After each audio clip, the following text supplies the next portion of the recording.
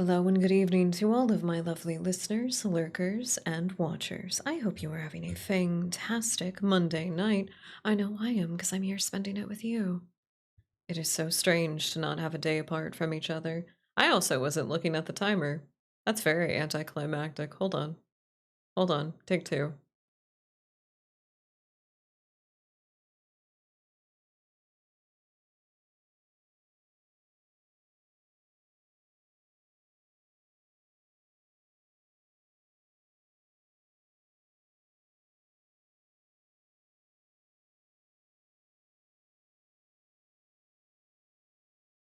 Hello and good evening to all of my lovely listeners, lurkers, and watchers. I hope you're having a fantastic Monday night. I know I am because I'm here spending it with you.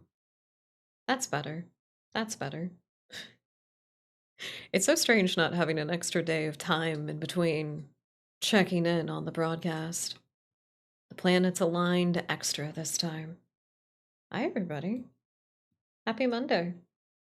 The cycle has started again, so I do hope that you are taking time to take care of yourself, as it is oh so important to do so. Tonight, we're taking care of ourselves. The chat demanded hunky boys. The chat will be given hunky boys. You'll get it. You'll get it. Why are my captions not working? Hold on. I don't appreciate that. I don't appreciate that at all. There, now you're working. I want to know how to... There's a very short list of, like, coding skills that I want, and it usually has to do with some type of customization. I really want to know how to do, like, the super, like, aesthetically pleasing captions on everything. I don't think Twitch has the capability, but I know that YouTube does, because I was watching a lyric video for a really cool song recently, and I was like, oh man, it's really cool that they included the English captions for that just like built into the video. And then I hovered over the thing and I was like, oh, the captions are turned on. And they disappeared. It's like, what? Wait, how did they look like that? How did they look like that? That's so cool. The other, like, you know, other coding skill would be making cute little websites.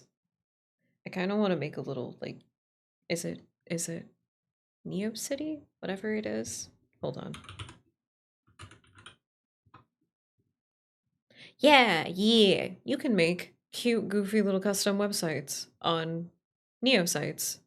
I don't know why I always have the, like, weird knee-jerk reaction to say GeoCities. I don't know why, but it's Neo sites. Cities. Neo cities. It's fine. My brain is breaking. We're okay. That's the only thing I want to learn how to code, though, is to, like, make cute little web pages. I have a bunch of assets. I have a bunch of assets for something, like, real cute and throwback, you know? Check out my personal website. What do? I don't know. Talk about stuff. Anomalies in the town of nowhere. A fully in-character blog about being the radio show host of Cosmic Background Radio. And all of the goofy things that go on in town. I wrote lore today. The Discord seemed pleased with it. So I'm happy. But I do see you, Lurkin Moobler. I hope you're having a lovely night. And hi, hello, Nicholas. I hope you're having a good Monday. Yeah, I need to make my own, like, very specifically edited Kirby screaming soundbite. Because none of them, like, descend.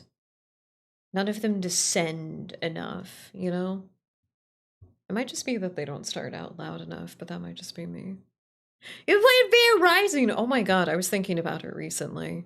And I kind of want to give it another go. I got so frustrated on, like, one particular boss fight. But I was also playing solo, and it's like, you can, duh, but that's not the point. I don't know. Could we have, like, a Discord? Could we have a Discord specific server? Do I have to pay for something like that? We could do that for, like, a month, maybe. We do that for like 2 weeks minimum, probably a month maximum. That Dracula is wasted on the ice pitch. Agreed. Agreed.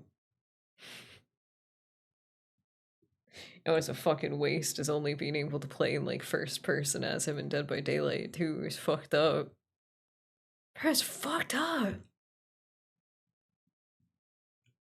I'm glad we all have incredibly just the best opinions. The best opinions in this house. Neither have I. Neither have I. It's been a minute. The last time I played it was on stream, and nothing particularly goofy happened, but like more specifically, like, you know, the shenanigans were just not there. I wasn't making myself have as much fun as I could have. Because I can make anything fun. I make anything fun. For myself, at the very least. That's my secret power. Going through the most horrifying things that a human being can imagine in their lifetime. Just like, oh man, at least I'm not dead. I can still try to min-max life. It's just a survival game now instead of a sim. That's fine. I don't really like survival games actually all that much, but that's okay. Maybe I can build a garden. Hunker down somewhere and build a garden. Why am I still hanging out here? Hold on. Hold on. Is everything working? Oh, that's why. I had the thought in the back of my head of like, oh wait, I didn't do something yet. Now we're good. Now we're good. Oops. Do hope that everybody is having a good Monday. I can't ask you if you had a good weekend because I already asked everybody that on Sunday. Well, actually, wait. Did I? I kept the small talk pretty short. I don't think I did. Did everybody have a good weekend? What'd you get up to? We hosted book club. That was pretty cool. I think that turned out great. I had a lot of fun. I have to actually like make the clip, but at the very end of chapter 3 of Caramilla, we were all like, it's we were all just like running around like losing our fucking minds because of how good it was. I got up and I started yelling at one point. I was like, this is so fucking good. This is the channel where we get really, really hyped about literature. I don't think I like whip up that much energy during any other type of stuff that we do on the channel, especially not gameplay, because I'm constantly scared, so I try to like stay focused.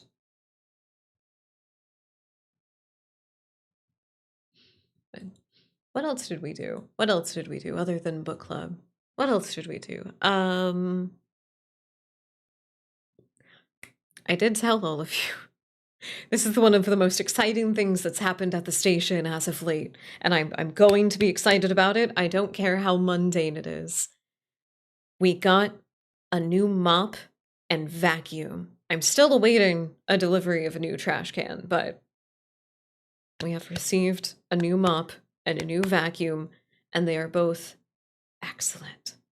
They're both excellent. I know it's the most mundane thing, but I don't think anybody has ever scrubbed the black and white tiles of the kitchen and the station ever, because those white tiles aren't, they're like gray. They're gray, and so is the black. It's just all gray. So it's been very refreshing to slowly move through the entire place and clean it up. I know I should save all of the like super intense stuff for spring, but it got really cold again, and I decided that I didn't want to be cold and dusty. I didn't stop the allergens, but you know, we're surviving. ROI when installed. Oh no.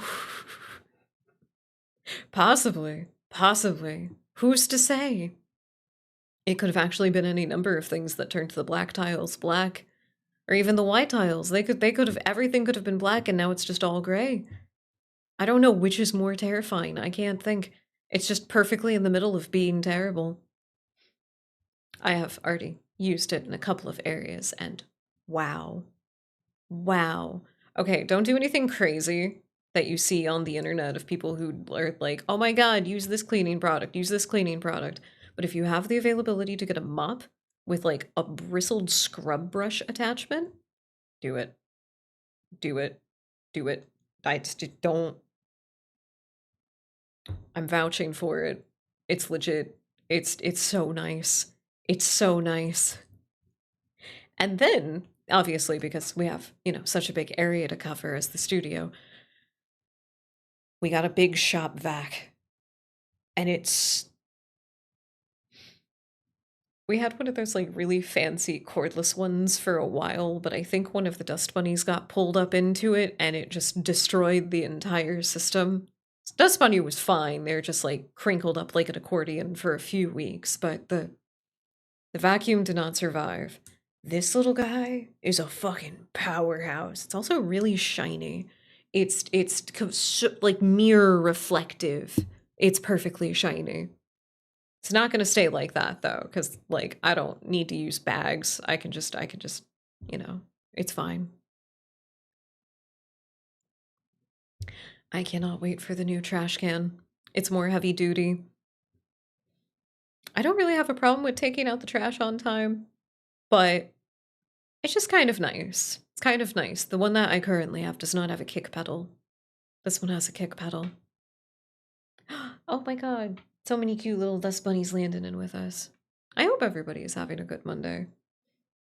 I checked out of checking on anything except for trying to make sure I could make it to stream tonight. I woke up a little tired. Just a little bit. Just a little bit. Do you guys want something fun? I meant to do this at the start. I meant to do this at the start of stream. But because we were playing Touchstarved tonight, which is a very, very fun visual novel, it's only the demo, so I'm sorry. No matter how much you like the characters, it's you're gonna have to wait. You're gonna have to wait. I'm so sorry. It's the hell that I've been enduring for like 2 years. Everybody gets to join in on it now. So, there is some pretty cool, I gotta say, pretty cool advertisements that they've done for it. Because the writers who are working on the game have kind of been all over the place. Where's the remote? There it is. They've kind of been all over the place. And so they've had some pretty cool resources to be able to use. Actually wait. I just thought about this. I might not be able to play this on stream without getting muted. It's a really cool cover of Every Time We Touch, but it's in like a spooky operatic kind of goth rock cover, and it's done by Dan Avidan because one of the writers worked with Game Grumps for quite a while. It's so cool. It is so fucking cool. I thought about it though. I thought about it for more than 2 seconds. I realized I probably can't play that on stream, which is fine. But it's the cover that I base my like lullaby of Every Time We Touch off of. 'Cause it's so spooky sounding. It's so delightfully spooky sounding. Any song that has like really intense orchestra to it and its own thunderstorm going on in the background to set the ambience, it's perfect. It's perfect. It's fantastic. Everybody should listen to it. I think we can get away with watching the trailer though. I think we can get away with watching the trailer. I think that will be okay. Oh god. Where did it go? So that'll do. Okay. Okay. I got it. I got it.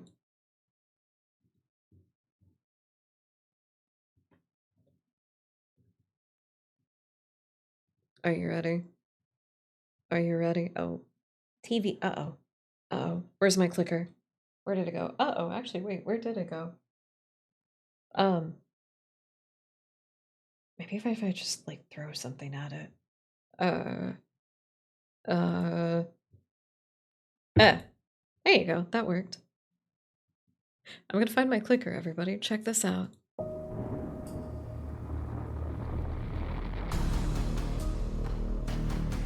These are all of our wonderful love interests. All of them. Oh, there it is. I still hear your voice when you sleep next to me. Cute, right? 'Cause every time we touch, I feel the static. And I am gonna have everybody vote on who's their favorite. Veer got a lot of love when I showed off just the art of the characters. I remember that. Hi Mako, welcome in. I hope you're having a lovely, lovely night. Are you ready to get wooed by cuties? Are you fucking ready to get wooed by cuties? I don't think anybody is ready for this. I don't think anybody is ready. We're gonna have fun. We're gonna have so much fun. Oh my god, I should have like I should have a girl dinner kind of snack. I have pepperoni and cheese and cute little crackers. I should totally do that. I should totally do that. I'll grab that on our break. But these are our love interests. Aren't they all adorable? In the demo, we will be playing we'll be playing like a standard character through most of it. We're not going to be backpedaling through the vast majority of the demo because it's just the introduction to everything in the game. But there is a section at the very end where we get the major diverging interaction and we're picking the route for the character that we want to go after. I will have everybody vote during those times for which ones that we want to go after, like in order, but we will be getting introduced to all the cuties in a much more intimate manner. They better be real for it with their attempts to woo me. I think we just talking normally to them. Okay, this whole middle roll right here, these three bastards, very direct in all just different ways. You're gonna love it. You're gonna love it. It's great.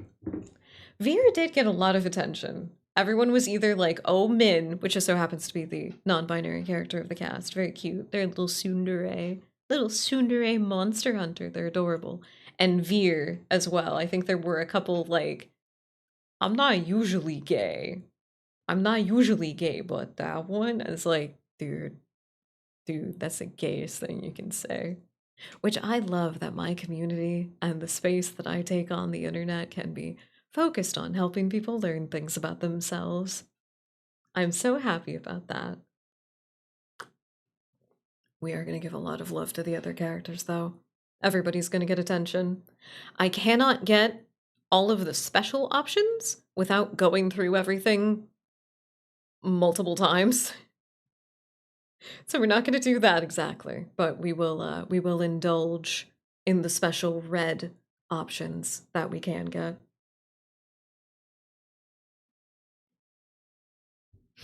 I'm not certain. Are they flirting with me? Is this a mechanical thing? Do they need some kind of energy or substance generated from this for a spell or ritual of some kind? Mayhaps. Mayhaps. Who's to say? Who's to say? That's the lovely part about this, is that the subject matter is kind of dark. Subject matter is kind of fucked up, actually. That's the best part of the indulgence of anything like this. It's just like, ooh, the drama.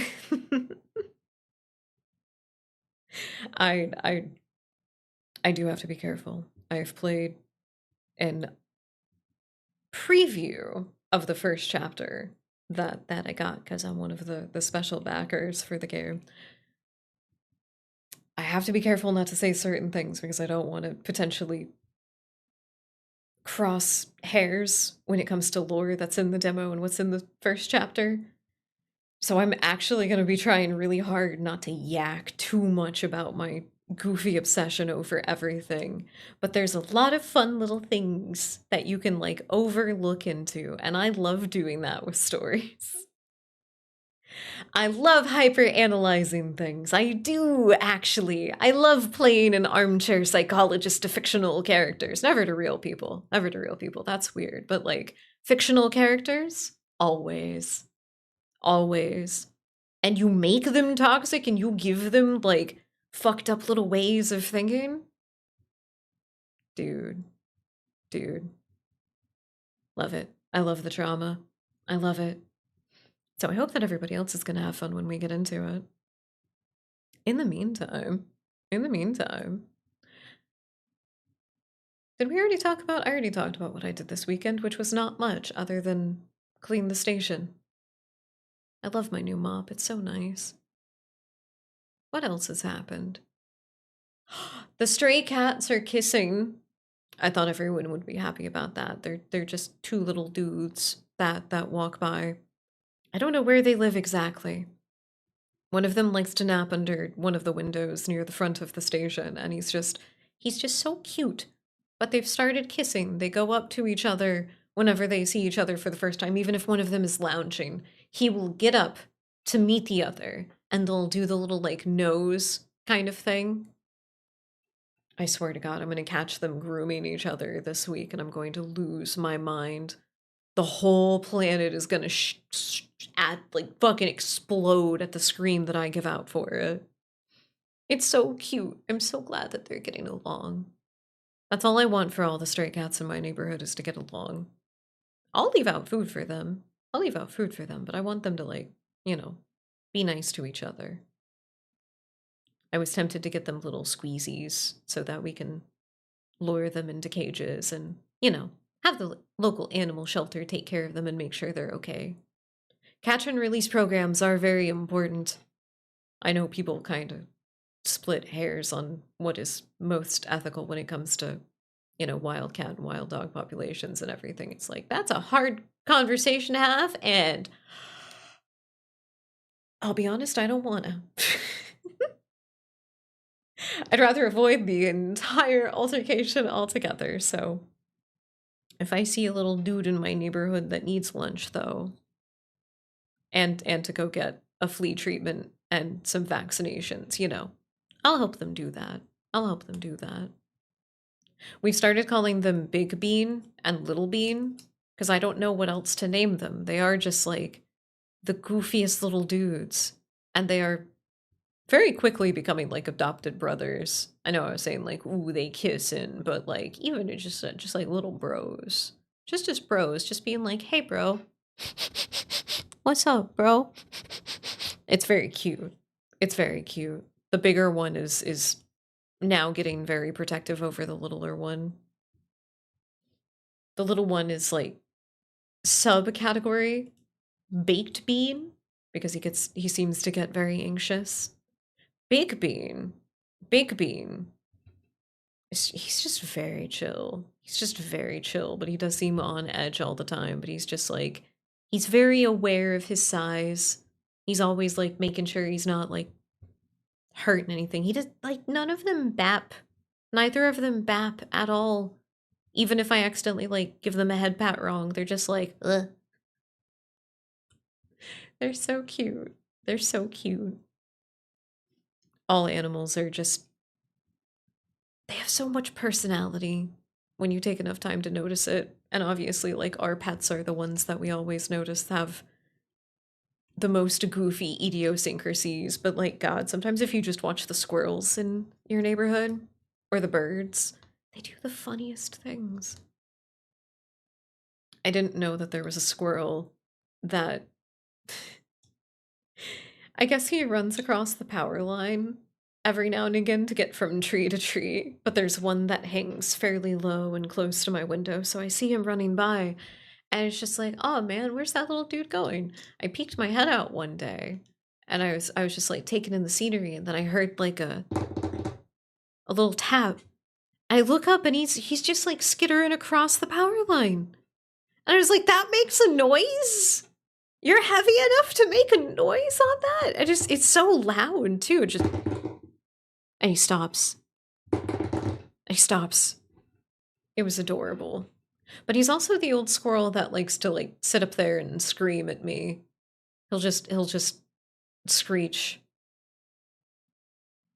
I don't know why he's so mad. Maybe he just needs something to like target that anger at. I never feel insulted or hurt by it. He's just getting it out. I do apologize, my lovely listeners, lurkers, and watchers. We have an ad break coming up here in just a moment. If you would like to avoid ads in the future, please consider subscribing, as it does help us out a lot. And along with ad-free viewing, you also get access to custom emotes and a precious little sub badge next to your name and chat. If you're not interested in any of that, still thank you so much for your continued support, and enjoy the ads. Should we take a break? Or do you guys want me to keep Bob Ross chit-chatting with you? I feel like this is the kind of thing that Bob Ross would talk about on a radio show. It's just like all the all of the little critters in his neighborhood. I almost forgot. We talked about the fearsome critters the other day a little bit. We talked about them a little bit. I talked about the tea kettler, which is the little corgi with a tea kettle for a butt. And then I saw somebody else mention the jackalopes, which are just rabbits with horns, which is very silly. The fur-bearing trout. You can find taxidermy of that one. I don't know. Oh man. I know there's like whole books about the different stories, because there's a lot. There are a lot of little dudes. There's like 4 serpents. That's the category. It's serpents, and then there's 4 different things underneath it. The hoop snake, the joint snake, the snallygaster. The snallygaster is a serpent?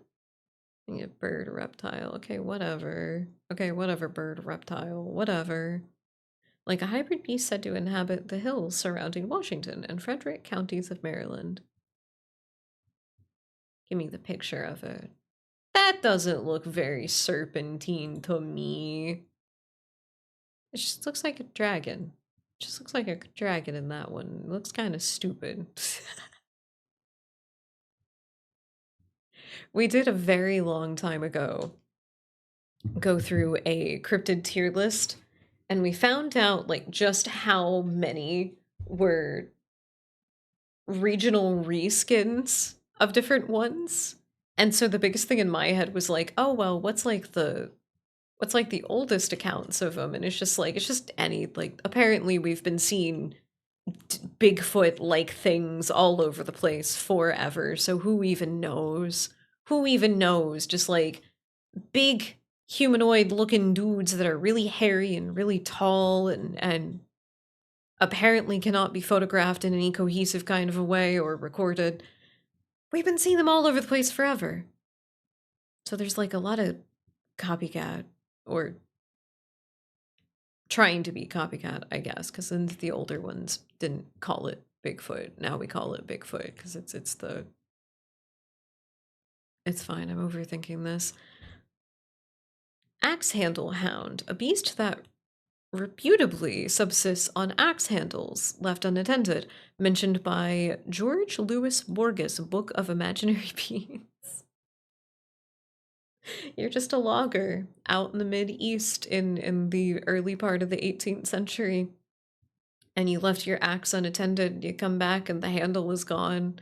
The blade is still left in the stump, but the handle just completely disappeared. It must have been the axe handle hound that got it. Oh my god, the drawing. Oh, okay, no, sorry, I'm not gatekeeping this anymore. You will have to see. You will have to see how fucking cute this little guy is. Oh my god. Oh my god, he's so cute. Where did he go?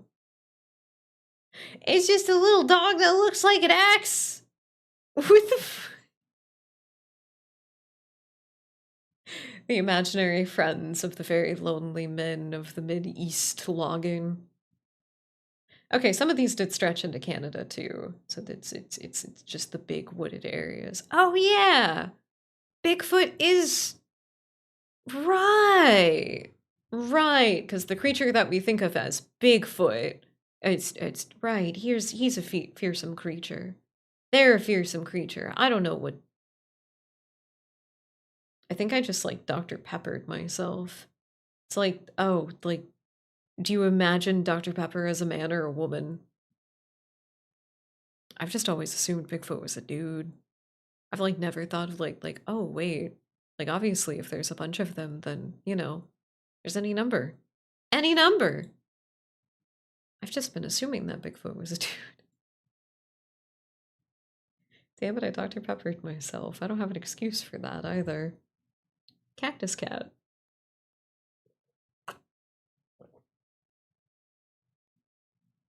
It has hair-like horns that intoxicate itself by the consumption of cactus water. It drinks its own cactus water? Oh my god, look at the little guy. His pose is adorable. He's so fucking sassy. He's so sassy. I love it. He kind of looks more like a mouse in this depiction, but I'll suspension of disbelief there. Let's see. Side hill gouger is a fearsome critter adapted to living on hillsides by having legs on one side of their body shorter than the legs on the opposite side. Oh, that's funny. Jeannie, welcome in. Oh my god, we're talking about fearsome critters. I think you were the one who mentioned jackalopes the other day, and I didn't get to like actually go back and address it. But yeah, look at the little guy. Look at the little guy. It's obviously like goofy taxidermy. It's not real, but like there's also the fur-bearing trout. What a guy. Can you imagine patting that underwater or having it like graze up against your ankle while you're swimming in a lake? I would fucking throw up. I would self-emulate in the water. That would be so uncomfortable. Turns out it's just like incredible moss growing on them. We've also got the... Okay, what was it? There it is. This is the only depiction on the Wikipedia page for the Snallygaster, but like... Whatever. Whatever. He's got like weird, like... single eyeball, but multi-pupiled Sonic ass stuff going on, which is kind of funky. There had to have been a better picture of the Snallygaster. Come on. Why don't you give me an example there? What the hell? There's an idea that jackalopes may be inspired by a type of cancerous growth in some rabbits that causes... Ooh, that sounds cool. That sounds cool in like the cordyceps kind of way. That sounds cool. I like that idea. I like that idea. Different regions, it can be different stuff. It doesn't have to be like fungi. It could be like coral or something that looks more like moss or some kind of funky tree growth. That'd be cool. The hoodag. Oh my god, what is this picture? What the fuck is this picture? This is insane. Why is this as big as it can get? Fuck you. That is so... It looks so weird. It looks so weird to my brain. Where is it? There he is. There's the hoogag. Hoodag. They're all just little guys. They're all just little guys. I love this design of them. Obviously somebody made... Oh my god, look at him! Look at him! So spooky. I love it. There's an unfortunate genre of cryptids? Wait, what do you mean? We were talking about some of the sort of copycat cryptids and stuff like that. Like there's a lot of Loch Ness monsters all over the place and a lot of different like regional Bigfoots and stuff like that. Is that what you mean? Or like, what do you mean? What are you talking about? What secret knowledge do you possess? I'll trade you. I'll give you a random fact about something really silly. I have to think about it, but I'll figure one out. Gumbaroo is a fearsome critter with hide so tough that bullets bounce off of it. A rare hairless bear-like creature with nearly invulnerable skin. The animal's hide repels anything fired at it. Fire causes the Gumbaroo to combust in a massive explosion. That's just a video game enemy. If you don't get away from it after you hit it, and it just explodes in your face. That's just a video game enemy. The Jersey Devil is considered a fearsome creature? I guess that makes sense for like the time frame that it came about. Yeah, okay, okay. Sorry, typing. No worries, no worries. Take your time, take your time.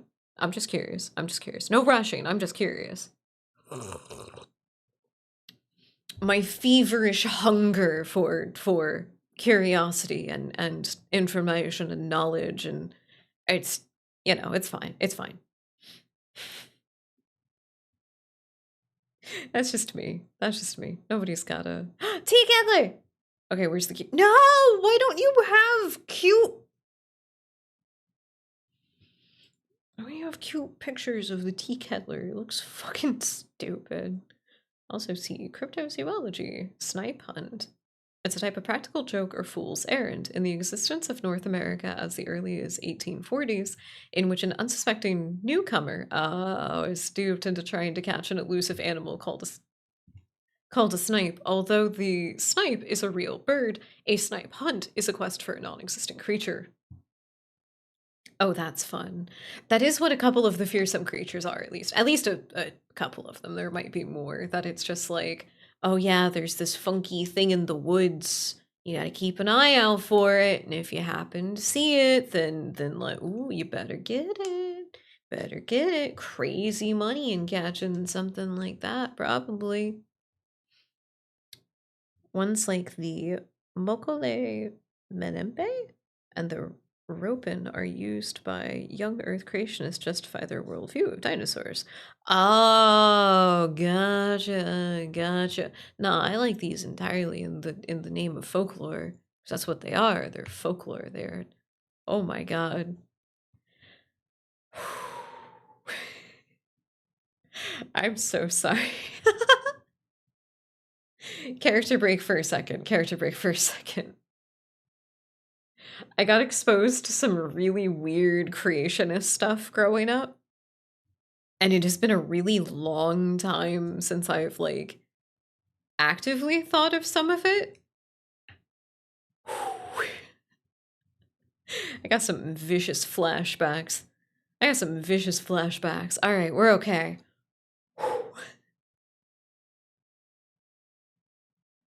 Maybe I'm not okay. I need to look at weird fur-bearing trout again.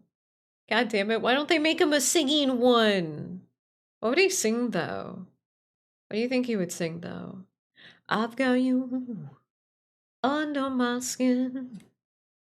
Often based on local indigenous folklore, but purported to be and based around outdated depictions of dinosaurs and other prehistoric reptiles. Oh, it's like extra embarrassing. Oh, it's extra embarrassing. Oh, good lord.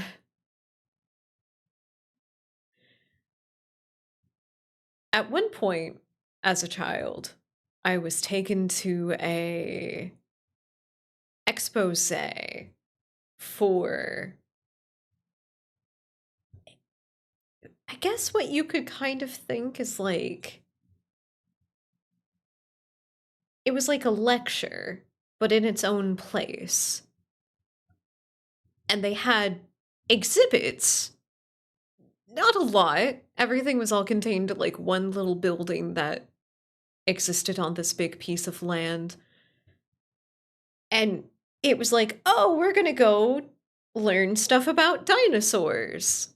And of course, the entire presented like a PBS special kind of expose was just about how dinosaurs and humans existed at the same time 6,000 years ago, and they showed a bunch of stuff. And like, I'll be honest, I was like 5 years old. I did not fully understand what was happening at like any point, and I totally just like phased out and was like, ooh, look at the pretty colors, look at those beautiful rainbows everywhere. um I definitely like phased out at one point. So I didn't retain anything. I don't remember anything specific of what they talked about. I remember looking at funky little exhibits and seeing like Jesus riding a stegosaurus and shit like that. And I was just like, that's cool. Hell yeah. And then we got back in the car and we went home, and I don't remember anything else. I just remember this being a thing. And then I remember later on taking a class at one of the educational programs I was a part of, where they tried to convince us that carbon dating just wasn't real.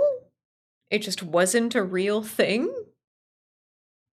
It was, it literally was just like this whole thing about like, oh, there's like dinosaurs can't possibly be real. It's faked because we have no way of telling how old something is. We just don't. We just don't.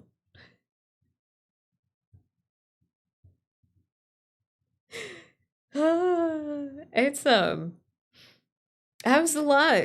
That was a lot. And now every time I see anything with like Jesus on Jesus with dinosaurs or anything along that line, my brain is just like, all right. All right, that's what we're getting into. Like you can't show me that and be like, "Oh, isn't this just a cool drawing?" I'm just like, "I know everything I need to know about you. I know what this means." Anyway, sorry, I got distracted with fearsome critters for some reason. Did we miss? Oh, we missed the ad break too. I'm so sorry about that, everybody. I'm so sorry about that. They should say shit like, "We've carbonated this a very much alive penguin that says it's just it's outside of anything, and I completely understand the reaction of like wanting to fight the misinformation with facts because just facts don't care about feelings. This is what the actual data and science says. These people who are usually like, oh, like facts don't care, are not actually working off of facts. They're working off of either completely falsified data or like actually just making shit up. Actually just lying most of the time. That's all it is. That's all it is. And so like in my head, at the point that I've come to in my life, anytime I see something like that in earnest, I'm just like, "Oh, that's embarrassing. Oh, I'm so sorry that you think that." I'm gonna walk in the opposite direction. I'm gonna leave this situation now. Oh, 100%. 100%. Ooh, would everyone like to learn a new word? Our word of the day is the philosophical definition of phantasm. Wait, I don't actually think I have a soundbite for this, and I should. The more you know. In the terms of philosophy, a phantasm is a methodology of thinking where one takes the position, I feel, therefore it is. I feel cold, therefore it is cold. You see the potential skewings of reality that can occur there. I remember some zealous days I became an earth creationist. Oh gosh. Oh gosh, I'm so sorry. I'm glad that you have been able to get past that too. I am very glad for everybody who has been able to come on the other side of the we're alive. I'm glad that we're alive. I can't say it in any other way. I'm just glad that we're alive. I'm glad that we exist still. We're doing great. We're doing great. Is that one F for a phantom? No, unfortunately. No, unfortunately. A phantasm is much worse. It's much worse. Worst part about the fact things that mostly by choice. My parents didn't force upon me. It happens. Okay, don't give yourself shame about it or anything. In any regard, if I can sell this for any survivors of cult-like stuff, don't give yourself any shame for falling into it at certain points, or if like you were forced into it. Either way, those things are structured to draw you into them, and if you feel very alone and very vulnerable, you may be drawn into this place that's creating a sense of community and oneness and belonging and everything, and no judgment and all of that. And this kind of thing provides exactly that. Do they ever give you any actual details about how they provide that comfort or do any of the legwork to provide that? Nope. Nope, they never will. But they'll tell you that they will, and they'll have you sign something beforehand. And then they'll reveal all of their evil plans. But that's the whole point. That's the whole point. It's designed to take advantage of people. And as we've talked about so many times, people are really, really simple. We want senses of belonging. We want to not feel alone no matter what. And especially when things are kept vague in the way that a lot of like cult mentality does it, is that it's just like, just don't talk about certain stuff.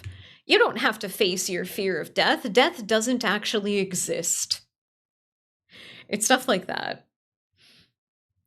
And besides, even for people who have been like in it and had it forced upon them, it completely makes sense of just like giving into it to a certain degree for a sense of self-protection.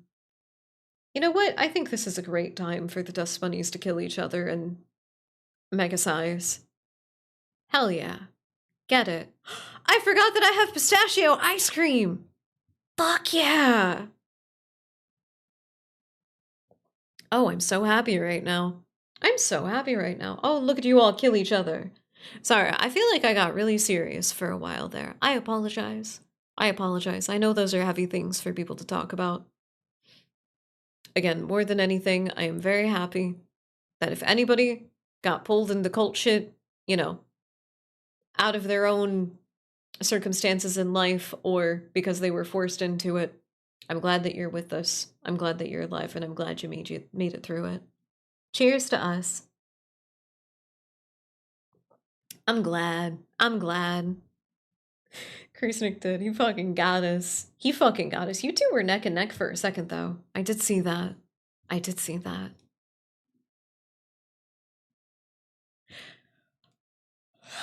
Excuse me. Sorry. I had to yawn. I had to yawn. I've been wearing a mouth guard to sleep lately, and I think it's actually like positioning my jaw, which is a part of why I've been getting such mush mouth lately. I'm doing my vocal exercises and everything that I'm supposed to do, but I keep getting mush mouth. It's frustrating me. Super and Royale are both. I'm glad. I'm glad. I do think that some battle royales are just kind of like fun on principle. Like I'm sure that plenty of people have fun in Fortnite. I'm sure plenty of people have fun in Fortnite. Tetris 99 was really fun. I've seen how one typing battle royale, or I think there's like two of them now, weirdly enough. I saw a typing battle royale, and just that in concept is fun. That in concept is fun. How do you set up that marbles game that some people play on stream to determine what viewer wins? How do people do that one? That one looks like so much fun. That's technically a battle royale. Yeah, you didn't think about it, did you? You didn't think about it that way, did you? It is. It's a stream game, that's all I know. I need to know. I need to remember to look it up more specifically.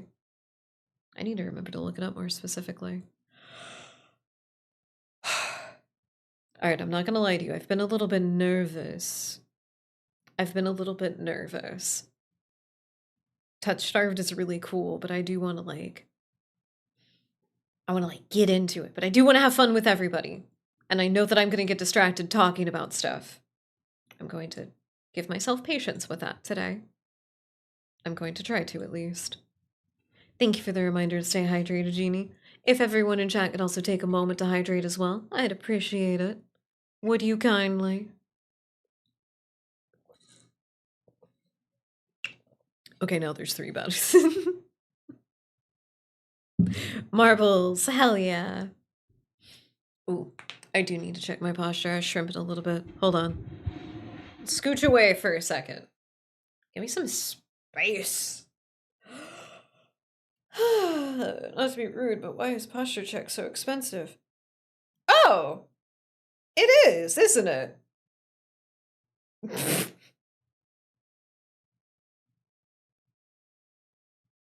I have no idea.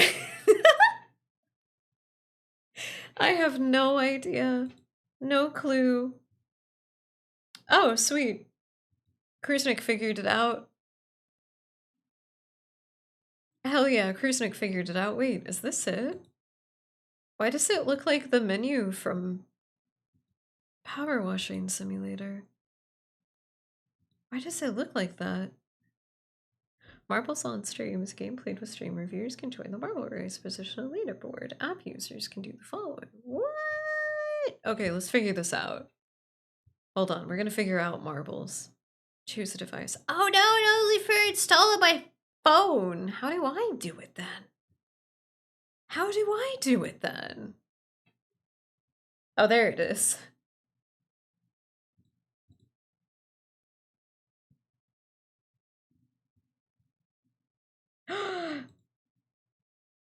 Oh, wait.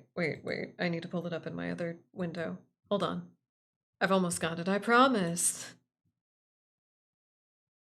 I should also fix the price of posture check. I'm gonna do that real quick while I'm thinking about it. We can do marbles another day. We can do marbles another day. I want things to make more sense. Why the fuck is it worse? Why is it that way? Did I not want people to overuse it? Can people overuse posture check? Because catch breath is also 420. What?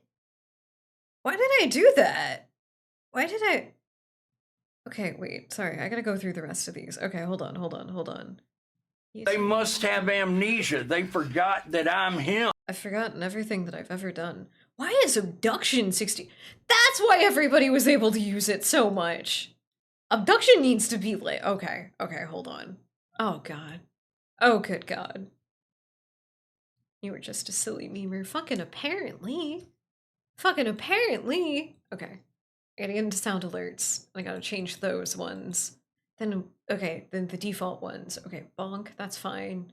Head pats, you can spam that because it doesn't make a noise. Kirby is fine. Yippee. Abduction. Yeah, that one's gotta be like 420. That one's gotta be like 420. That is just fucking, no, it can't. It can't be that cheap. You guys are crazy. It cannot be that cheap. Cooldown 10 seconds.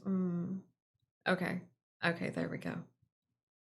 But then what about the others? What about the others? What do we got? Juji Ito, yeah, that's fine. Guillotine is fine too, because that's satisfying. Bonk. Why is posture check 420? Why would I have done that? Why would I have done that? I know that people like to spam fucking water and posture at the same time. Obviously, they should be the same price. What the fuck? What's wrong with me? What's wrong with me? Okay, beach party. I kind of want beach party to be cheaper, but it would have to be 69, which is too cheap. I need other funny numbers.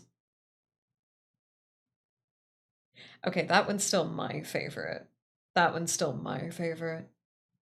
Crazy style, abduction.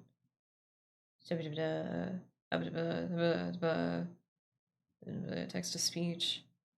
Okay, yeah, I think the rest of this is fine. Oh, I didn't even think about leet or the boob number. 8,008. That'd be too much. 1,337 is text to speech would be the only one that would be that, but it is another opportunity for a funny number, isn't it? It's another opportunity for it. There you go. Excellent. Okay. That's better. I like that more.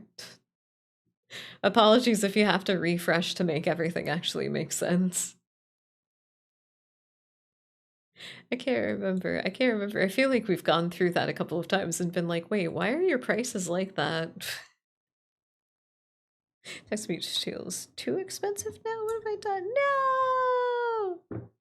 No! There's no balancing in this system. It's only silly haha numbers. We have to accept that the devs were on something.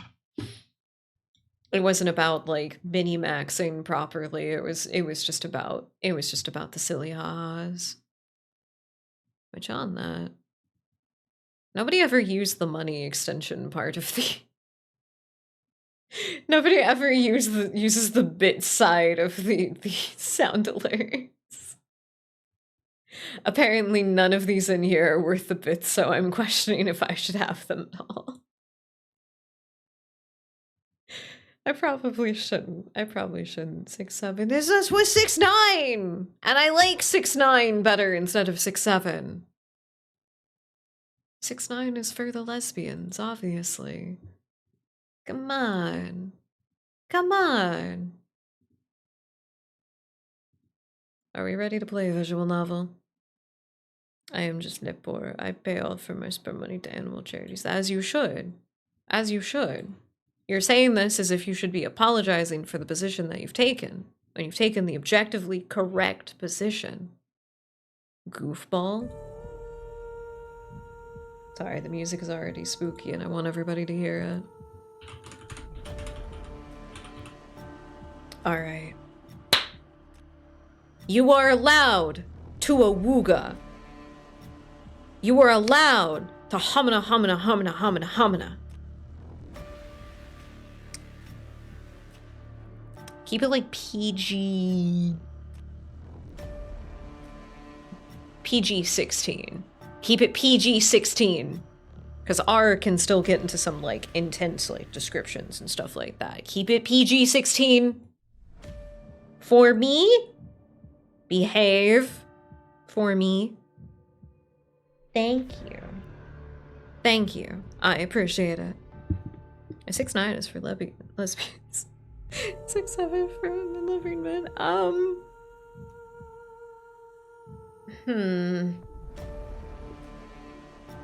What exactly is happening in 6-7? I think that's more of the question. Because I don't see it. Unless it's just like one person holding the other upside down. I just... Men loving men, not multi-level marketing. I did have a moment when I saw it. My brain was like, huh? I had the moment. I had the moment. Am I allowed to have a cuckoo clock appear out of my mouth? Yes, absolutely. That is a 100% acceptable way to express yourself during this experience. Oh, you're still gonna love this. You're still gonna love this. I get to voice all of this. I get to say incredibly, incredibly suspect things. That's what I'm excited about. 6-7 is where God came back to life and then immediately died again.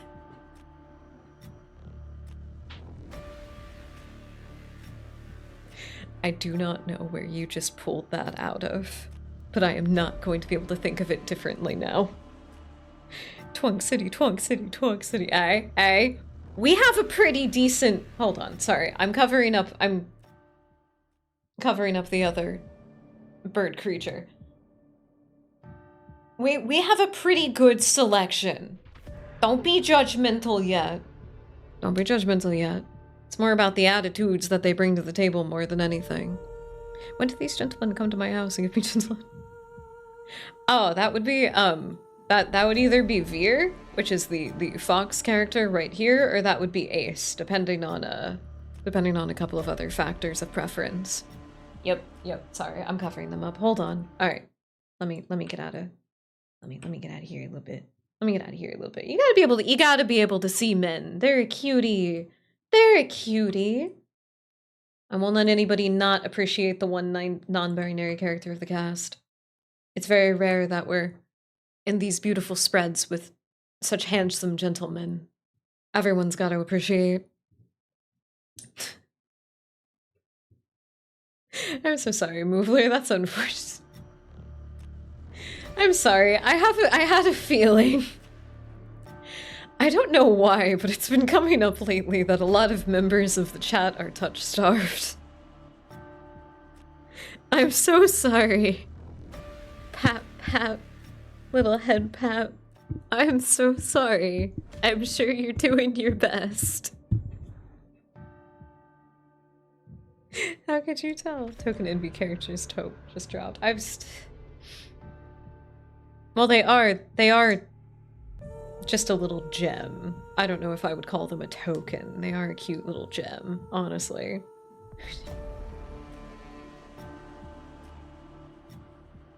What do you mean a reverse straight friend? That's not it at all. No. Okay. Enough dilly-dallying. There is a lot of really fun stuff for all of these characters that's come out that we could read through to give us ideas about them, but I know all of this.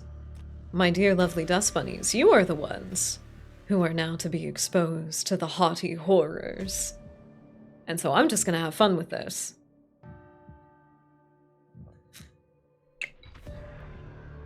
We are gonna do a new game. Disclaimers. Oh, I forgot to do that. I forgot to disable the music. Content warnings.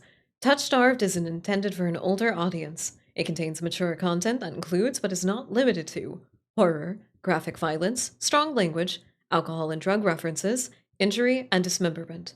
Player discretion is advised. If you accept the content warning, please click to proceed.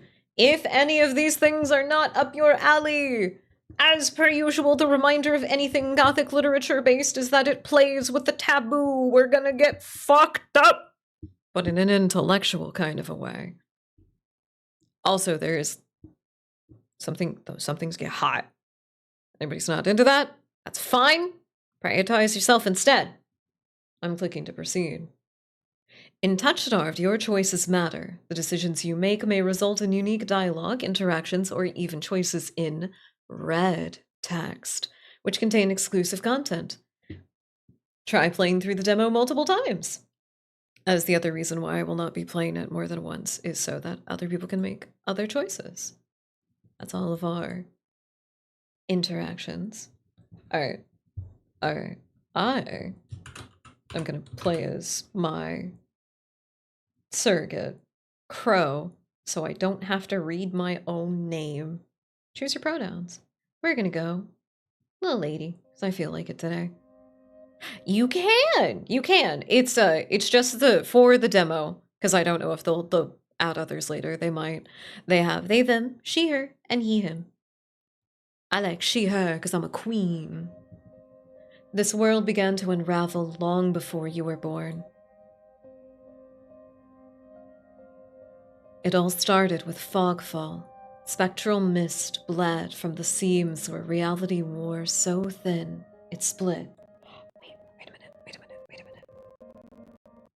Wait a minute. Let me make sure this works. Oh, hell yeah, it works. I'm gonna do an academic inquiry. Please do. Please do.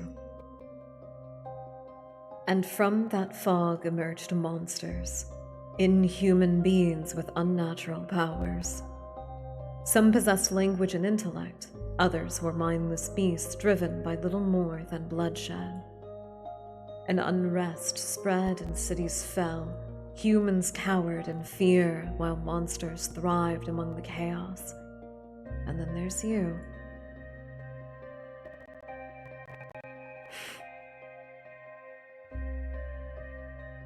Only 6? Only 6? That's unfortunate. That's unfortunate. I don't know. Sorry. I read that entirely wrong.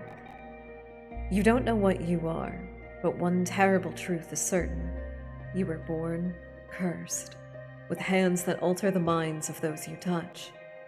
Choose your backstory. The unnamed. You were raised as an oracle in a remote temple.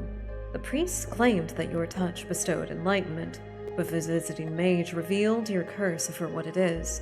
Spurred on by the mage's word, you fled in search of the cenobium. You regularly experience unnatural premonitions that rattle your body and soul. An innate sixth sense gives you a heightened awareness of hidden supernatural presences.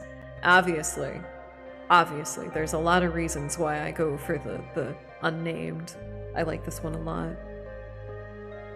If it doesn't exist, start uploading. Exactly. That's why you've all been given characters. Officially, we are working on some other characters from the town of nowhere that you can absolutely draw whatever torrid fan art you want of them. The exile. You were exiled to a life far from civilization. Your only kinship was an elderly hermit who taught you how to survive in the wild. He lost his life in search of a cure for you, but left you with a final lead to pursue the cenobium. You're a seasoned survivalist, well versed in deciphering soulless behaviors. You've gained fluency in various languages and an uncanny intuition to detecting danger. Or the alchemist. An exiled Cenobian mage took you in as a child, raising you as her own apprentice. She seemed to take pity on your curse, but you discovered that she was cultivating you as a test subject. You fled to the Cenobium seeking a cure. You're an experienced spellcaster with an encyclopedic knowledge of alchemy, spellcraft, and history. With a little observation, you can identify the subtle effects of magic. Ooh, you know what I'm picking. They all do sound so fun, don't they?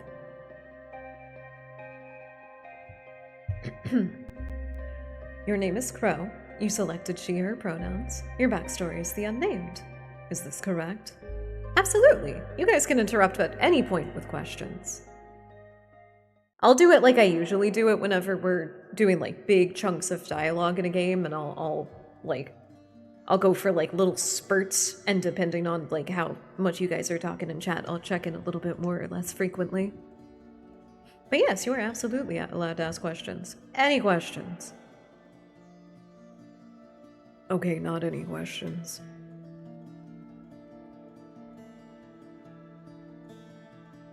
I gotta be careful about that. Some people got some weird questions. Some people want to know if the carpet matches the drapes, not knowing that there is no carpet in the station.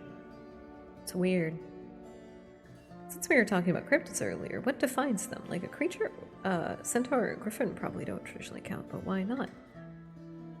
To me, cryptids specifically have a much more modern connotation, and the fearsome critters are a progenitor to cryptids. It's sort of more contextualizing the era that the tales come from specifically. So a lot of the cryptids that we think about are Mothman, the Flatwoods Monster. Those would be kind of the start of their development. And then there has been cryptid stuff since then, like the Fresno Nightcrawlers. I think they originated in like 2008, or maybe a little bit earlier. But then when it comes to, I think I would have to say specifically looking at how each culture handles it, because sometimes they're a part of religious stories and stuff like that. Sometimes they're a part of just myth. But there is an underlying kind of idea of either the cryptid existing or there being an understanding that this is just a scary story to tell somebody. But the origins of a lot of cryptids are people who very genuinely thought that they saw something strange and unusual. So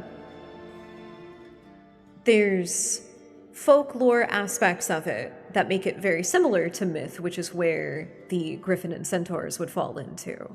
But there's an adamancy amongst people who had these encounters that they were very real, at the very least for the most part. There's a very notorious alien encounter called the Pascagoula incident. The 2 men involved were put under every type of interview at the time. I just realized that I still had the echo on. The men who had the experience were interviewed under every type of situation at the time and were still adamant that they had had an alien encounter and were abducted for a short period of time. It is fascinating. It's fascinating. Nobody else saw anything, though, and there's no evidence that this ever occurred. It's wild. It's wild. People at one point or another genuinely believed many classical mythological creatures existed. In reality, that they lived on Earth and in specific remote and exotic places. It's too unlike modern cryptids.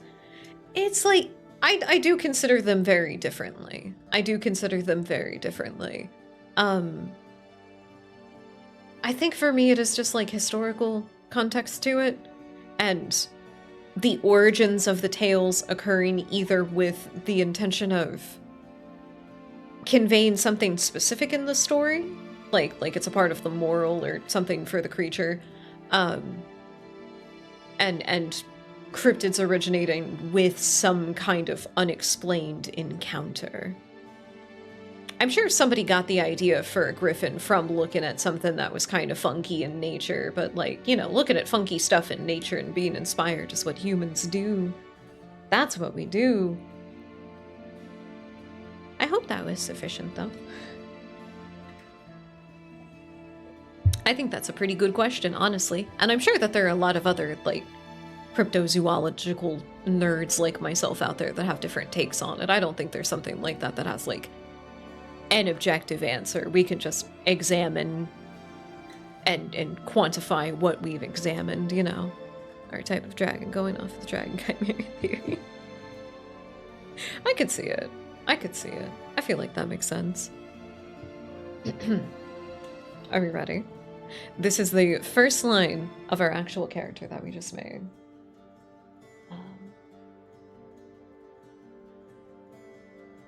The wasteland stretches as far as the eye can see.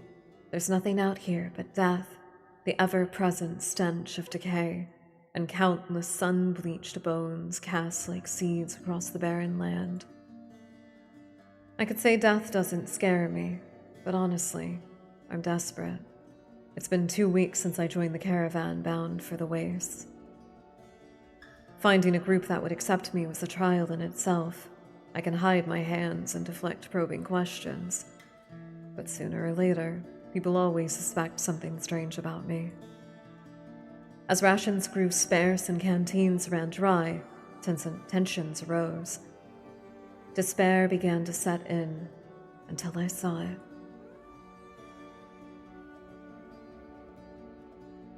Iridia, the city of knowledge, one of the last bastions of humanity left in the world and home to the famous academy called the Cenobium.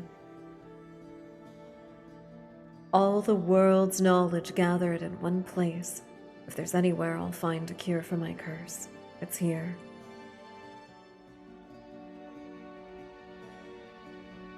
All that stands between me and a life and its final stretch of salt-soaked waste, or so I think, until I see the first tendrils of fog snaking beneath the wagon. Is this fogfall? My stomach sinks at the very whisper of it. A silent storm more devastating than fire, dangerous in cities, but a death sentence beyond them. A thick blanket of fog engulfs, snuffing out the lantern's light. The wagon lurches to a stop. An eerie silence, heavy as the mist falls over us. The only warning we get is a strangled scream. Stay back! No! The cry dissolves into wet gurgling. Then the wagon violently pitches to its side. I hit the ground hard, the air punched from my lungs. When I open my eyes, adrenaline lends suddenly awful clarity to the carnage around me.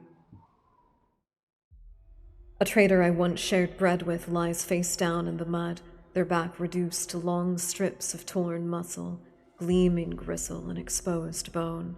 Bodies litter the wasteland.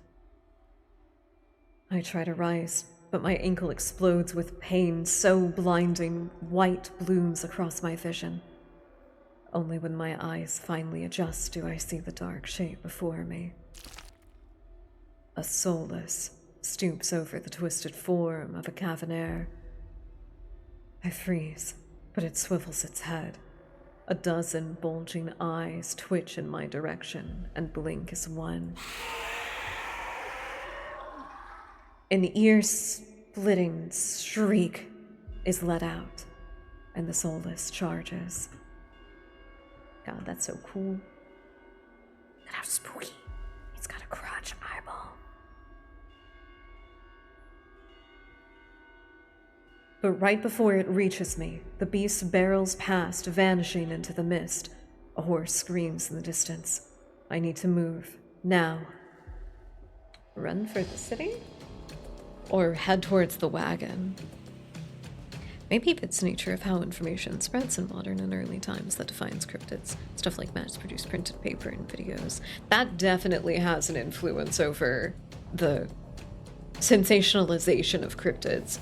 I guess I couldn't think of the word to describe it, but that's definitely an extra added bit to it, is the sensationalization of cryptids and like characterization and extra ideas made up about them that just become canon to the ghost story that's told around the campfire.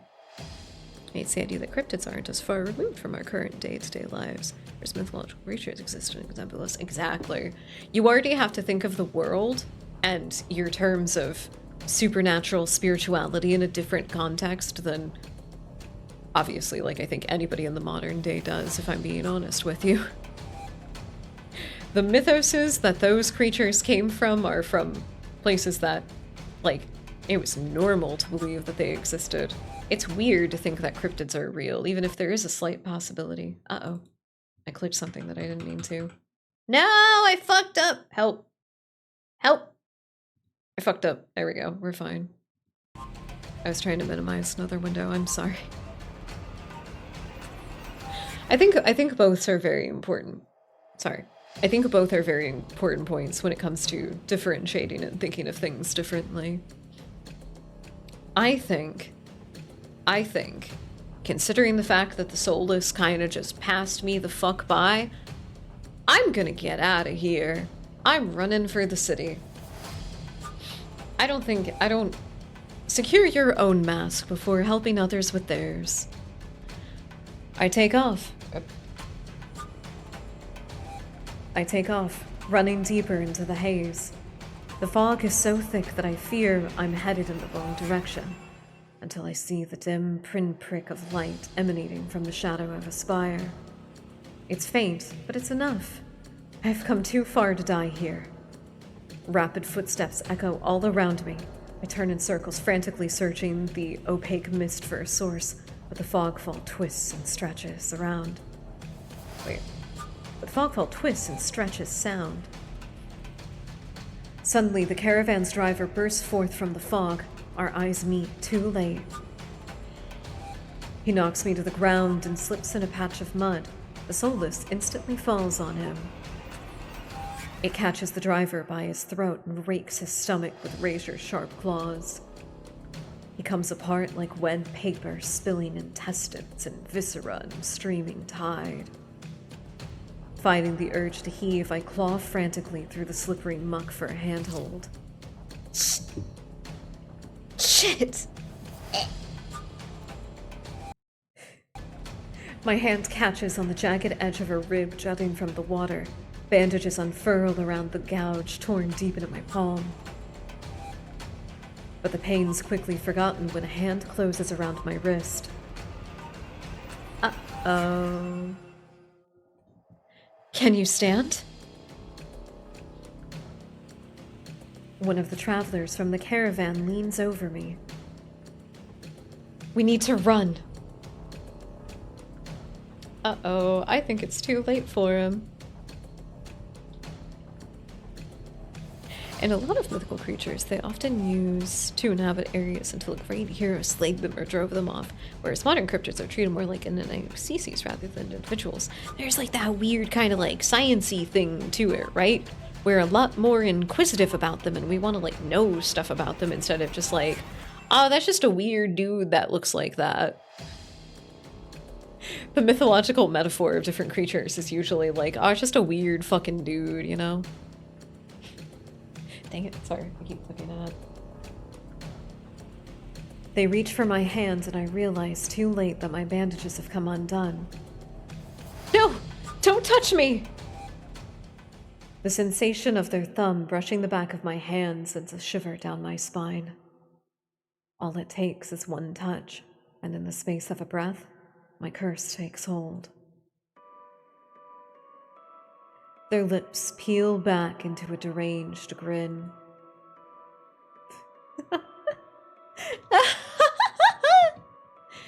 No, I've seen this face countless times before. This is my curse, madness of my own making. Their grip on my hand tightens until pain radiates from my knuckles. Let me go. Suddenly, clammy hands crush my throat, choking off my breath. Die! Die! Die! Die! Spit bubbles at the corner of their mouth and flecks my face. The edges of my vision darken as my lungs shriek for air. I'm gonna go for the eyeballs. My nails gouge deep into the traveler's wrist, but no matter how much blood I draw, they don't flinch. The more I struggle, the tighter their grip grows. My pulse hammers in my ear, slowing with each thudding beat. This can't be happening. I'm going to die. And not because of the fogfall or the soulless, but because of my own damn curse. Tears sting my eyes. No. No, no, not here, not like this. But then their hands drop from my neck, leaving me wheezing for air. My lungs burn with each ragged cough. My vision clears and the traveler's face takes shape, hovering inches from mine. My lips still split with a macabre smile, even as blood seeps between their teeth. They give one last shuddering breath, then slump over, the claws hooked through their stomach. The soulless shoves the body aside, its glowing eyes narrow as though grinning. There's a flash of claws. Red spills across my vision. I thought there'd be pain, but as I sink into the murky water, all I can feel is the grit of silt filling my mouth and the icy embrace of shallow water. I spot an arm resting among an outcrop of reeds. Mine, neatly severed at the elbow. It should have taken both arms. Without them, maybe I could have survived. Maybe I could have had a home. Instead, I die, cold and alone in a desolate wasteland. A fitting end for a monstrosity like me.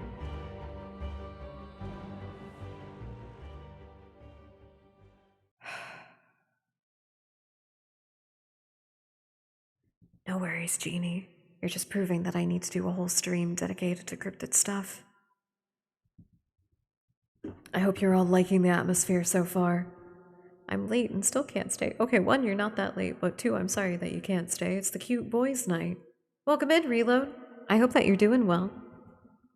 Hello, what's all this then? I knew the cute boys would get everybody excited. I knew the cute boys would get everybody excited. Welcome in, both of you. I hope you're having a lovely, lovely night. This is Touchstarved. It is a very fun visual novel that we were talking about the other day. Gotta get my daily fix of food, of water, of self-care, of I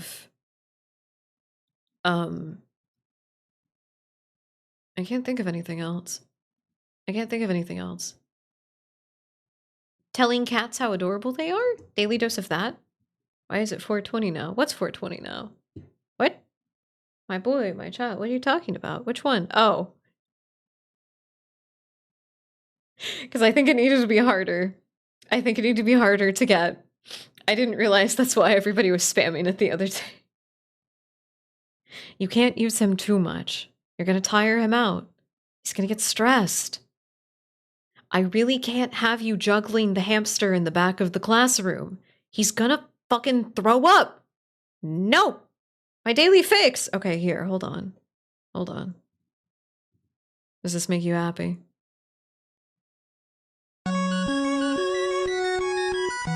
Streamers spent channel points on you. Are you happy? Asked why posture check was expensive and it caused a ripple effect. I just had to analyze some things. Don't worry about it. It's a good thing. This is exactly the time of year that we're supposed to be self-reflecting, doubling back over our notes and that hoping that we don't have a 0 in the wrong fucking spot. That's what this time of year is for. Literally the whole point. I'm glad you liked it though. We do have an ad break coming up, so before we continue with the story, we're going to let those ads play. And I am going to encourage everybody to take care of themselves, I apparently need to take some deep breaths because I'm disassociating. It's fine. Don't worry about it. I'm a seasoned veteran. I'm one of the big leagues of maladaptive daydreamers, so don't fucking worry about it. Okay, gotta go. Enjoy your night reload. I hope you do get some more time to hang out later. I hope you do. But if not, I hope you have a good rest of your day. Thank you for the posture check. I'm not really like leaning over too much. I'm just like wiggling about. I'm being very wiggly today. Oh wait, I don't think you guys have actually seen what it looks like. Hold on. Hold on. I'm gonna show off a little bit. I'm gonna show off a little bit because I can. I'm a little cutie. I can show off a little bit. I gotta be, like, tilt down just a smidgen, just in case, for safety's sake. There you go. Now I'm on like a little desktop companion. I got like a little sway. It's kind of full body. It's kind of full body. I wanted to make it look like I was dancing, but for some reason or another, my hips are very stiff. Could never understand it. Big boots for big steppies, right? They are exactly like a pair of boots that Canon Me actually has too. So they're extra cute. Extra cute, extra immersive. Wait a minute, should I be, it should be a little bit bigger. There we go. What about like there? I could be like right there. And then we get the full body shot. I do think the outfit is really cute. I never get over how cute like it actually turned out. I'm glad that I made it like this. I gotta be tilted down for safety's sake though. Somebody's gonna fucking knock me over with blah and you're gonna see things that you're not supposed to. Can't have that. Can't have that. Wait. There we go. There we go. What's the idea? Tell me. I'm very curious. I do need more redeems, and I would love it if you guys have stuff that you want to request. I would love that. I forgot. Ah, shit. Hold on. Sorry. I forgot. I was actually supposed to turn off the game music. I'm supposed to turn off the game music because it'll get copywritten. Uh-oh. Uh-oh. Spin points to make you spin at high speed, make a whiz sound. I can figure that out. I could probably figure that out. All right, everybody. Ads are up. Please do take some time to take care of yourself, and we'll be back in just a little bit. See you soon.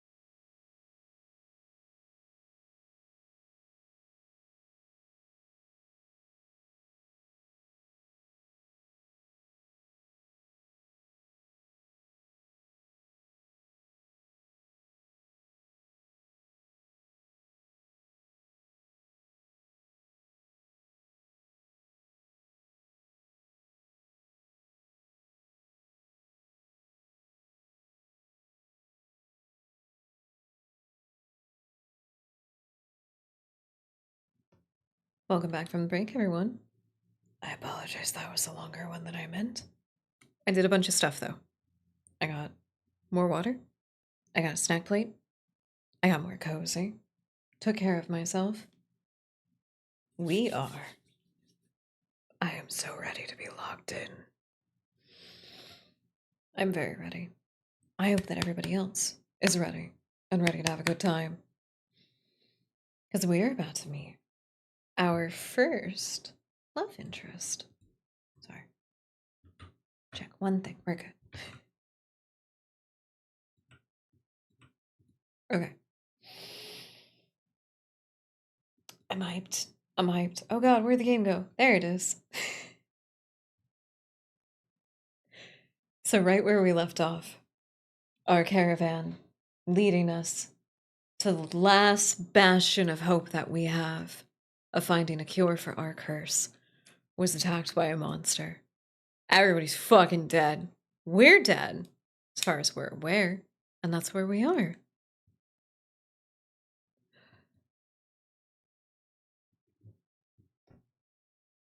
If this is death, it's not as bad as I feared.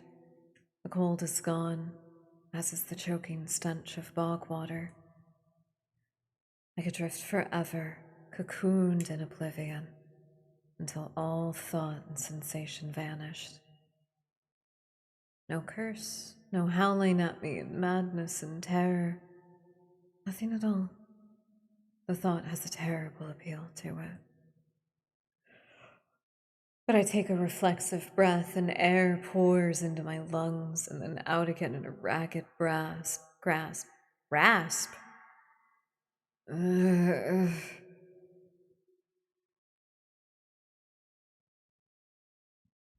Welcome back, Reload. Also, welcome in, someone. Hope you're having a lovely night. I don't know what Touchstarved is. We're getting into it. We're getting into it. I think we can all lean back and just kind of let the vibes happen from here on out. Everybody can catch up, I think. Till we get like really far, and then I'll do a big recap, but I want you guys to meet the cuties. I want you to start meeting the cuties. They're adorable. Also, the white light is blinding, so, sorry. Sorry. You've all been talking about that a lot lately, and it just made me think about the game, so now I get to torture all of the dust bunnies. It's fantastic. Everyone's gonna have a great time. Feelings come flooding back. Warm cloth on my bare skin, a firm surface underneath me. A strange tang of sulfur is in the air. Do not be afraid.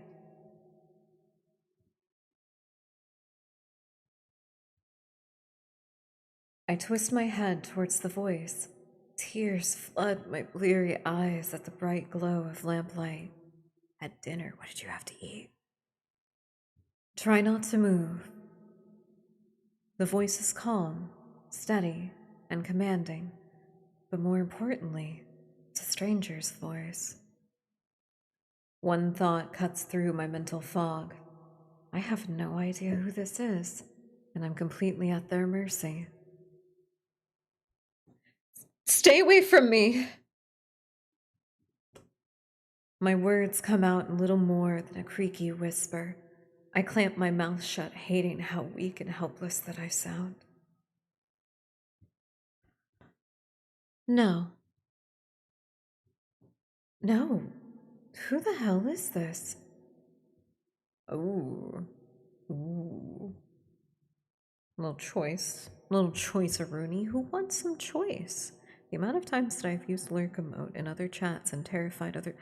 And you haven't been clipping it and sharing it with me? What do you mean? Damn it, I want to see other people's reactions to him. Aw, man.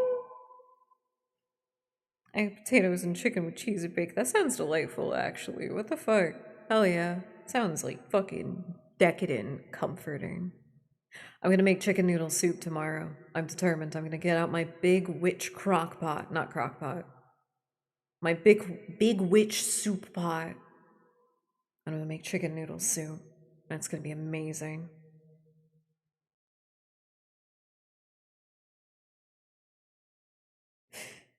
I want to know. I want to know. I'll do it now. No, my name is. How dare! Oh my god. I just saw that the reverb was still on. That must have been really intense. How dare!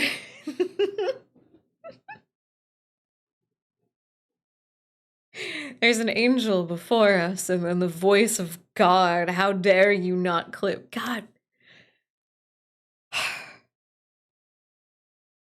I hadn't thought about using him in other people's chats, because I like to use other people's emotes in their chats if I have them, you know? I think that's fun, but, like, no judgment on anybody. You can do whatever you want with your little sticker book. It's cool. Now I want to show him to people and get their. God damn it! I want to know what people think of him. I want to see the terror. If only wait, once? Really? Hold on. Hold on. Hold on. Once? Once? Are you sure? Are you sure?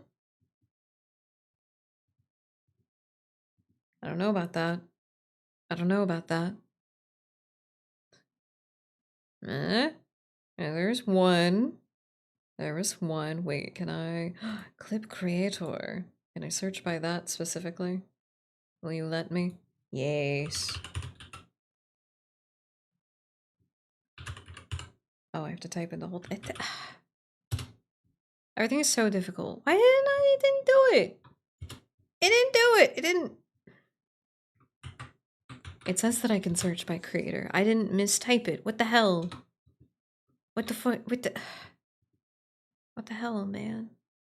Is that the only one? You were loud.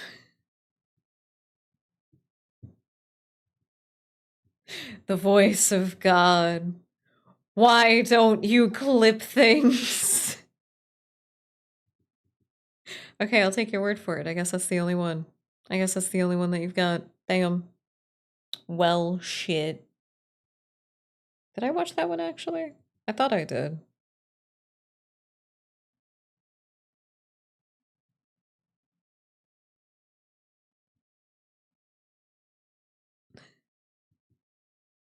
Why did you clip that actually? Why did you clip that actually? Now I'm confused. What clip doesn't he have you in it? Is it you were just paying attention to the little dude? Was that it? You were just excited. Is he still here? Or did I remove him? Oh wait, no, he was on the other screen anyway, so I can just hold on. Hold. It's okay. Hold on. There you go. See? There you go. You know what? We're gonna put him like wait. Where should we put him? I want him to be kind of tiny. He can be a little sticker. I'm like a Teletubby. I got an animated shirt. There you go. I probably could just like actually attach him to the model, but this is fine. This is fine. What do you mean, why not? Why not what?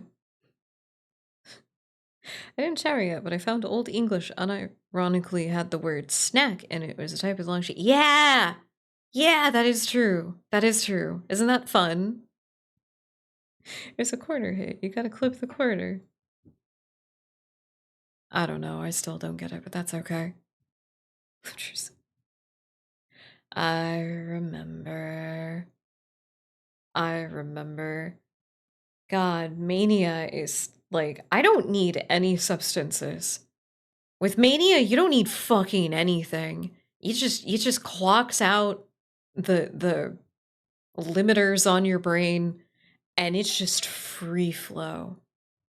There's nothing that you can do about it. You wake up the next day and you have to like peel through what happened through like usually like social media posts like I don't remember getting that drunk. Of course you wouldn't. Of course you wouldn't. You're like, where did this bruise come from? Oh, it must have been that. Why did I jump on top of a table? What, huh? It's a lot like that. It's a lot like that. If you've ever been curious what mania feels like, it feels like that. I regret nothing because everyone thought it was funny, but like, whoo boy. Whoo boy. There's a time going through the clips the day after because I actually felt like dopamine hungover. It sucked. It sucked. I've never done that drunk. Done what sober? Clip things? It's fine. I got it out of my system. I got it out of my system. It's fine. I don't need to be embarrassed about the things I say on the internet, especially if people laugh at them. It's fine. It's fine. It's a good thing. I don't know. Do you trust him? Do you guys trust him? I don't know if I do. I don't know if I do. I want our music to be a little bit louder. The VOD watchers aren't going to get any music, which is unfortunate, but play whatever dramatic music you want in the background, VOD watchers. Do it. Do it for you. Jump through a table. You trust him? Alright. Alright. I'll chill out. I'll lie back down. I let myself slump back against the thin pillow, wince when the motion jolts my head. Ah, a cooperative patient. Thank you. The words swim in one ear and out the other without much comprehension. I pull the sheet up higher, wiping my eyes until my vision clears. Hello. He's so shiny.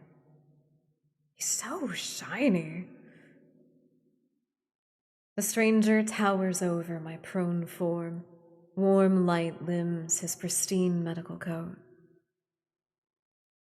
I instinctively shrink back, and when I realize that I'm completely naked except for a thin linen sheet, naked, lying on a low cot with a pair of sharp golden eyes watching my every move, the man's gaze flickers to my exposed, unbandaged hands. I don't trust any non-modern doctors. Oh, patient. I mean, whoops. Too late. Too late. I plunge my hands under the sheets, though it's too late. He must have noticed what they look like. Strange, cursed, inhuman. I brace myself for the inevitable disgust, but this courteous smile lingers. He just watches in placid silence as I struggle to make sense of my surroundings. Where am I? Who are you? Be calm. You are safe here. Whoever this is, he clearly has no idea who or what I am. I've never been safe anywhere, with anyone. Even the shrine of my childhood turned out to be a horrific lie. I scowl, pulling the sheet protectively around myself. Where are my clothes? What's with the MC's hands? They're cursed. They're fucking cursed, dude. You touch people and it makes them go murderously insane and they try to kill you. We've already been choked out by somebody. What does that mean? Cursed? I just said, is you touch people and they go not the good kind. It's like actually like shattering your larynx and vocal cords kind of choking, not the like not the kind that some people are probably into. It's fine. The man's golden eyes narrow slightly. A sharp sigh rustles the papers in his hands. I see that you are not to be dissuaded. Your clothes were torn to shreds when I found you, but I procured replacements. Goodbye, beautiful doctor. With a soft creak, he rises from his chair, giving me a better view of my surroundings. How is the... You know what? I can turn the... I can turn the game effects volume up much higher, actually. Hell yeah.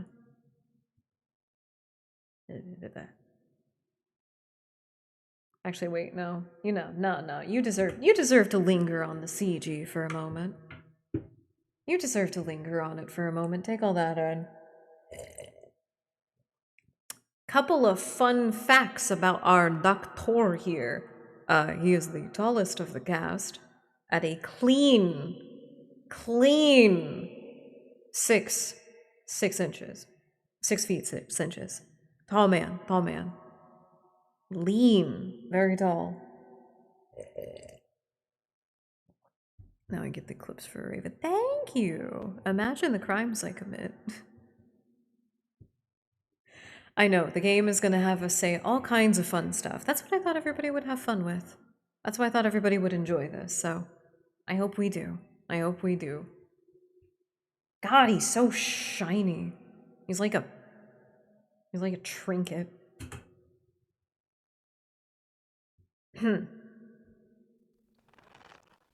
With a soft creak, he rises from his chair, giving me a better view of my surroundings. Oh, there's a very cool. Get out of the way. Get out of the way. There you go. There's a very cool anatomical poster. God damn it. There's a very cool anatomical poster on the wall right here. We've got a variety of syringes, tubes, booklets, bottles of various liquids and tinctures. It's got a mortar and pestle. All kinds of stuff. I don't know what's going on in this curtain. Is this like to the outside? Oh yeah, there's a door there. That's the outside door. Okay. This looks like a medical clinic. Bottles of silvery alchemical concoctions line the counters in neat rows. The air makes my nose twitch, a faint whiff of smoke and something distinctively metallic. The doctor procures a large, dense bundle of cloth, which he sets at the foot of my cot. He's easily a head taller than most, and I have to crane my neck to look at him. All right, another big choice, another big choice. Should we be appreciative? Should we be appreciative? We don't really know his intentions. We don't know why we're here specifically. Could be a lot of different reasons. We might just want to be cordial for the sake of our own safety. Or should we be direct and be kind of assertive? Should we be assertive? Twunks are good for the soul. You can't argue with that. Is he a twunk, though? Is he a twunk, though? He's just really tall. I don't know. He's got, like, more of an ethereal kind of thing than, like, a twunky energy. But that, no. I don't know. I feel like I would just say thank you out of instinct. What's up? What's up? What's up? Kind reminder, I've played this like 74 times. Is this yaoi? It's not right. Right. What? I mean, you can think of it that way. There might be some gay shit in here. No, yes, of course it's gay. I'm playing a protagonist that's she, her, but I named her Crow, which is effectively just my, like, non-gendered insert name here doppelganger. So whenever I'm reading lines, I don't have to just say my name or really uncomfortably omit it. But yes, there is some gay stuff. There is a non-binary character as one of the main love interests that you can romance. They're very cute. We will meet them later, but for now. Also, I'm not going to spoil certain things, but yes, there's gay shit. It's gay. It's so gay, and it's great. When are they going to make the hybrid yaoi yuri? Man. It would be cool to have a gender fluid protagonist that could actually like shapeshift and everything and just has like their own faces that they put on for different partners with different preferences. I don't know. That might be cute. That might be cute. I don't know. Man and a woman, who are they? I'm sure there's some visual novels out there with menage a trois that you can indulge in. 100% certainty. I know somebody's done it. It can only be Yuri, but like you can do that with Honey Pop.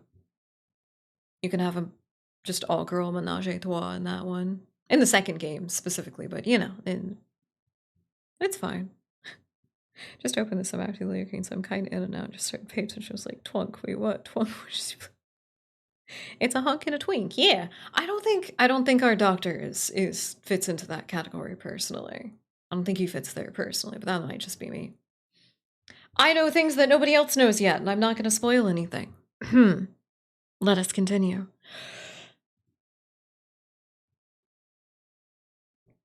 I should be polite if I can, especially since I don't know who this is, what he can do, or what he wants with me. Meeting his gaze sends a hot frisson down my spine. Something about him nags at me like a half formed memory I can't place. Thank you. You are very welcome. I will leave you to get dressed. With a curt nod, he leaves through a narrow door. I hear a soft click as the lock turns behind him. When I don't hear any more footsteps, I reach for the bundle of clothes. An itch on my elbow stops me short. I reach down absently to rub at it, then freeze when my fingers meet a neat line of stitching. I know what I saw. That beast took my arm clean off. And yet, the limb shows no sign of injury apart from the black stitches poking through my skin. I gingerly flex my fingers, feeling my heart race at the sensation. This is impossible. I should be dead, or at least gasping out my last breaths. I squeeze my eyes shut, waiting for the pleasant dream to unravel, to wake up and find myself bleeding out in that swamp. But nothing happens. The seconds tick by, and my arm remains resolutely healed, my surroundings pristine and quiet. In numb disbelief, I grab the replacement clothes and begin stiffly pulling them on.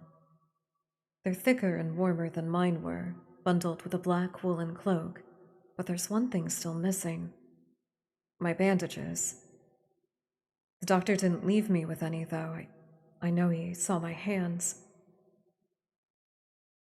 I slide off the bed and make a few uneasy steps towards one of the drawers. If this is indeed a doctor's clinic, there must be bandages somewhere. I start opening drawers at random, and of course, that's when the door swings open. Are you looking for something? I whirl around, clutching a thick roll of clean bandages. I try to step back from him, but my legs bump up against the cot. Your caution is understandable, though if I meant you any harm, you would know. That doesn't make me feel any better in the slightest, but he makes no move towards me, so I quickly wind the bandages around my hands. The glowing scars and molted skin disappear underneath a layer of clean white cotton. May I ask why you need additional bandages? I can help if you tell me what ails you. I doubt it. Traveling to Iridia was a gamble born of desperation rather than hope. Nothing has come close to curing my curse. And yet, my left arm twitches, the arm that was severed before my very eyes. The doctor's unblinking gaze follows my every move. It's clear he won't drop this without some sort of answer. The bandages protect me, and they warn others to stay away. I've tried every way of covering my hands, and this works best. Most people avoid touching me as soon as they see the bandages. An illness, then? Or a mundane affliction spread by contact? I flinch. He doesn't even sound surprised, and that's far too close to comfort for too close to truth for comfort. There's not too much of a difference between these answers. Not on a technical level, but like in my personal opinion, I feel like there's not too much of a difference between these answers technically. There's like a little bit of aggression with the glaring, but I could just be sheepish. We could be sheepish. We could be like, no, don't worry about it. Don't worry about it. I know that you saved me from imminent death, but don't worry about it, okay? What do you guys think? What do you want to do? I don't know if I would have any animosity towards him so far.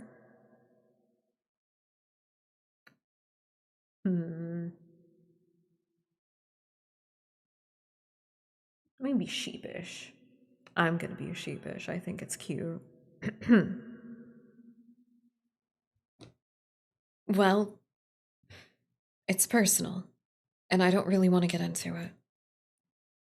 I have treated every affliction under the sun. I may have answers that you do not.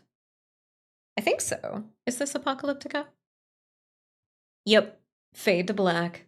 Good stuff, right? Oh, wait, yeah, since I am playing external music. Since I am playing external music, you guys should be able to hear that. My bad. My bad. I have treated every affliction under the sun. I may have answers that you do not. An involuntary An involuntary snort of laughter escapes me. Where would I even begin? Would he even believe me if I told him?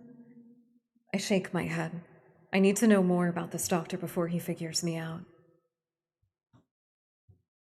Who are you? You may call me Kurash. And where exactly am I? Iridia, which I assume was your caravan's destination. I can think of nowhere else for a group of travelers to go. Iridia. I hope you guys will excuse me. I wanted to do like the echo thing the whole time, but I can't stand switching back and forth constantly.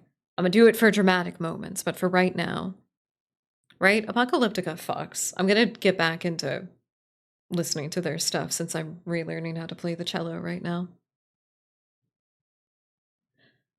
Iridia. So I made it to the City of Knowledge after all. I should feel relieved, but all I can manage is a vague sense of increasing unease. How did I end up here? I brought you to my clinic, of course. You were the only survivor from the caravan, barely clinging to life. You needed immediate treatment. Which you provided? Yes. He says it so simply, as if I'm a small child and he's explaining a basic addition to me. I frown and flex the fingers on my recently healed arm. Aside from being a bit stiff, it feels fine, thoroughly attached to me. You're saying that you stitched my arm back on. Pardon? A Solus attacked the caravan. It ripped everyone to shreds. It tore my arm completely off. But when I woke up here, I trailed off, bewildered. I've never heard of any magic that could heal a mortal wound. But you're not going to marry him. That's okay. Karash is not one of my targets particularly, so if you would like to have him, have at it. Ah, we're gonna go on a fan art journey after this. I hope everybody's excited. We're gonna look at a bunch of really beautiful fan art for a lot of the characters. It's gonna be great. And you guys can always check out my personal Tumblr account that I have for lots of other great art that we might miss, or you know, I just go through what I have saved. I could just go through what I have saved. The doctor, Kurash, pinches at the bridge of his nose. He sits back down in his chair, quiet for a long time. Don't forget to stay hydrated, everybody.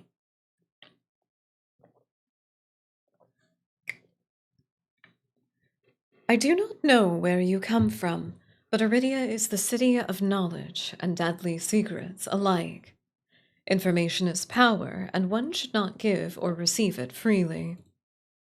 Since you refuse to divulge your secrets, I will not divulge mine. I do not even know your name.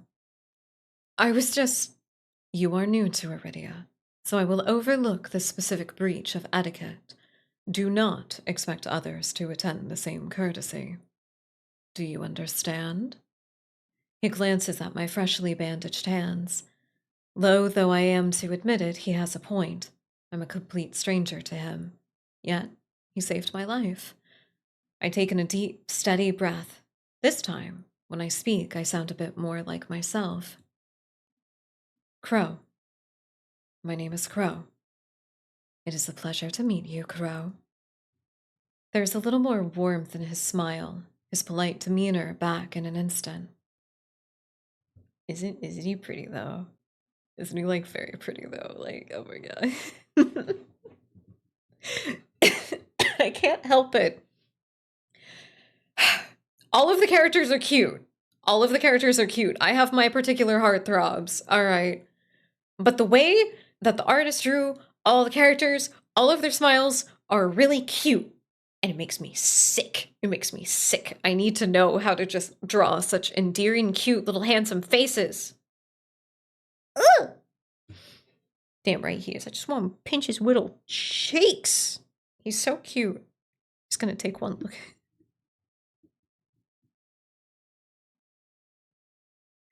Yeah. He might, you know, he might be able to divine some things about you and you know, be able to help you with whatever manner of medical anything honestly, anything that you can think of. Treatment, procedure, miracle. Maybe he is possible. He can do miracles. Who knows? Whatever you can imagine. He's very cute.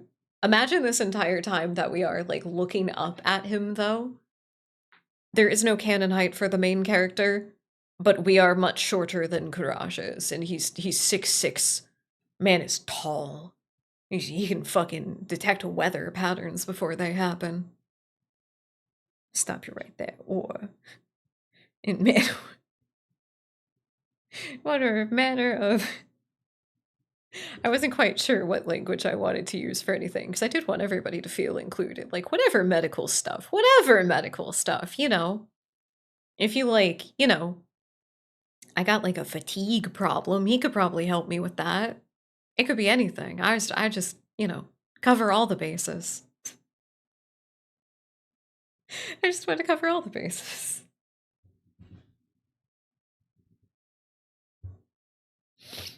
Sorry, I had a feeling this would be a goofy thing. God, he's so pretty. Such a pretty guy. God damn it. Thank you for saving me.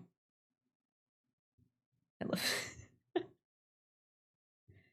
Thank you for saving my life, Doctor. I chance a smile in return. Even if he won't explain how he did the impossible, there's no doubt in my mind that I'd be dead if not for the doctor. The kind doctor, the pretty doctor. Swan Lake has also decided to play at an incredibly, like, over-dramatic moment. Yet again. 7 beauty.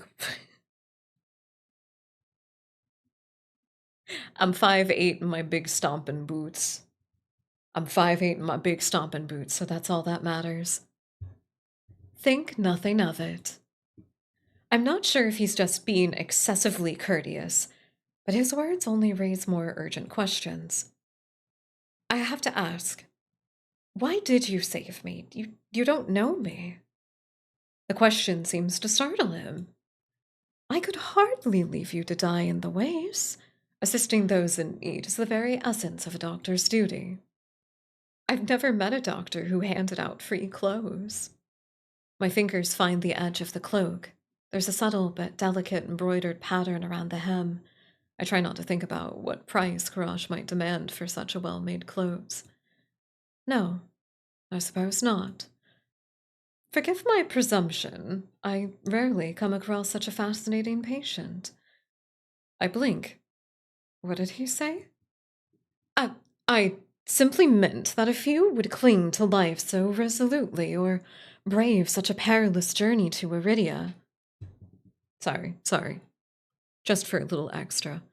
Such a fascinating patient such as yourself. I could not help but be curious about you. It's playing in Crow's voice. Crow is a drama queen. That's exactly how we're playing it up. I guess Crow could be my brother. Or alternate guy self. Okay, this is something that I've been struggling with because if already having one custom VTuber model is difficult enough, but what if I, hypothetically speaking, did have both and they were both just me? And you could call the other one Crow if you wanted to. You could call me Crow if you wanted to. I don't really care. What if it was like that? What if it was just like that? I need so many models.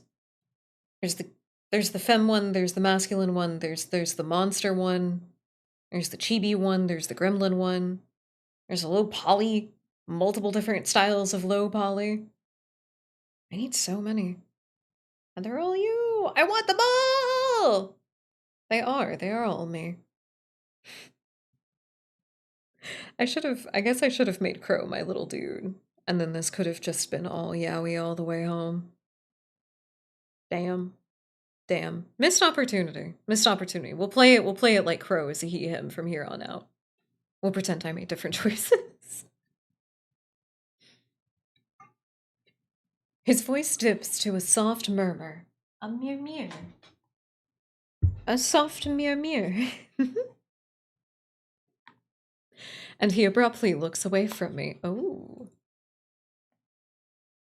Uh-oh. Uh-oh. Do we flirt? Do we flirt? How are we feeling about the good doctor? A soft mew. A little mew. The tiniest mew. Oh, it is two of them. It is two mew. Okay, let's think about this. I want to get everybody's opinions. Do you want to flirt with the doctor?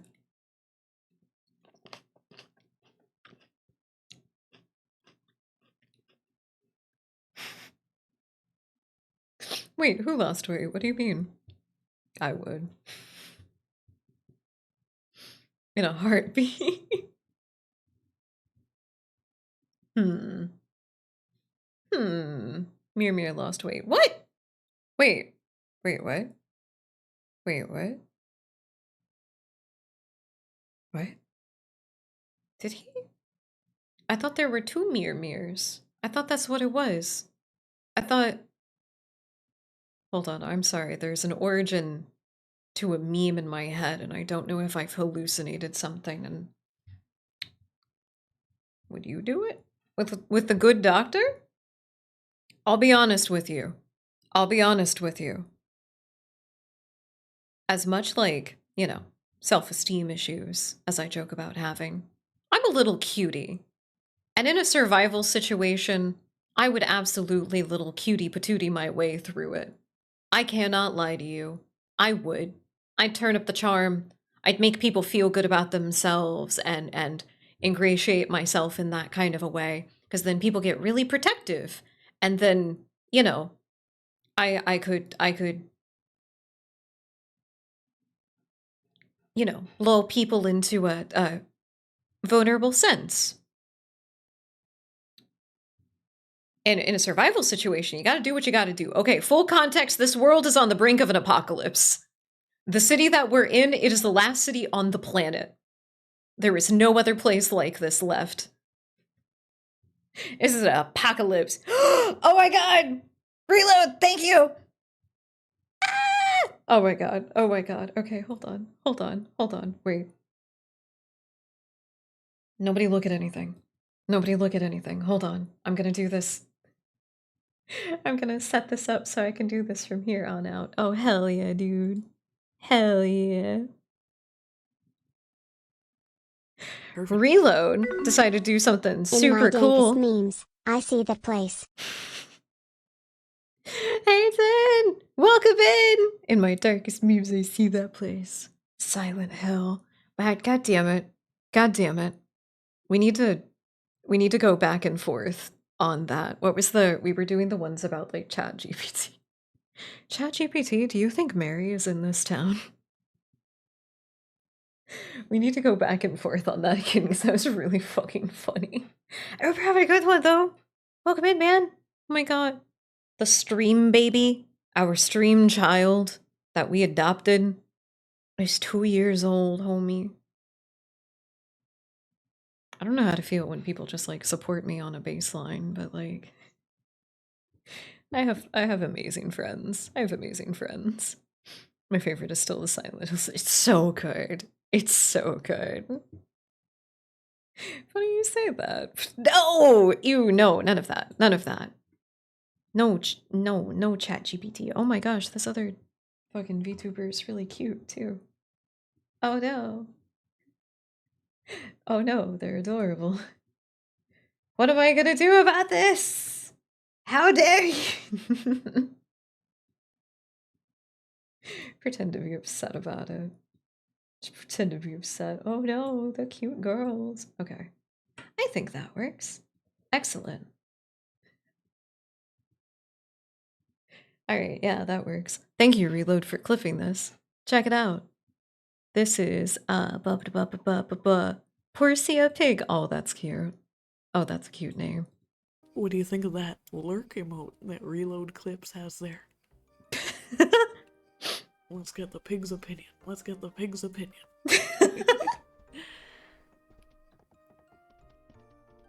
What do you think? I'm not a pig with an Portia, opinion, that but lurk emote is mighty fine. It's as cool as a cucumber on a hot day, just lurking around like a sneaky pig. Oink. just like a sneaky pig. All Just right, like a all little right. guy. Just like a little guy. Thank you for that. I could not be happier with the things that have transpired this day. Thank you. You did. You did. See? See? Okay. Okay. Look. Look. I didn't learn this from anybody. I didn't learn this from anybody, but the correlation between the tactics that cult leaders use. If you reward people for doing things that you want them to do, like you give them stuff that they want, like validation, which is a natural human thing to crave, there's nothing wrong with that. And so technically, as like a supportive figure, there's also nothing wrong with providing that validation when it's properly earned. And so I can say like, oh yeah, head paps. Good job, Reload. Good job. You did great. You did great. Probably like head pats and validation, like 99% of the human race, honestly. And then like if you're nice to people in that kind of a way, then they tend to be kinder to you and like, you know, we'll like, oh my gosh, like, oh, this person needs help. Oh, this person needs help. This kind person needs help. I should help them. I like having them around. You can condition people Pavlovian style. Exactly. Exactly. Anybody can do it, and it's not necessarily an evil thing.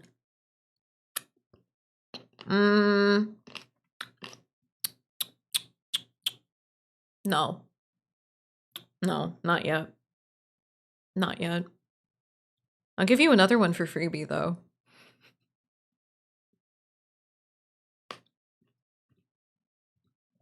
There you go. Go get more than excellent.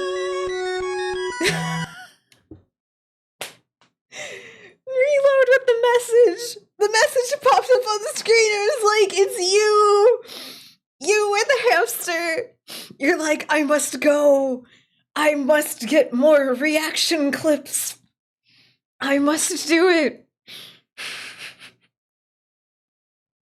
Damn it, the ads are coming up and we haven't made any fucking progress. I knew I was gonna get distracted. I knew I was gonna get distracted. Okay, hold on, hold on. We're gonna speed run. We're gonna speed run a little bit. Oh wait, actually. Thank you all so much for taking some time out of your day to hang out and play a goofy visual novel with me. I hope everybody is enjoying their time. I do apologize, my lovely listeners, lurkers, and watchers. We have an ad break coming up here in just a moment. If you would like to avoid ads in the future, please do consider subscribing, as it does help us out a lot. And along with ad-free viewing, you also get custom emotes and a precious little sub badge next to your name and chat. If you're not interested in any of that, still thank you so much for your continued support and enjoy the ads. We will be taking a little break when the ads come up, and I will encourage everybody to take care of themselves. I don't get paid for the ads. Don't watch the ads. I don't get paid for them. Go take care of yourself instead. And thank you for all the checks, Jeannie. I appreciate it. I could not help but be curious about you. Oh wait, I didn't go far enough. You're pretty curious yourself. Am I? He's so cute. Well, I haven't forgotten about my arm. I wiggle my intact fingers at him. Clearly not. But you haven't asked me for any payment either. I require none from you. Travelers do not have an abundance of coin, and leaving you destitute in a strange place would be unethical. I fall silent, unsure of what to say. Nobody would help a horror like me for free. There has to be some kind of trick, right? A loud knock at the door stops our conversation cold and spares me from having to say anything else. Duty calls. Unfortunately, you are not my only patient today. Oh, unfortunately. Ooh. The knocking grows more insistent, and Karash lets out a tired sigh. Just like he's in capital. He's very resplendent, isn't he? Very resplendent. Please wait. Though he says it quietly, the clamor on the other side of the door abruptly stops. Do you need anything before you leave, Crow? Oh. Between the soulless attack and my miraculous survival, I'd almost forgotten why I came to Iridia in the first place. I need directions to the cenobium. The cenobium? The look on his face is downright chilling. He pauses, choosing his words with cold deliberation when he speaks again. Whatever you seek, it is very unlikely that you will find it there. And with that, we're going to take a little cliffhanger break. We will be right back after the ads. Everybody take some time to take care of yourself, and I will see you soon.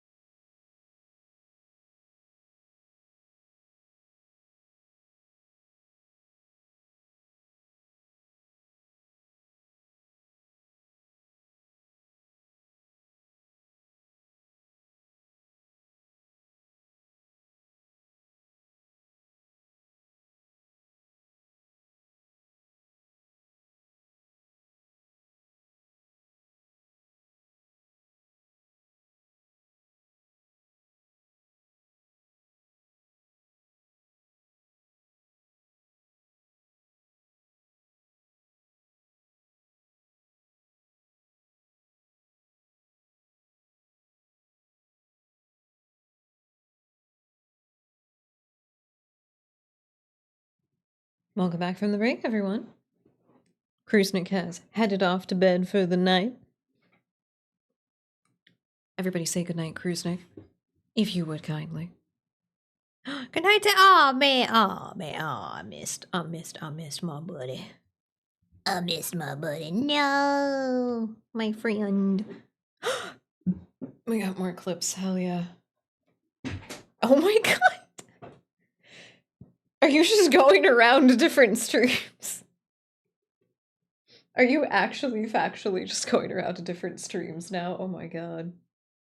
Spreading the gospel as it should be. Okay, don't do that too much, because some people are. Yeah, I don't know. I heard some people are kind of weird about that. Don't tell them I did that. I did not tell you to do this exactly. I did not tell you to do this exactly. I just meant in general. Like, if you were just hanging out, like, I don't know, like, maybe you're in, like, Mako stream, or like, Hunties, or, like, somebody who hangs out at Arcadia, you're just like, blah, I don't know. I don't know.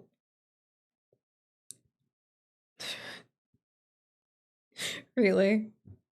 Really? That's so silly. That's so silly. Alright, sorry, I'm getting everything set up and I'm having another cheese cracker. Mm-hmm.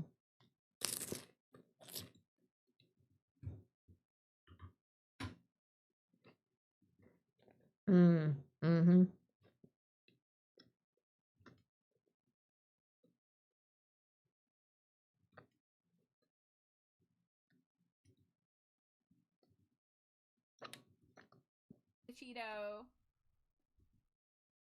A terrifying presence has entered the room. Oh, hello. Hold on, I like this little lurk.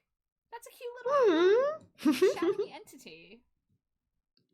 I love that. Can I feed them Cheetos? Aww. Oh my god, she's adorable. Trash Batchar. Aww. I like him. I like the little entity. Oh, I appreciate that so much.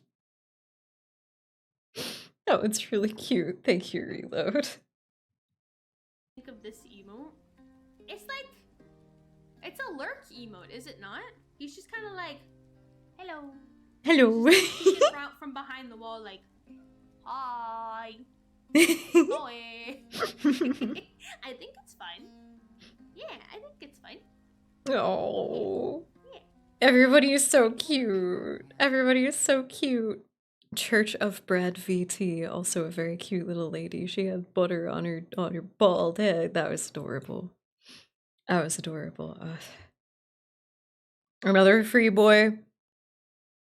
I don't know if I should be encouraging this behavior specifically. So do you think that we could come to a compromise? If I give you a freebie, if I give you a freebie and lower it to 160. Can we make that work? Can we do that deal? You know, I'll give you the freebie and I'll lower it to 160. Deal? Alright, here. While I do that, have this. While I do that, have the baby. I would like to see the baby. See? I am fair and benevolent.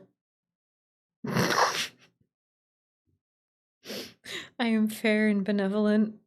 I am. I can assure you, truly. I talk so good. I'm a professional yapper, can't you tell? Oh, okay, where is it? Channel points, and this is gonna be 160, because that's our radio frequency is 160, and that's pretty cool and spooky. Okay. At least I didn't make it 666. Alright, I could have done that. I could have done that. 160. There you go. Sound alert says that it has been updated. Have at it. I'm incredibly benevolent. How many eclipses to make it free? I can't do that. It would have to be a minimum of 1 channel point. And I'm not doing that. I am not unleashing that horror upon this community.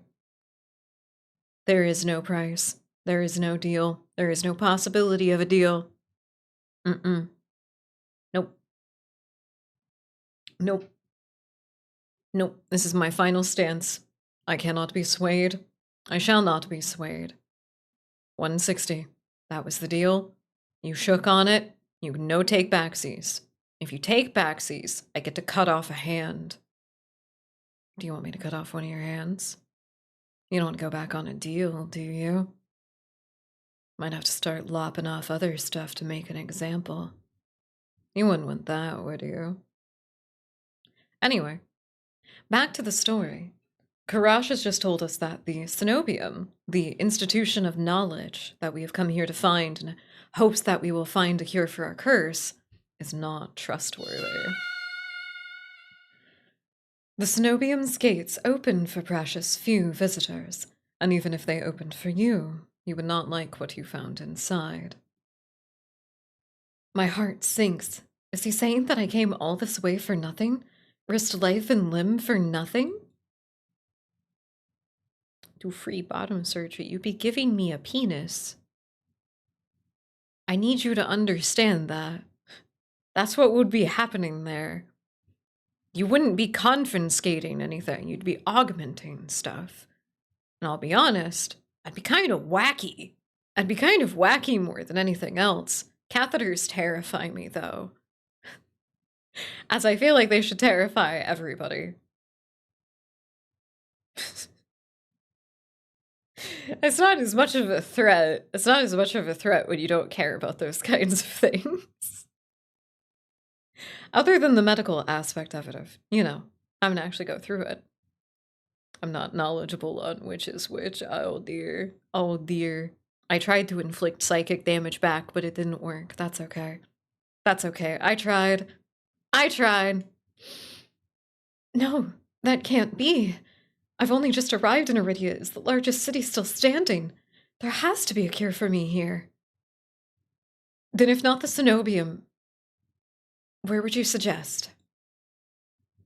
Do you know anyone else in Iridia? My nightmare is a metal catheter. Horror. Horror. Only part of, the whole equation that I'm just like, nah, I don't think I'm good. I think I'm good. If it's not broke, don't fix it, I shake my head.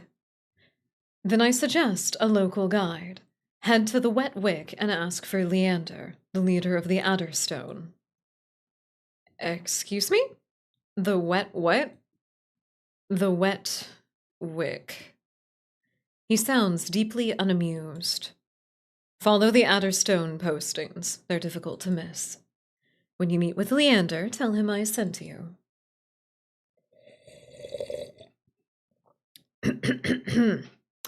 This isn't much to go on, but Karash points towards the back door. You will be safe so long as you do not draw attention to yourself. That's easier said than done. I've always been a magnet for the worst sort of attention. If you require my assistance, you may return whenever you wish. Though he's smiling, there's a note of finality in his voice. Resigned to my dismissal, I slip out the back door. Hold on, I gotta chug some water.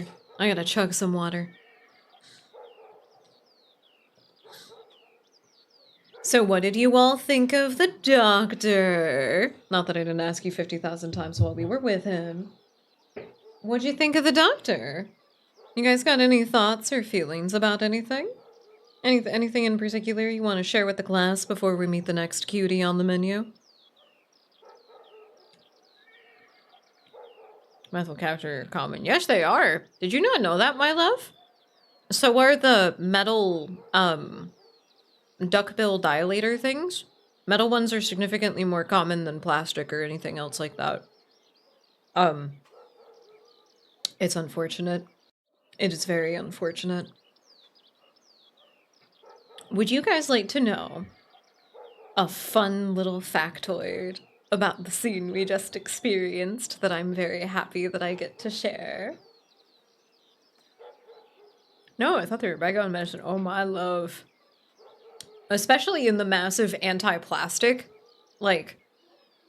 a lot of medical equipment got regulated to have to, be reusable again in certain places. is kind of like rare that it's like super, super regulated. But having reusable medical tools like that is handy, if still not kind of uncomfortable, you know. Sometimes if it can be reused in that kind of regard, especially with the same patient, that's usually the idea, is the same patient, but you know, in between. I'm gonna stop talking about it though, because I don't like them. I wouldn't. Tear duct catheters. I learned that tear duct catheters were a thing. I'm not a fan of it. I'm not a fan of it at all. So would you guys like to know a fun little factoid about that scene? This is the 2.0 version of the demo. There was a certain point where there was a rewrite. This was released in April of last year. And before that, I played the demo when it originally came out. I was one of the backers for everything. I've been a big fan of the project since the beginning, which I'm stupid proud about because I love where everything is going. At one point, before the 2.0 demo was released, the year before actually, I wrote a post on Tumblr about how I was like, oh man, as much as I think it would be more effective for our character to have gloves, one, I think it's going to be a part of the story that that's what they get, but two, the character choosing to use bandages to cover up their cursed hands deliberately instead of choosing gloves, like, on a baseline or even asking for them or anything. I was thinking, I was like, oh man, well, like, obviously, it's a sign for somebody not to touch them there, because it's more inclination that it's like a wound or it's sensitive, like there's something very precious about it that you are trying to keep safe, and it's like, okay, so don't touch person there. In a scene that we get later that is not different from the 1.0 version of the demo, that character deliberately grabs the main character without touching their hands in any kind of a way. They like wrap their arm around their waist instead. And so in my head, I was like, oh man, well, yeah, of course, this makes sense. And I wrote a post about it. It's my most noted post on Tumblr. The number itself is not important, but it is up there. Apparently spurred a bit of a discussion within the Touchstarved community. And then in that scene with Karash, he makes a comment. The main character makes a comment of like, I use these bandages to keep people away intentionally. That also wasn't in the original version of the demo. I think the devs read my post. I think the devs read my post. Or they saw people being like, why would they choose bandages over gloves? Like, why is this a thing? And wanted an explanation. I'm choosing to believe that they read my Tumblr post. I've also written a lot of other posts about other characters. So if you want that, tumblr.com, TheRavenAnarchy. You'll be able to tell it's my profile very quickly.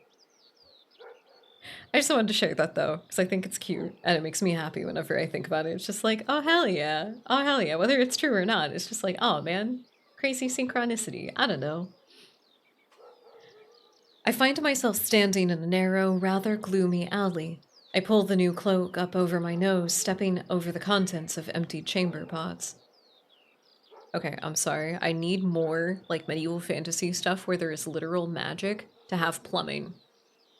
I need this. I need this. There is only one medieval fantasy story that I've read that prioritizes having like a concept of plumbing at the very least in some places. You know, it's big difference. It's like where you are. There's only one story though. I need other ones. Something weighs heavily inside one of the cloak's pockets. It's my coin purse. Every last coin I'd scraped together for the journey to Iridia still inside. The purse doesn't even look like it was opened. There were so few coins to begin with, they probably weren't worth stealing. I glanced back at the clinic's door. Karash didn't take any payment. He didn't even ask for a future favor. But he also said that in Iridia, secrets are power. Does he expect me to give up mine at some point? That's not exactly a comforting thought. Still, no matter why he did it, Karash gave me a second chance and a lead on where I can find help. I better get going before he changes his mind. I squeeze out of the alley into the crowded main street. The line outside Karash's clinic stretches down the road. 2 thin peddlers queue alongside weathered elders. If any place is in desperate need of a free clinic, it's this one. The cobblestones are treacherously rough under my feet, deep grooves worn between them by regular flooding and decades of harsh use. I knew Iridia was a river city, but I didn't expect it to be so eroded. The buildings are tired and dilapidated, all crammed together in narrow streets. And there's something else. A charge in the air like the shift in pressure before a storm. It's subtle, little more than a faint, persistent thrumming, but I can't seem to shake the sensation. A child darts by, clutching something greasy wrapped in paper. The smell of fried food drifts over me and my stomach gives a faint gurgle.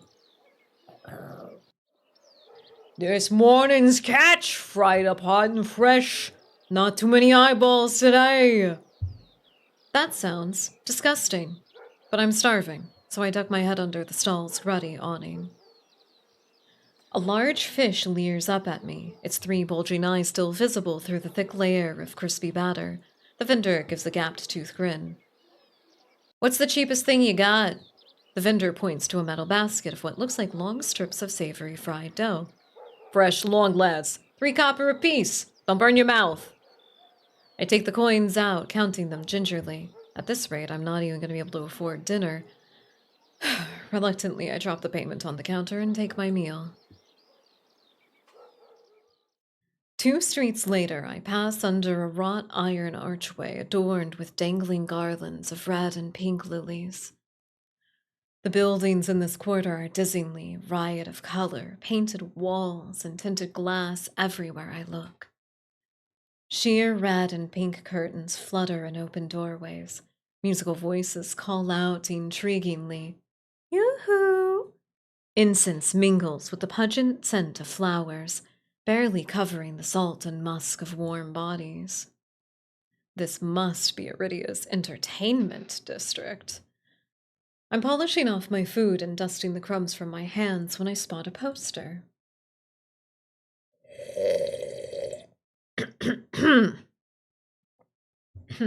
Excuse me. I'm feeling my adrenaline spike for the upcoming scene.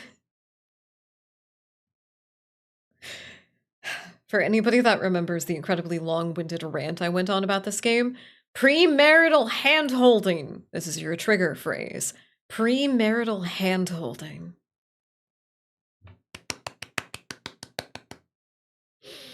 I cannot wait. It features the silhouette of a smiling man wearing a single dagger-like earring and the words, "The Adderstone," printed above his head. It features the, sorry, I doubled over. I thought I clicked it. Allowed sips, give everything a touch of lightness. I hope so.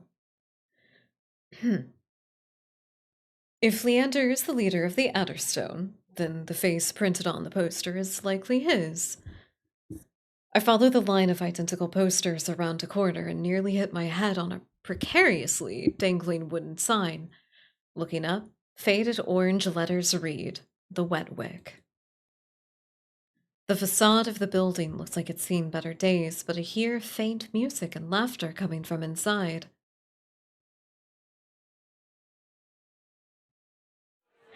We're here! We're here! Oh god. Sorry. I meant to check how loud it was gonna be.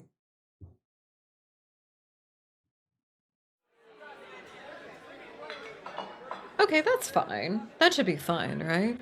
Does that sound okay? I can adjust it a little bit if need be. You can also take in the beautiful scene of the bar of the Wet Wick. all of the concoctions and syrups and solutions. They got all kinds of stuff here. I think that should be good for the audio. I think that should be good. Let me know if not. Let me know if not. It's not even midday, yet the wick is packed. A loose collection of Iridians crowd the bar, taking up the tables and gathering in spaces between. They speak amongst each other in hushed voices, their faces drawn and grave. I can sense their apprehension without hearing their words.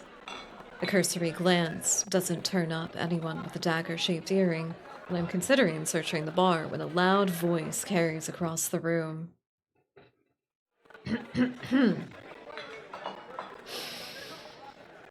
Totally not kicking my feet or anything. Totally not. Totally not. Totally not. It's fine. I haven't voiced him in so long. Oh, we're gonna have fun. Oh, we're gonna have fun. Now, I'm no prior curator. I'm not much of a paper or pencil pushing. And honestly, I don't even think those robes come in my size. I crane my neck, but the crowd is too dense for me to see the speaker. Gather round! I want to show you all something. There's no time to move out of the way. The audience surges towards the center of the room in a sudden torrent. I'm caught and swept along with them. Hey! The clattering of falling chairs and tables being shoved aside drowns out my complaints. I thrash and throw about my elbows as heavy bodies press into mine. My hip knocks into a table and I grip it, holding tight to steady myself, but the crowd has stilled. A pair of gilded boots stride across the tabletop. If you want nothing but guidelines, impractical policies, and needless bureaucracy, you know where to go. I drag my eyes upward. A man towering on the table in front of me, arms spread as he addresses the rapt audience. But I'm not going to wait for word from on high. His impassioned words provoke nods and excited whispers. But nothing is as captivating as his brilliant smile. Oh, this is exactly the right song to be playing here. Ah! This is exactly the right song to be playing here. This is perfect. This is perfect. I have no complaints. And unlike those clerics, I don't need the absence of approval to cast a spell or two. He raises his hand above the audience. The dagger-shaped earring dangling from his left ear catches the light in a flash of gold. It seems like I found Leander. This is the song that was playing in my head when I first played this, like, so long ago. I am going to, like, give you a tiny snippet of the music that's playing, because it is so good.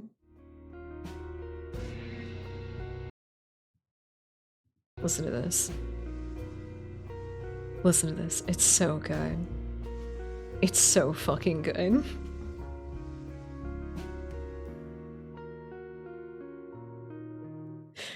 Ah, I love it. I love it. I love everything about this scene. It's so good. I'm not going to stop being weird about it. I'm not. You can't. Ah. I keep being weird. I love fiction. These are our streets. We make our own luck here. He snaps, and in a flash of pale green light erupts from his hands. With a flick of his wrist, Leander conjures a ribbon of glittering light. A delicate flower stem sprouts from between his pinched fingers. One by one, glowing lily petals unfurl. Leander raises the flowers with a flourish, and the bar bursts, clapping and cheers. Woo! Woo, woo, woo, woo! Take it off! A magic demonstration was the last thing I expected from a place called the Wet Wig. Leander plucks the shimmering flowers out of the air and turns in a slow circle. Now, who could use some good luck? Eager onlookers scoot closer to the table, but Leander's cool green eyes slide right over them and lock on me instead. Me? Who, me? How about you? My chest grows tight. Suddenly I'm in the spotlight. Are we taking the flowers? Are we taking the flowers? You know the answer to this question, but are we taking the flowers? Could you use a little bit of luck? Maybe a little bit of premarital hand-holding to get you out of that depression funk?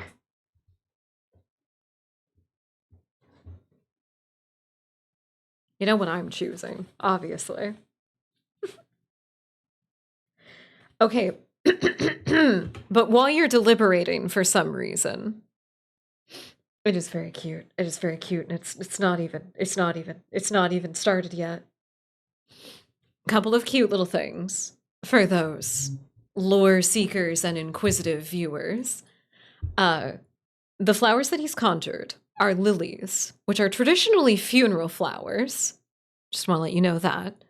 The belt buckle that he has is the waxing full and waning moon symbol, which is conventional in modern Wiccan and pagan beliefs, representing obviously the phases of the moon and the power that there is within that, but also the triple-faced goddess, Hecate.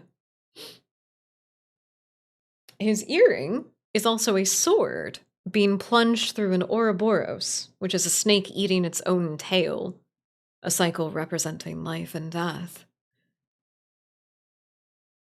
And whenever we were first looking at him, we were looking right at his fucking chest. I don't know if I'm hungry or what, but I wanted to go straight for the heart, apparently. Hell of an MC. Hell of an MC. They know what they're looking for.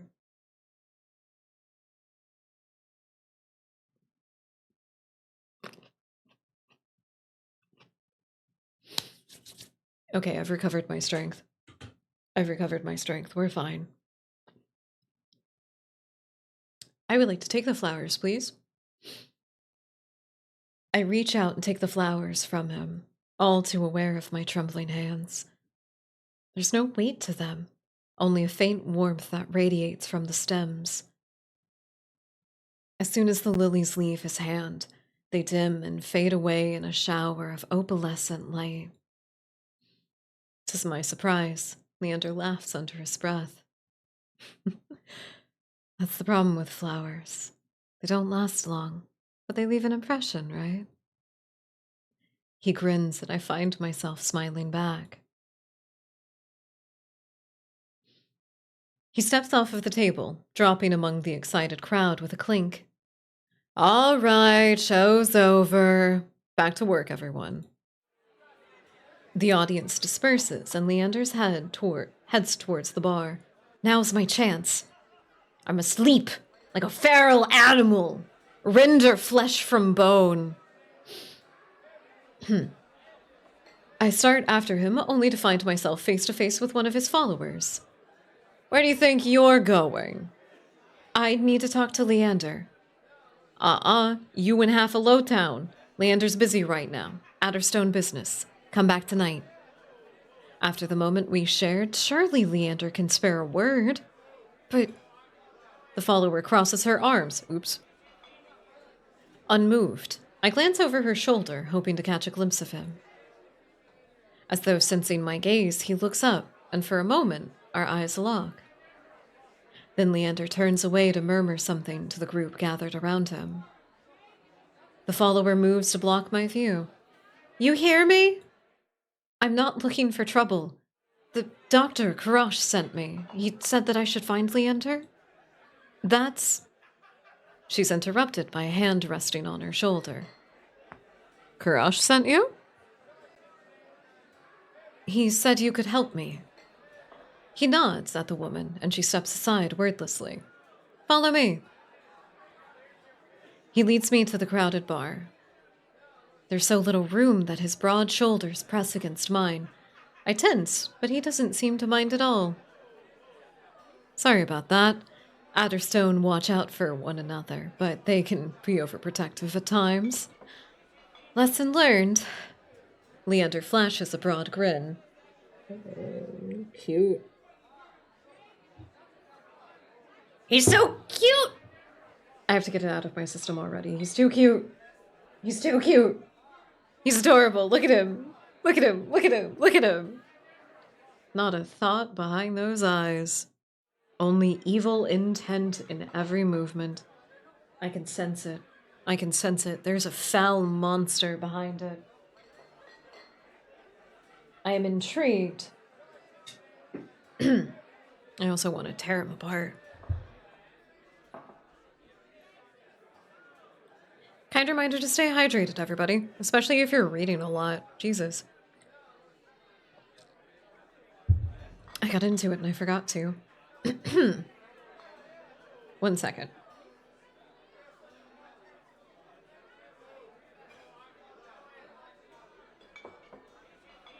Okay, we're good. We're good. We're good. You're new to Iridia, aren't you? He says with genuine air of curiosity. Do I stick out that much? No, but I'm certain I'd remember seeing a face as lovely as yours around Lowtown. My eyes drop to the polished countertop. I'm not used to flattery, and being this close makes eye contact difficult. As if on cue, the bartender approaches us. What'll it be? Surprise me, and add anything my Fred wants to my tab. Water's good, I think. Water's fine. The bartender leaves to fix our drinks. Leander leans on his elbow on the counter. His sleeve rides up, revealing a long raised scar. I catch myself following its winding path across his forearm. His eyes wander over me in return. When they lock on my bandaged hands, a bitter taste rises in my throat. Here comes the questions. Is there any chance Karash sent you here for cheap drinks or barely edible appetizers? No. He pushes his hair back from his forehead, sighing when it immediately falls back into place. That's the doctor for you. Always business. I'm not sure he even knows how to relax. The bartender pushes a pair of glasses our way. I don't realize how thirsty I am until the cool water touches my lips. Cool, refreshing, crisp water. Giver of life. Taker of it, too. Beside me, Leander takes a deep swig from his glass. So, how can I help you? I need to get to the cenobium. Record scratch. As soon as the word cenobium leaves my mouth, the group standing nearby falls silent. From the wary looks thrown my way, it's clear I've broken some taboo. It had to be the cenobium. Leander pushes away from the counter. Let's continue this conversation outside. I rise to follow him. He leads me into the alleyway tucked behind the wet wick. Layers upon layers of frayed and faded Adderstone posters plaster the wall. Seeing them side by side, the resemblance between Leander and his printed likeness is impressive, if abstract. Karash didn't send you to ask for a personal escort to the cenobium, did he? From his tone, he already knows the answer. No, he suggested that I reconsider. Yet here you are, asking about a guide anyway. He looks at me expectantly. I don't want to tell him about my curse. I don't want it. You can't make me, no matter how pretty you are. The less people know about my monstrous capabilities, the better. Thankfully, Leander takes my reluctant silence as an answer. Are you aware of Iridia's particular currency? Information's worth its weight in gold here. I don't much care for outdated traditions, so I'll be completely honest. The cenobium won't help you. They're more likely to torture you than to lend you a hand. But the cenobium's supposed to be a place of learning, a sanctuary. The cenobium has always been heralded as the last bastion of human knowledge, a shining beacon of hope in a fading world. If any place held answers, it would be there. That's why I came here in the first place. Leander nods patiently. You're not the first person to fall for their propaganda. I grew up idolizing the Cenobium. I wanted nothing more than to join their ranks, to learn magic from the best, to make a real difference. Welcome back, Jeannie. Hope you feel refreshed. Look at him pout!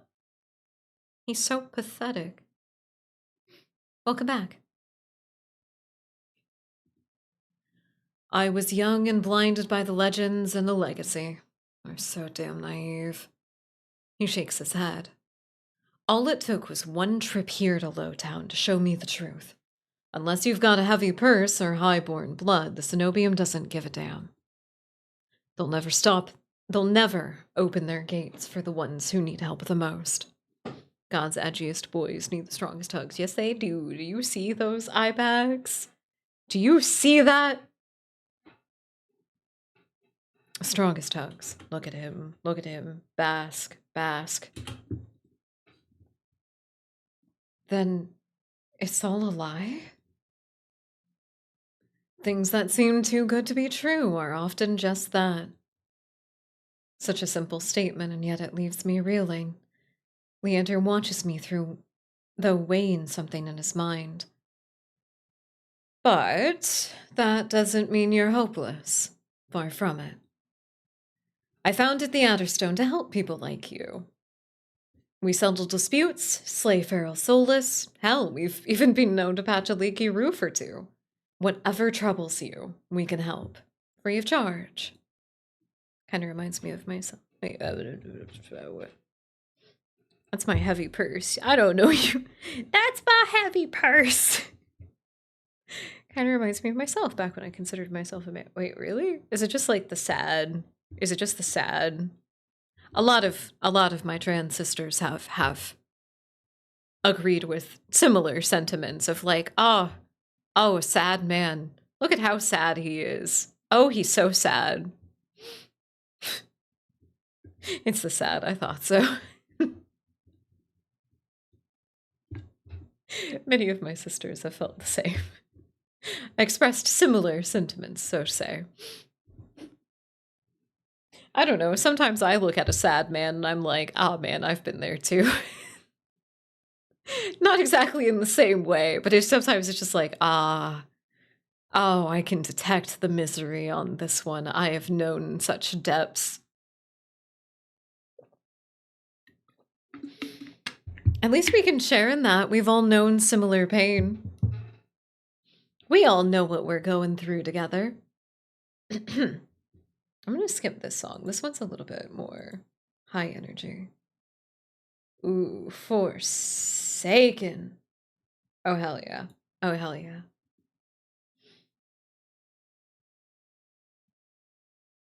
I see my past self at a certain point, a certain different person. I know it's different for everybody, so there's no judgment there, anything like that. That's why I say, like, similar sentiments. I know anything when it comes to that kind of a journey is absolutely a very personal thing, and everybody experiences it very differently. So it's, it's similar sentiments. I've just, I've talked to a lot of different people about a lot of different things, and it's like, oh yeah, there's a few people that do feel this way. Interesting.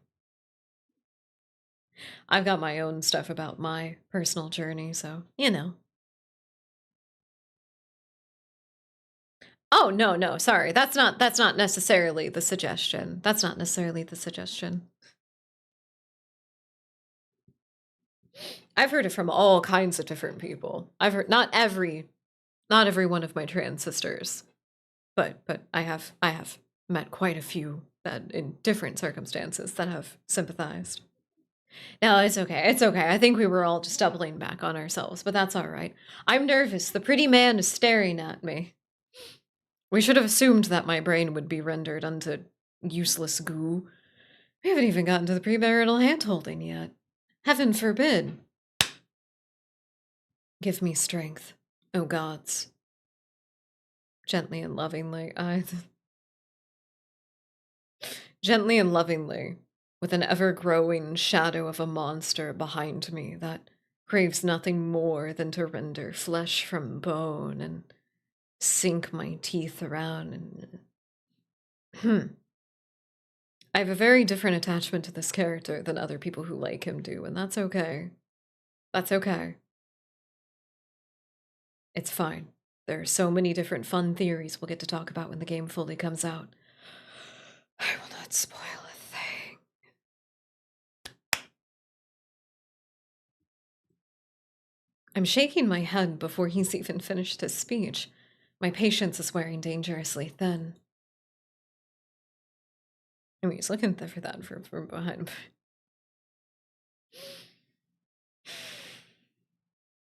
If he's fascinated by the monster within, truly, if the monster within sees the monster within, namaste, but like the fucked up parts of you, if that ends up being the way that this story goes, I'm gonna fucking cry. I'm gonna fucking cry if that happens. I love those kinds of stories so much. Especially dark romance that does that. Are you kidding? Awooga! Thank you. Thank you, 4 Seasons Violin Concerto in G minor. Perfect timing. I appreciate the offer, but my problem can't be solved by a group of good Samaritans. To my chagrin, Leander doesn't look remotely surprised. Then you're looking for help with something serious, something not even Karash could crack. It might be a truly remarkable problem if you came all the way to Iridia searching for help. Tell me, how can I help you?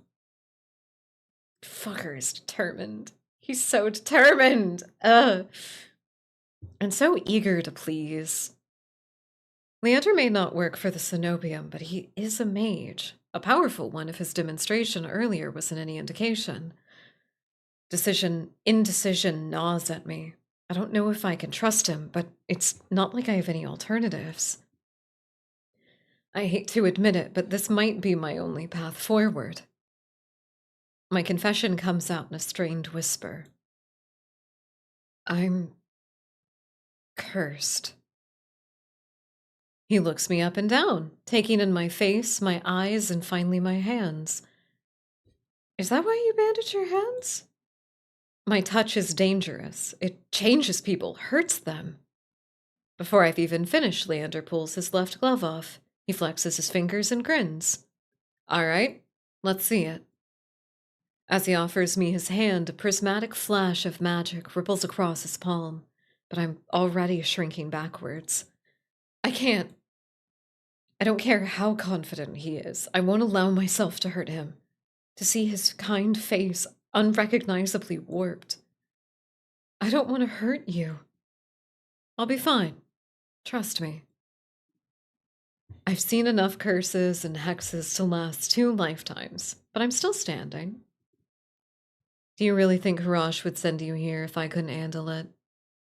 How should I know? I only met him today.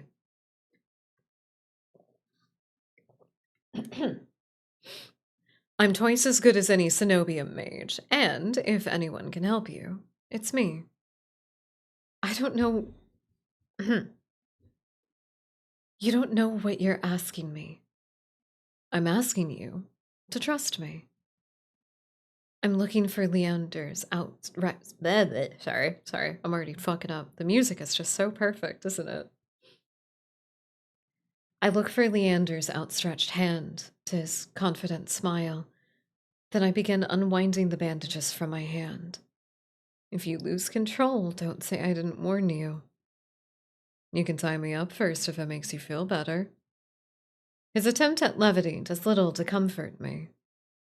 With each joint exposed, I go increasingly certain that this is a terrible idea. But he's bothered. If he's bothered by how my hands look, he doesn't show it. He said, what? You heard him. You heard him. You heard him. Wow.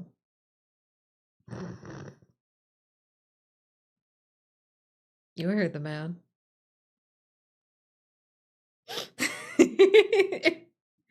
You understand. You understand. The fascination started very quickly. It was over. It was over. I was fucking cooked. The ship was sank.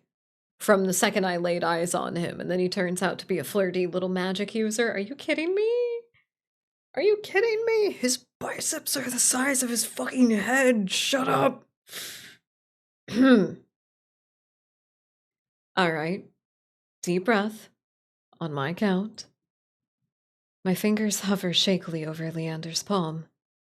3, 2, 1.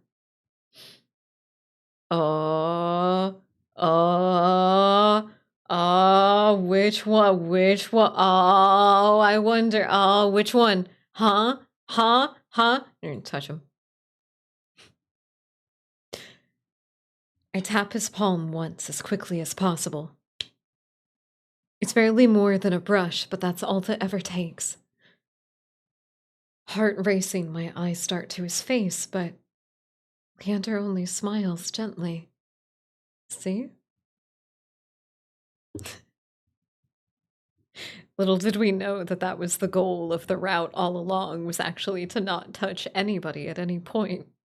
Failed instantly. You give someone the opportunity, failed instantly.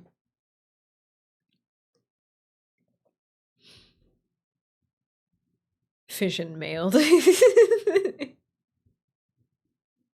Fission mailed. That's just fun to say, too. What the fuck? It can't be. When I reach for his palm again, Leander catches my wrist before I can pull back.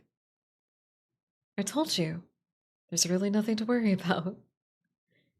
He trails off when my thumb grazes the soft skin of his inner wrist. I search for Leander's face for traces of madness, but his eyes remain a clear, soft green. Neither of us speak as I trace the contours of his palm, lost in an awareness that I wasn't anticipating.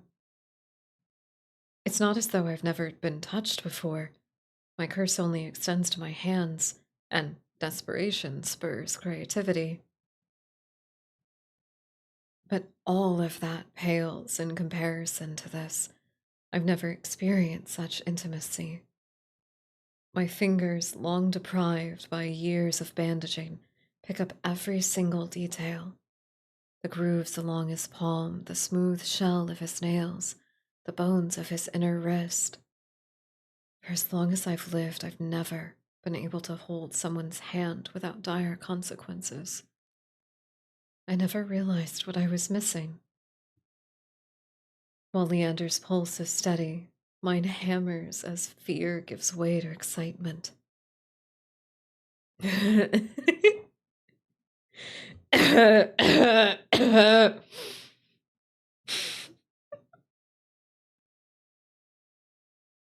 What do you think? What do you think? What do you think? Huh? What are we gonna do? What are we gonna do? I don't know. It's probably what it's. I don't know. What should we do? I don't know. I don't know. What do you guys think? What do you guys think? Should be a vote? Should we vote? Keep. I just hear it like a desperate wheeze. Keep. Do it. You know what? You know what? I'm gonna leave you with a slight cliffhanger for a second while I have another snack.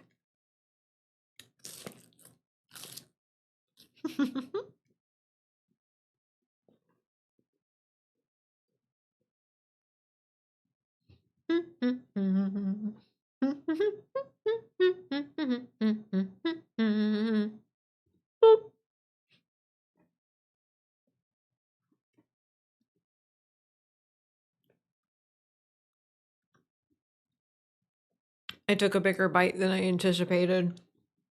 That was my own goddamn fault. It was worth it though. I love pepperoni and cheese, dude. It was delicious, thank you. The metaphor for this man. Always. It's just don't forget to stay hydrated. Keep it up. Premarital hand-holding. My hand glides over his inner wrist and up his arm, where smooth skin abruptly gives way to a raised scar. It matches the one that runs from his collar to cheekbone. Could it be the same wound? How dare. How dare you! If you take them today at the very... Well, actually, wait, no. I don't know your treatment regimen. You might only be able to take them in the morning. It's okay. It's okay. You will do better tomorrow. Would you kindly do better tomorrow? Invoke calamity. What does this spell do? Doom. Doom? Advice for what next to say. What's up? What's up? What do you want to say? That clip is so goddamn funny. I know, right? It's so good. Doom?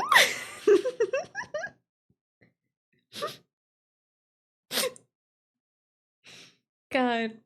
I love just being able to watch the girlies just decimate reality with a single word. If I could find it, I'll send it on Discord. That's just wait for you. Okay. All right. Do you not want me to proceed with the story until you find it? We do have an ad break coming up, so we can take a second. We can do that. Except I'm going to read the next couple of lines because I can. When I glance at Leander's face, his lips part as he considers his words. Am I the first person you've been able to touch like this? My hand goes still on his arm. So far. Then is it everything you wanted? When I nod, Leander turns my hand in his to inspect the gleaming fissures crisscrossing my knuckles. There's no revulsion in his face, no fear. He just looks up at me and grins. It's not every day that I meet someone as enticing as gold. And with that, we'll be right back. Enjoy the ads.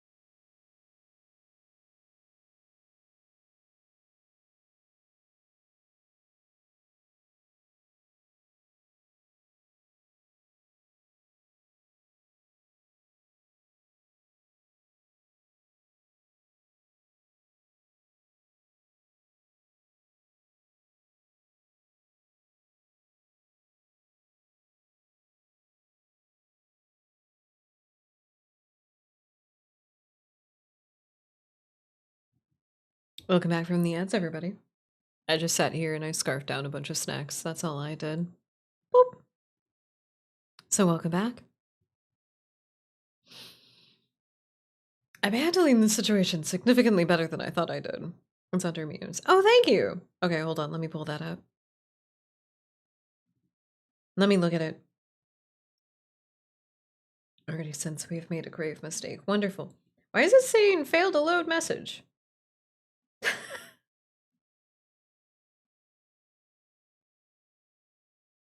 Why is...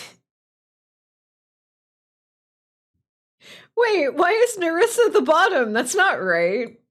I know that's not right. Why is Narissa the bottom in this equation? That's not correct. That's more what I'm disturbed than anything, is that the example is just is improper. Those are a couple of VTubers. Those are a couple of VTubers. Is it Shino or Shiori? I can't remember. She's very cute though. And Narissa Ravencroft, who is very lovely. Very, very lovely. She's got a beautiful singing voice. Those are in fact VTubers. Yep. Yep. That's why I thought you did it intentionally. Funny enough, 2 other Gothic VTubers. Uh-oh. Uh-oh. Meme used incorrectly. That's fine. That's fine. It happens. Oh, Lord. Oh, Lord. Okay. Our focus is back. I'm ready. He winks and lets me go. I draw my hand back and take a steadying breath. My head feels like it's stuffed with cotton. Habit alone guides me through the motions of rewrapping my hands. I'm not gonna mimic that sound, but that's fine. Classic. Classic.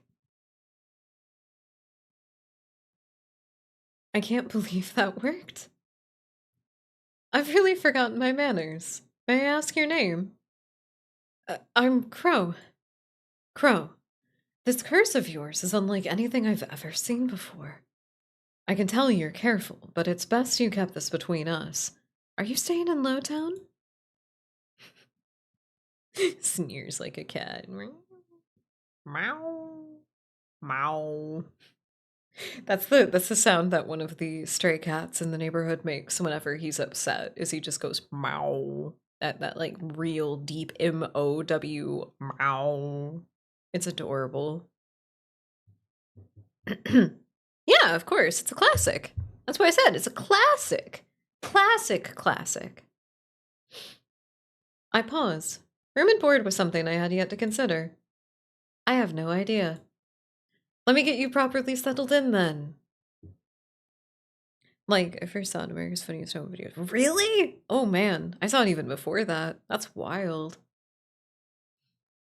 The Wick is notably quieter. Without their leader, most of Leander's followers have dispersed, or, in a few cases, fallen asleep beside their drinks. Got any rooms left, or did my lot grab them all to sleep it off? The bartender, who I now realize doubles as an innkeeper, slides a key onto the counter. The usual room. Oh, wait. The usual room. Leander laughs. Laugh sounds slightly strained. No, not today. Not today. This is just for my friend Crow.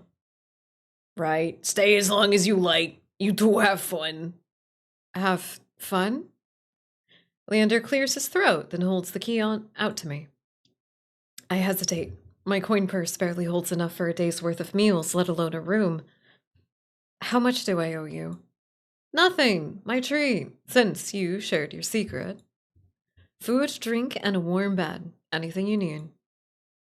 Carefully, I take the key from him. It's small but heavy in my palm. I never expected to have a warm bed in Iridia, let alone free meals. Thank you. Iridia is twice as dangerous as it is wondrous. Be careful out there. And if you ever need a reprieve from what haunts you, come find me. I nod, taking one last look at the gleaming bronze key before tucking it into the pocket of my cloak for safekeeping. Leander gives me a friendly wave before returning to the bar. So I don't know why it didn't do the I thought the line was still in it, but the bartender basically says that this is the room uh that Leander takes his nightly escapades up to. I don't know why that I'm gonna cycle back for a second. I'm gonna cycle back for a second. Hold on. Did they not say it? The usual room. Is it just like more slightly implied there? It might just be more slightly implied there, but yeah, no, this is supposed to be his like his hotel room. Damn it. Damn it. I thought it was funnier when they were more blunt about it. Dust glitters the sparse rays of light illuminating the room. The furniture is tired, the walls caked, and a large lumpy bed serves as the centerpiece. It isn't that bad of a room, though. I think it's pretty cute. We have extra blankets, nice little wash basin. I hope the water is clean, but you never know. There's also plenty of things to go through. There's dressers and books everywhere, which I would be feverishly tearing into. I can't remember the last time I slept in a bed, and I never imagined I'd sleep in one tonight. When I collapsed onto the bed, the springs let out a shrill squeak. Finally, I can allow myself to rest. My eyes fall shut before long. I languidly stretch out along the bed. I won't even take my shoes off. I just...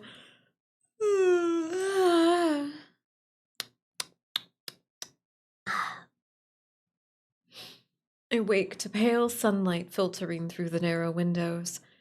Despite the clamor of the tavern below, the precious hours of rest have restored my strength and gifted me a flicker of cautious optimism. If I play my cards right, today should be the day I get closer to finding a cure. I quickly head out of the wet-wick. The air clings sodden and heavy with the lingering scent of rain. Without the afternoon crowd, the district looks barren and bleak. In the middle of the street, a pair of crows quibble over stale bread crusts. I pause watching them while I consider my next move. Karash and Leander both made it clear that the Snobium can't be trusted, but I came so far and I endured so much up until now. Potato King, welcome in. I hope you're having a lovely night. We're kissing boys today. I hope everybody's into it, and if not, I'm not sorry. This is as self-indulgent as it gets. I will not apologize. I'm also polishing off my snack plate, which I'm kind of sad about. But I do hope you're having a lovely night. Welcome in. Happy Monday. I see. Yes, indeed, indeed. Yes, I see. Ancient art of boy kissing. Yes, I need to see the Cenobium for myself, if only to satisfy my curiosity. Surely someone in the bar can point me in the right direction. Oh. Uh-oh. Oh no, I'm out of tea. And crackers. No! Damn, the one time you want more crackers. I think I heard your snaggly man voice earlier while looking. Scraggly? What are you having? What do you like? If I actually put like a little bit of an accent to it, it sounds more manly, I think, which is really funny. If I get a little raspy with it, I could sound kind of like Busher. But not quite. It's kind of what I'm trying to channel, though. That's a fun one to catch just casually, though, I think. What are you buying? I'm about to turn back when a shadow passes over me. A cloud, I think, until a puff of hot breath tickles the back of my neck. It's theorized the ancient Minoans and Mycenaeans had access to boy kissing, as the later Greeks of the classical era were deeply aware of the technique and used it to good effect. They did indeed. Those Greeks truly did.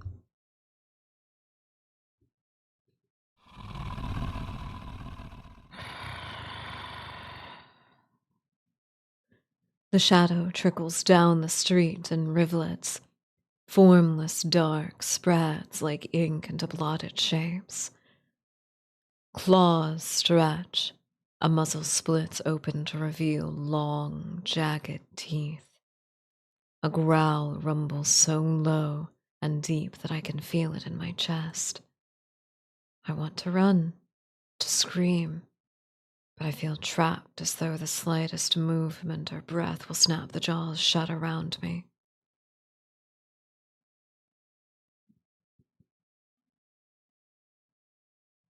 It's a lot of throat control, and I know everybody's going to say something about that, but I'll be honest with you, it really is a lot of throat control. I have to put it on, and I cannot do it for extended periods of time because it's not. I'm cutting some corners with the machine, if you will, to do the voice. I can give you what I got, though. See if it helps. Just in general, getting lower when you're speaking is about containing your voice within your mouth, not in your throat. So if I want to keep going deeper, I just got to keep it all in here. And I can, in fact, go quite deep with it. But that just has to do with my range, personally. Everybody's range is different. If you want to practice making your voice go deeper, just practice holding the voice in your mouth, putting the vibration, like the physical vibration, in the front of your mouth so you'll feel like your nose vibrate, your tongue and your teeth will vibrate a little bit. Or you sound deep. Well, how am I supposed to know? Everybody asks me about it. I've had a load of people actually ask me how to do deeper voices and everything. I've had so many people ask me, how am I supposed to know? And then I'm over here like, I can also sound like this. Isn't that crazy? I got a hell of a range, dude. It's wild. I can sound like all kinds of things. thank you for the insight, though. You're welcome. Don't put strain on your larynx. Don't do it. It's not worth it. I still had some pepperonis. I grabbed those. I have a single slice of cheese left.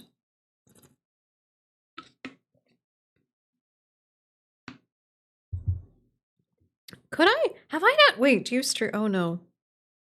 Did I not catch that you stream? I don't stalk you guys as much as I used to. I don't stalk you guys as much as I used to. Oh no, there's an ad playing. I'm sorry, I'm gonna mute that. I'm skipping the ad. I'm skipping the ad. No! Show me the clip, you sick fuck! Oh, you don't got no clips. You got no clips, just stream! It's just stream, no! Oh, clips! Damn it. Give me clips, damn it. How dare you? Give me clips, damn it. How dare you? I'll watch you through the ad. I don't care. What are you talking about? What's going on here? What are you doing? You're playing a routine? Very cool. Very cool. I'm looking. Speak, mortal man. I hope everybody's enjoying the Apocalyptica.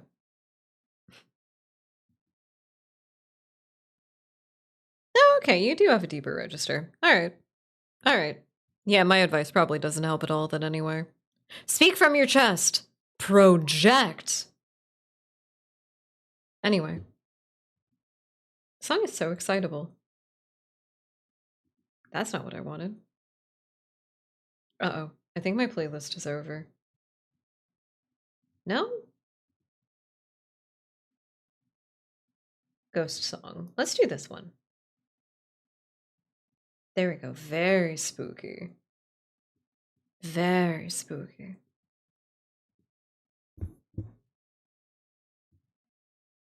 Oh, wait, right. Yeah, we were about to get eaten by something. Oh, no. No. I won't let it end like this. If I'm going to die, I want to look at what got me in the eye first. I steel myself, and then turn.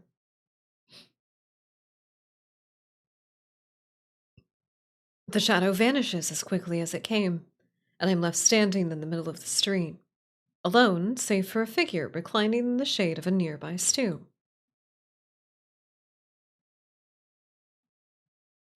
Is take it in. Take it in. This is one of the ones that all of the supposed very straight lads in chat were like, oh. Oh. I was expecting you to open it right away. I don't know.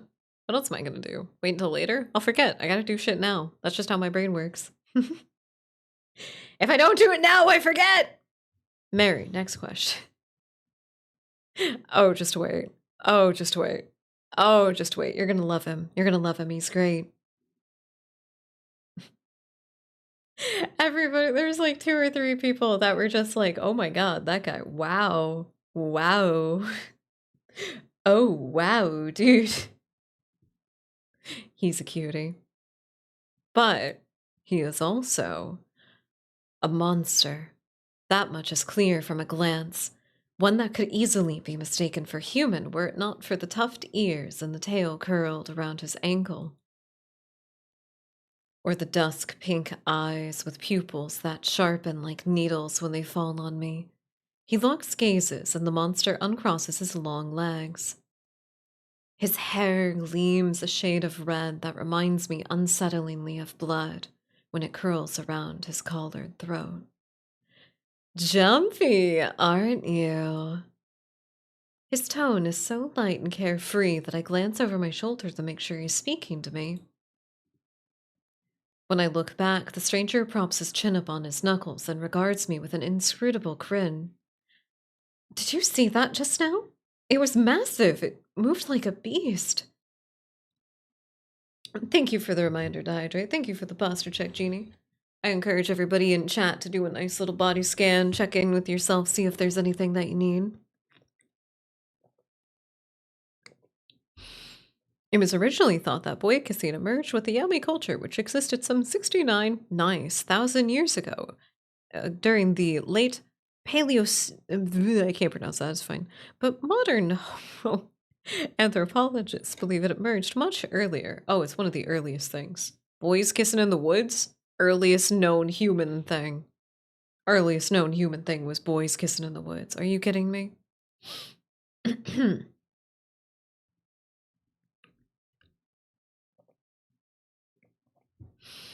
What if you need warmth and physical contact and like $1,000,000? There's like sugar daddies out there. There's sugar daddies that could provide such things. I'll be honest with you. Everybody wants a sugar mama because they think that the sugar mama is going to, 1, ask for less sexual favors, and 2, that they would be more comfortable with those sexual favors. You were wrong on both accounts. You were wrong on both accounts. Sugar mamas got really high standard because they are the ones that are being pined and fought over. They got really high standards. So if you want all of the love and a really rich spouse that just nurtures you, you gotta work really hard for that. You gotta develop some really, really valuable skills. What skills? Depends on the mama. I couldn't tell you. I have none of those things. I am nary a mama of any kind, let alone a sugar one. That's my money. I use it to buy stupid things. Let's meet this lovely, lovely individual properly. I don't like rich people, so maybe it wasn't meant to be. Well, you'd be marrying a rich person that wants to redistribute their wealth. So you never know, it might work out. Let's try and sound softer in that too, but anyway, wait, what do you mean trying to sound softer? You can still have a deep register and sound soft. Those are not mutually exclusive. Maybe that's why I got the hint of like, try speaking from the chest, you know? But if you're trying to go softer, that's fine. That's fine. Ingalls, but rule 3. I wish you all of the luck. All of the luck. Even as I speak, I'm aware of how ridiculous I must sound, but the stranger's smile doesn't falter. The only beasts I've seen are the Wick's drooling regulars, though this did catch my eye. Take it in. Take it in. Observe. Awooga. He's even got thigh eyes. He's got a harness, he's got a collar, he's got chains, he's got thigh highs, he's got this nice little waist snatching belt feature. The pretty drapery. Nut, nut, nut. He's very pretty. With a flick of her wrist, my in-room key dangles from his finger. It turns on a chain, glittering when it catches the light. My hands fly to my cloak's pockets and, sure enough, find them flat. He crooks his finger, beckoning. I've already taken 2 steps forward before some stifled instinct stops me. Something feels wrong.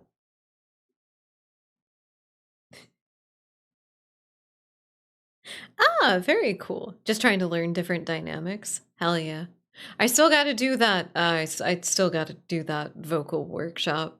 I've got the notes and everything for it, and I've added more to it. I've just got to organize everything and then, like, actually sit down and do it. One of these days. One of these days. I promise. Cross my heart.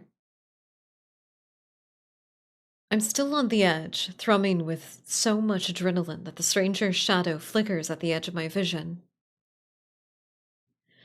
I always seem to attract the worst kind of attention, but I can't get rattled now. Where did you find it? My key. How do you find it? What can I say? I'm a sucker for shiny things. He smiles wide enough to reveal sharp fangs. I saw you drop it. You really should be more careful. City like this, somebody might take advantage. I will try my best. I will try my best. A bald-faced lie. Bold-faced. Not bald-faced. It's supposed to be bold-faced. That's the turn of phrase. A bold-faced lion without a hint of irony. I approach the monster, careful to keep an arm's length away. He doesn't look dangerous, but the most deadly ones never do. The stranger's chain softly clinks with a tilt of his head. His ears flick. Keeping your distance. I'd be stupid to trust you. You think I stole your dinky little key from all the way over here? He gives an exaggerated sigh. Oh, I'm good with my hands, but not that good. Do I really look like a common thief to you? A bald-headed lie. They took her wig. They snatched your wig. You lied so bad. They got your wig.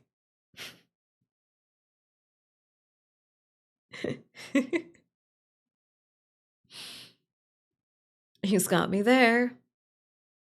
The sheer fabric of his sleeves alone would be too expensive for most street thieves. Hell, his shoes look like they cost more than I spent traveling here. And then the shop behind him. No matter the city, parted pink curtains only ever mean one thing. I am not looking to buy, and I doubt I could afford your services anyway. Lucky for you, I don't charge.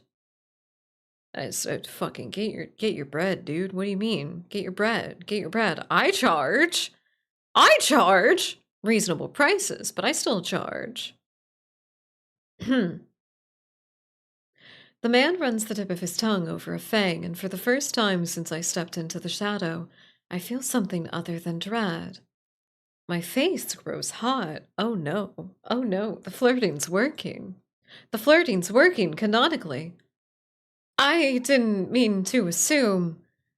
I'm flattered, really. Did you think you could pay to pet my ears? I just need my key back. Ask nightly, and I I tripped over my words. Good God, I was trying to be too flirty. Trying to be too flirty. Ask nicely, and I might let you tug on my tail. Just throw it over here, so some spindly little street urchin can snatch it up and run. He raises my key and tilts his head so he can watch it dangle back and forth. I suppose I could just claim your room for myself. Not that I'd be caught dead, slumming in the wick with the rest of those slack-jawed imbeciles. You're obviously not from around here. So tell me, traveler, what misfortune brought you to this wretched place? The mushmouth? I don't think it's cute. Makes me feel fucking silly. I'd feel silly when I get mushmouth. I'm a fucking actor! What do you mean? His voice practically drips with derision. I am not telling you a goddamn thing. What could have possibly drawn you to this dreary little pig pen, I wonder? He listlessly watches the arc of my key swing around his finger. The weather's shit, the food's drack, and there's entirely too much monsters for a human to feel safe. Unless... Dagger-sharp eyes flick towards me, the gleam bright with amusement. Unless you're just dying to consort with monsters. By now, my embarrassment has worn away, leaving simmering impatience in its place. If this is a shakedown, it's the most frustrating one I've ever heard of. Oh, never mind. Never mind. It's fine. It's fine. Don't worry about it. Don't worry about it. What if I don't want to be cute? What if I don't want to be cute? What if I want to be charming? What if I want to be endearing? What if I want that? What if I don't want to be cute? Unless you're dying to consort with monsters. He calling us monster lovers? Yes, he is, Caparian. Yes, he is. But also, welcome in. I hope you're having a lovely night. No need for the defense. What if I don't want to be cute? What if I don't want to be cute? You're not in danger. You are the danger. Actually, I am. Actually, I am. Veer thinks he's dangerous. Oh, just you wait. Oh, just you wait. I found it. It's like The Awakening all over again. That's why I love visual novels. They usually lend themselves very well to this kind of thing. So should we walk away? Let him have our key. Ooh. He'll probably call our bluff, but if we play along with him, maybe his walls will go down a little bit. Well, no, I know. That was silly. That was silly. That's not how I actually growl. Good God. Good God. Everybody's here at the weird purring noise that I make. That's the closest thing to a growl that I have, but the roar is just funny. That's just funny. All right, we'll play along with his shenanigans. How do you know that I spent all my money, starved, and nearly died in a swamp just so I could crawl into bed with the first thirsty monster I met? That earns me a burst of breathy laughter. He gazes at me under his dark lashes. Ah, aren't you funny? Could you be any more obvious? I have been told that subtlety is not my strength. So your place or mine? I'd invite you back, but my key... His languid gaze glides from the key in my hand and back. Take my hand and we'll go together. The more he flirts, the more... Wait. I should put a little bit of stank on that one, shouldn't I? Then take my hand and we'll go together.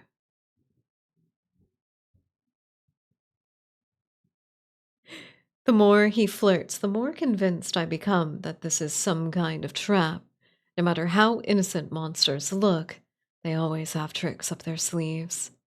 And something tells me that this one's more dangerous than he lets on, even if he has a lovely laugh. I don't know what you want or why you're messing with me, but I'm not coming any closer until I know you aren't going to attack me. Or bite. I won't bite hard unless you beg me.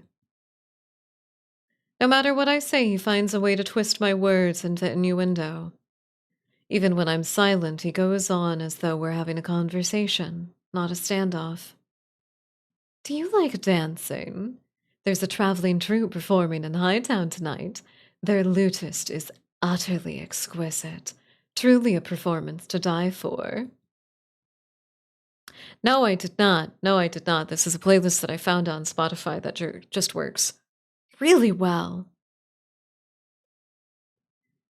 There's life in this dreadful place, if you know where to look. And you sound like you know the city well. The monster's gaze flickers from me to the key hanging on his finger. Naturally, this dump was more than a miserable little smear on a map when I first arrived. High town, low town. I know Iridia like the back of my hand. What about the cenobium? Do you know where that is? His smile vanishes. Surely you've seen it. That absurdly large, looming tower over the rest. It's hard to miss it. He must mean that spire I noticed when I first caught sight of Iridia. The cenobium's overrated. Forget about it. I can show you things that those stuffy boar limp dicks in their tower couldn't ever dream of. What do you say? How about the two of us have a little adventure? I've already got plans. Oh, have you some pressing matters at the cenobium? Lunch dates with the librarians, tea with the most esteemed abbess? That's my business. What's it matter to you? I square my shoulders and the amusement bleeds out of him. Your loss.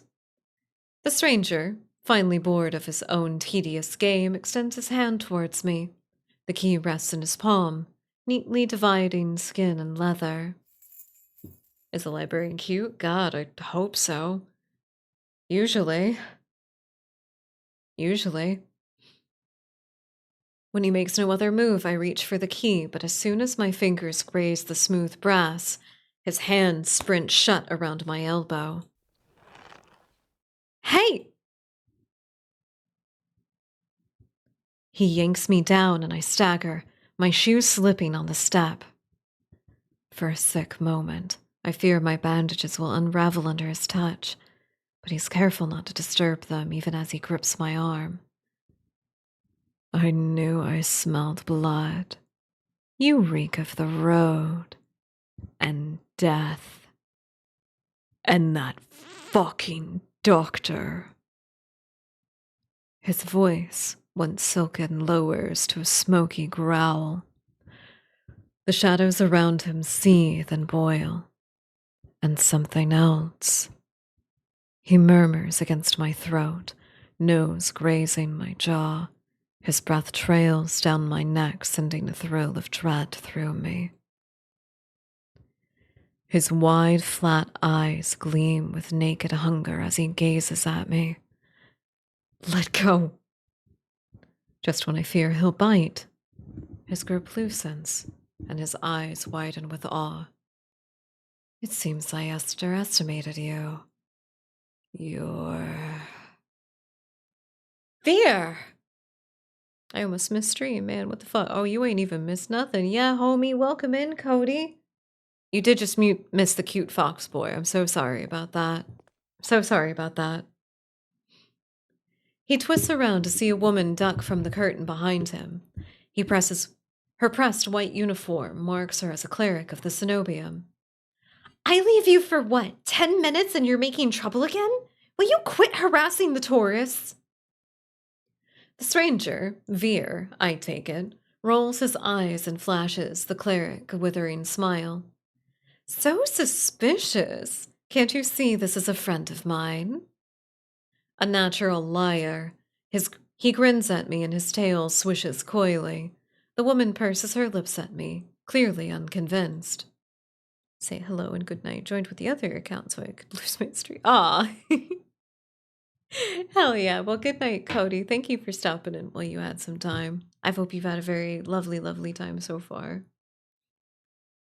I open my mouth to correct him, but Vera cuts in. I was graciously offering my dear friend some free advice. Though his voice remains light and cheerful, his expression darkens. Danger's drawn to you like a moth to a flame. It will always find you given time. The woman clucks her tongue as though she's heard this recital 102 times. Word to the wise, don't take free advice from lazy foxes lounging in the street. This crook here would sell water to a drowning man for the sheer enjoyment of it. Had a busy day. Well, rest well. Get the rest you need. I'm going to eat my last piece of cheese as a reward for getting through the scene. She shrugs off a wilting look from Veer. Oh, please. Any friend of yours knows it's true. Now hold still. Veer raises gracefully at her approach. He pushes his hair aside so it drapes over one shoulder, exposing the long line of his neck. And suddenly, it dawns on me that the jingling I heard earlier wasn't coming from his harness, but from a heavy chain drawn round a hitch post and padlocked to the back of his collar. The woman produces a key ring from her pocket. She rifles through a dozen identical keys before selecting one and slotting it into the lock. Come on, unless your friend is tagging along on our merry little soulless hunt. They're hunting soulless inside the city? Words momentarily fail me. The cleric regards me with a polite, if tight, smile before marching down the stairs. Veer lingers. He stretches his arms over his head with a yawn, and I try not to stare at his stomach. Oh, wow. That is just so blunt, isn't it? God damn. Everybody is very thirsty for the main character. I have to assume they are just, like, really hot, and the main character is not quiet about just, like, how attractive they think everybody else is. I know, right? Hey, here you go. He stretches his arms over his head with a yawn.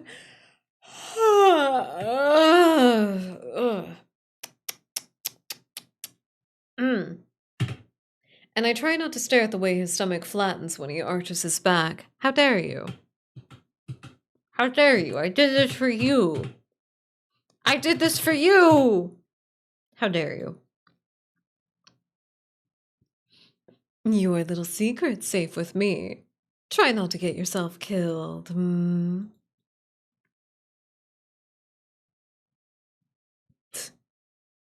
I'm just having fun. I've played this dozens of times. We got past the premarital hand-holding scene, which is really the only one that really, like, you know, gets under my skin. I made this for you! A man who invented hot Kool-Aid. I made this for you. I haven't thought about that skit in so long. Thank you for that reminder, Jeannie. Holy shit. Holy shit. Veer hops off of the stoop and bounds after the woman. His tail sways merrily as though he hadn't just lied and threatened me. Did you try that thing I mentioned? The Lavintian knot? That's the one where you take 3 fingers and...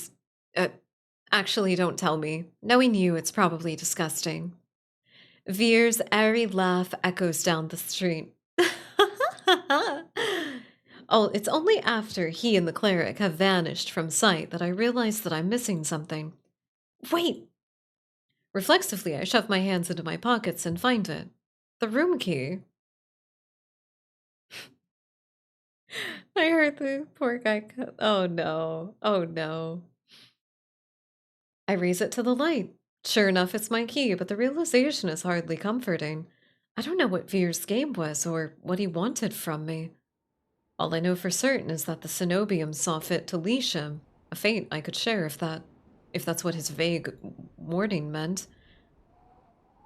I let my eyes drift skyward past the lanterns gently swaying in the breeze to the Cenobium faintly visible through the haze. Just one glimpse is all I need, then I can put this all behind me. This time, the key goes into my coin purse for safekeeping. Well, then somebody just steals your coin purse and they got your key. You gotta put everything in your pants. Nobody's gonna reach in there to steal anything from you. They're thieves, not assaulters. Hopefully. It's easy enough to follow the winding streets, climbing uphill towards the distant tower. Hours later, legs aching, sweat beating from my forehead, I finally find what I'm searching for. The Cenobium of the Luminous Void. It stands at the highest point of Iridia, surrounded by cold white walls. Well-dressed people stroll down the walkways, ignoring the massive tower in their midst. I'm the only one standing before the gates. I crane my neck up until I see the top of the cenobium spire disappears into clouds overhead. My stomach gives an uneasy lurch, though far grander than the humble shrine of my youth. The cenobium is eerily reminiscent of a gilded birdcage.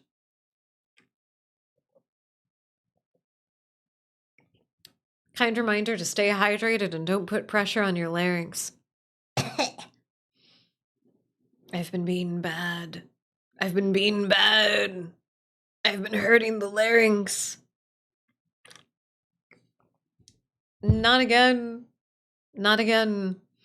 I'm gonna do a little vocal thing to try and like chill them out. I am just very tired today, and I am very congested as well.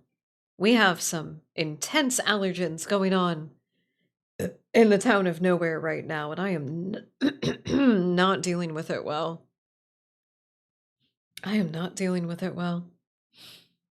I'll be okay though. Don't worry.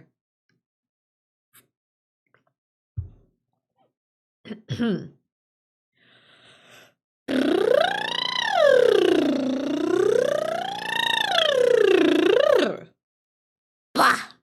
You want a good vocal warm-up? Do that. They're called trill sirens. You do the little thing where you go like with your lips. You do that, and then you go from the lowest part of your register all the way to the highest.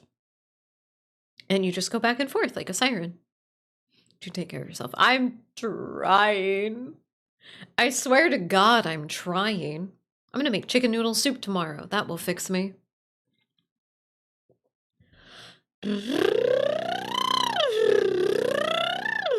Or I might make it tonight, depending on how I feel.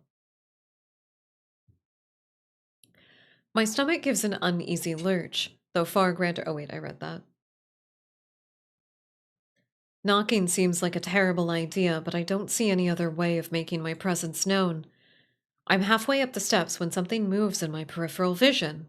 A cute, shadowy, tsundere figure. Oh no, maybe if I shower them with praise and flirting, then they'll soften and be all cute. I can take a bite out of them. Oh wait, I didn't actually read the line. A shadowy figure crouches beneath one of the white walls. They reach out and tug on a vine, as if testing its strength. Oi! You there! The shadow vanishes as quickly as I spotted it, and a gaunt-faced man in a crisp charcoal uniform marches up the steps towards me. Ah, another tourist. Get out of here once you're done gawking. A dismissive wave accompanies his equally dismissive words, and he turns without even waiting for my response. Oh no, I've got the hiccups. I've been cursed of fraud. Help. Oh god, I'm dying. Oh god.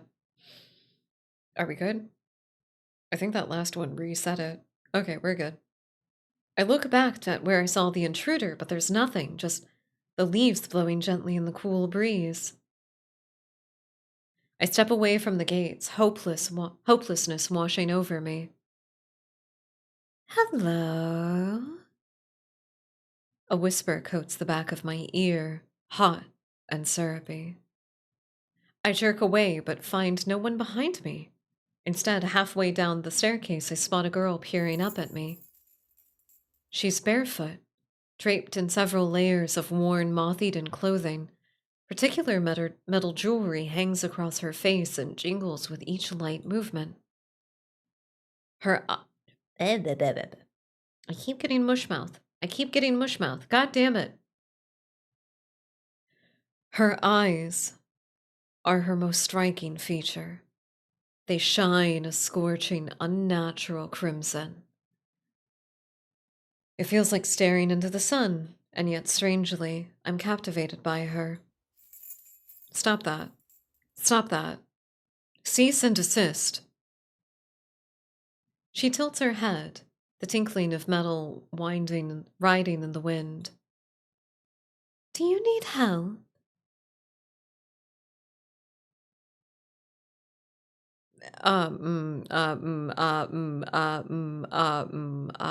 Yes.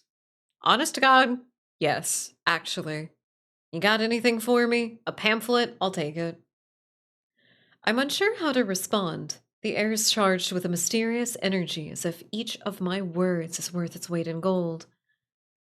On the off chance she can help me, I might as well be somewhat truthful. I do, but wanting it is another question. She giggles at, and it, God damn it, why am I fucking up? Why am I fucking up so much? Ah! Ah! Ah! Get it together. You're a professional! For God's sakes. The giggle she makes is a chiming, fluttering sound. You're honest. I like that. She dips into a polite curtsy. I curse you with dyslexia. I already have that!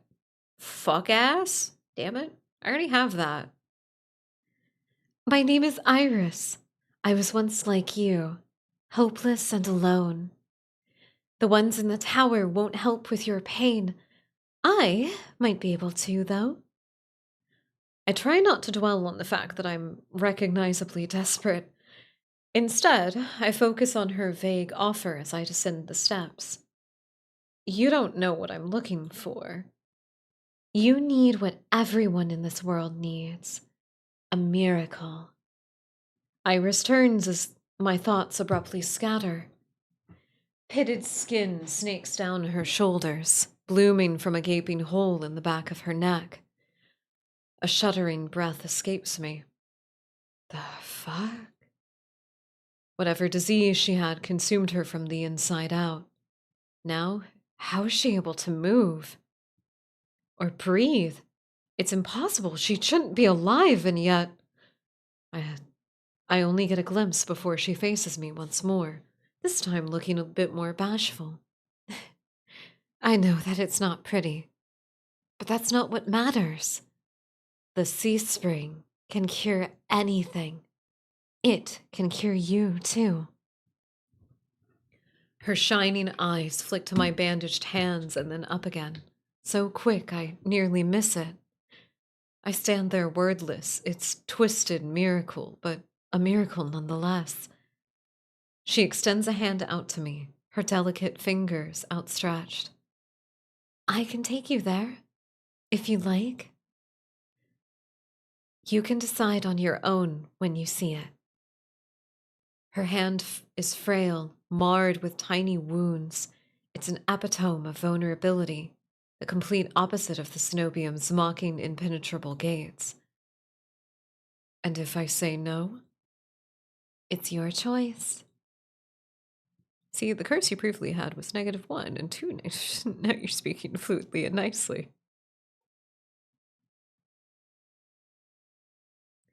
I was gonna say more that there's a fun knack of being a voice actor of like, when you actually just like confidently commit to the bit, which is what you're supposed to do anyway in all things in life, confidently commit to the bit no matter what.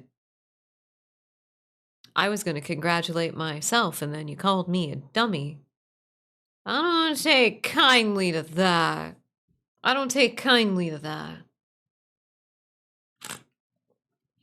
Though I guess it's appropriate for the younger sibling energy that all of chat has. I'm also getting tired. I'm getting tired. I'm not gonna lie to you. I'm getting tired. I'm eepy. It's all cold and chilly tonight. I'm getting eepy.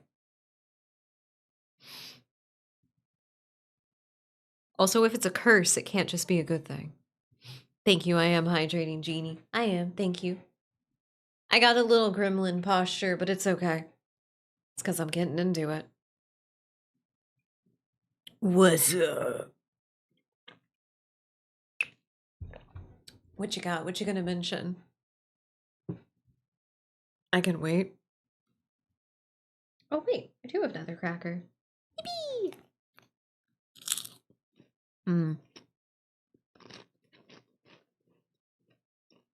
You know what? I might stay awake to make chicken noodle soup. What's his name? Ray?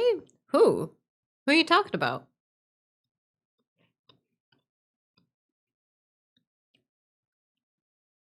I have no idea who this is. I named my character Crow because I didn't want to read out my own name flirtily. Foxman? Veer. It was Veer. Vere.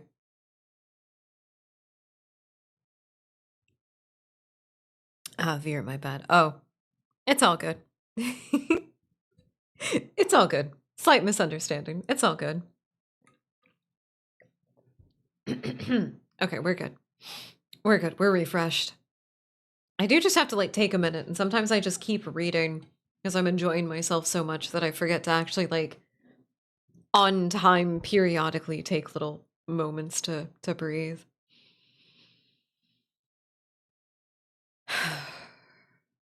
Okay.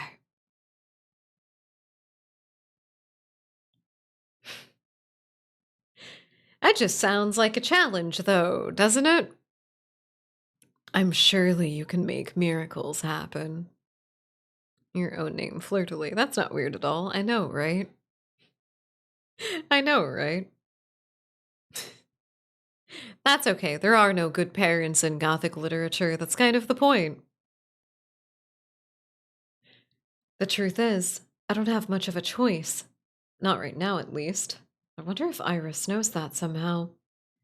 If there's any hope of finding a cure, I need to follow every lead, including seeing this sea spring for myself. Take her hand, because I have no choice. I cautiously slide my hand into hers. Her skin is ice cold through my bandages. We descend from the higher streets, abandoning their gilded decadence as we cross the river. The wet, derelict district holds more familiarity to me. However, Iris leads me further still, until I'm met with an all too familiar sight. My gut lurches when I face the open horizon. The sea spring is straight ahead. Aridia's outskirts are hardly recognizable in the daylight, but venturing beyond city walls is a gamble I wasn't prepared to take so soon. I shake my head and pull away from Iris. I'm not leaving the city. She circles in front of me with a placating gesture. Don't be scared. I promise you it's all right. You're as safe inside the city as outside of it, and the stretch before you is the safest of all. She casts a wistful gaze out over the waste as if admiring something beyond the vista. This region belongs to Ace. Some call him a gang leader, but he's much more than that. I'm being led in for a miracle cure, and supposedly there's somebody that people call a gang leader at the heart of it. Uh-oh. Uh-oh. Does anybody remember Waco? Uh-oh. Uh-oh. Oh no. I'm sure there will be nothing that will distract us from the glaring red flags of the situation. It's difficult to string my thoughts together. Only a fool would leave the city, but a primal instinct tells me that Iris isn't lying. She twirls around with another curtsy, jewelry twinkling playfully in the sunlight. Her doe eyes soften with a smile. As I said, it's your choice. Thank you for coming this far. I hope we meet again, Crow. I blink, and she's gone. Confusion grips me as I look round, searching for any trace of her. But I'm completely alone, with only the vast nothingness of the waste for company. Did I imagine everything? Nope, that whole encounter was real. Again, the primal instinct insists on it, just like it insisted on Iris's honesty. The sea spring is straight ahead. If I manage it, if it manages to cure Iris, I need to see what it can do for me. I venture forth, nerves and determination roiling together in my chest. My heart pounds with each step as I take from civilization. Civilization. It doesn't take me long to realize that I'm not the only heartbeat I hear. Like a flitting gnat in the back of my mind, I'm certain there's another pulse thrumming through the earth underfoot. I felt this presence before when I first set foot in Iridia. It's like a living dread coursing beneath the city, only this time, it's drawing me closer. I do apologize, my lovely listeners, lurkers, and watchers. We're going to try to get as close as we can to the actual introduction of our next character, but we have an ad break coming up here in just a moment. If you would like to avoid ads in the future, please consider subscribing, as it does help us out a lot, and along with that review, and you also get access to custom emotes and a precious little sub badge next to your name in chat. If you're not interested in any of that, still thank you so much for your continued support, and enjoy the ads. We will be taking a break whenever they pop up, though, so take some time to take care of yourself if you need to.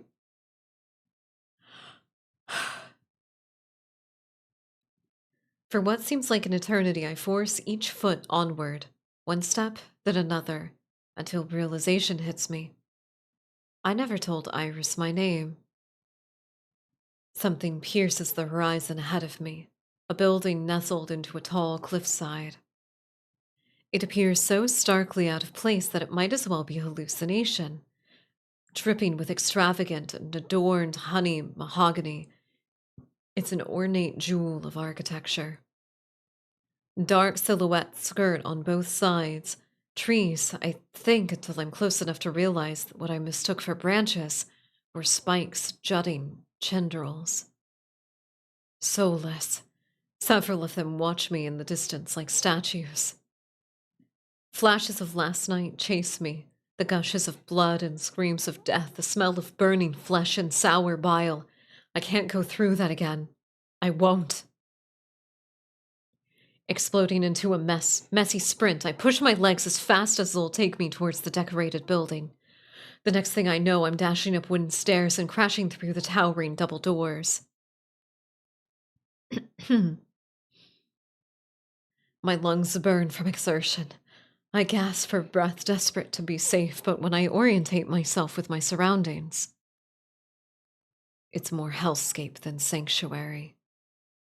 And with that, our ads start, and we will be right back from our break.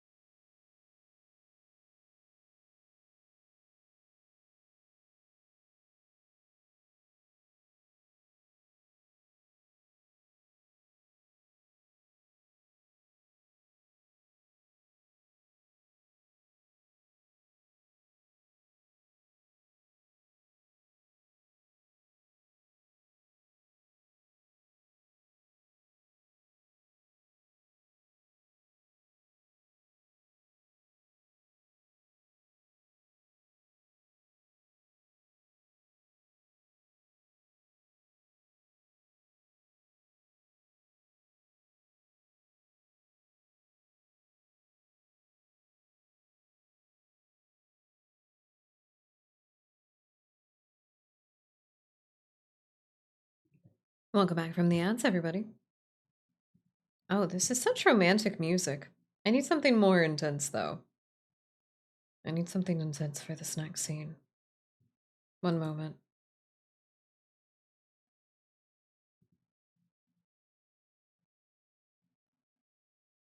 Nope. Nope.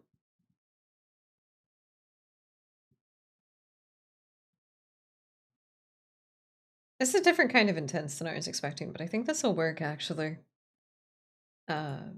Repeat. There we go. Welcome back, everybody. Oops. There's our game. It's more hellscape than sanctuary. Blood flows all around me. That's a little loud. Wait a minute. There we go. Okay. I can deal with that. I can deal with that. Blood flows all around me, overwhelming my vision with a lurid, unholy red. Instinctively, my hand leaps to my mouth. But the rotten stench of blood never comes. Instead, a smoky scent hangs in the air, sharp and spiced. I swallow thickly, convincing myself that it's not as gruesome as it appears. This has to be the sea spring, the place that grants miracles. Tall pillars flank me, blanketed with written notes. Seating pillows scatter the floor. A rustic kettle sits nearby. Someone must live here, despite how eerily empty it is. I'm gonna introduce myself. Hello? Anyone there? My voice echoes across the cavern without response. I approach the paper-covered pillars. Maybe there's something here that can tell me more. I reach for the closest one. I reach for a note in front of me. It reads, "Dear Mother, don't cry for me. I'm sorry I didn't say goodbye, but we'll meet again in another life. I love you very much. If you ever see me, never speak to me again." It's written in perfect cursive. I've never seen such beautiful handwriting. Before I can ponder further, a sharp chill runs down my spine. Something is watching me. I quickly set the note back, my eyes darting around the wooden deck, but it's still empty. Finally, I look towards the sea spring. The stillness hides something deeper, something wrong and familiar. Hey! I spin around and come face to face with a pack of soulless. The chitter and growl, tendrils and spikes flaring threateningly, all different sizes and species, but sharing one identical trait: glowing crimson eyes. I try to back away, but my heel teeters over the sea spring. I'm cornered. Watch your step. Steeper than it looks. That voice again. At the sound of it, the soulless freeze, their snarls quieting. Uh-oh. Uh-oh. Fish, welcome in. I hope you're having a lovely night. We're flirting with two-dimensional cuties. I hope you're into it. I do hope that you've been doing well, too. I search for the voice's source and find one above me, lounging in the rafters. You look lost, little sparrow. His gaze is a violent crimson, one that sears through me, leaves me feeling raw and exposed. They're the same eyes I've seen over and over, first with Iris, now with the soulless circling around me, all bound by the sea spring's blood red. In the shroud of darkness behind him, shapes like massive tentacles twist and coil around the wooden beams. I don't know what's playing now. Why is it playing this? Hold on. It was supposed to play that song. It was supposed to play that song, like, it was supposed to repeat it. What the? Damn it. I like this one. I like the song. Keep playing this for the intensity of the scene.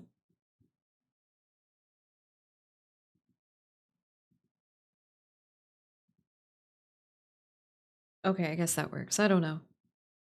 This works. I can't focus. The soulless's growls ring in my ears. They're not advancing, but that could change at any second. Panic rises in my throat and I struggle to track them. Hey! Eyes on me. My stomach rolls as I tear my eyes away from the soulless. Don't ignore someone who's talking to you. It's not polite. For a moment, anger knocks my fear aside. Who is this bastard? Fuck you. I look right into his unnerving. Thought it was unwavering for a second. I was like, nope, I read that right the first time. It's unnerving. I look into his unnerving eyes and hold his gaze defiantly. Fuck you. Is that better? A crooked grin runs across his face. We'll work on it. I scan the soulless again. They really aren't attacking. And are posturing more than anything else. It's as if they're waiting for the commands.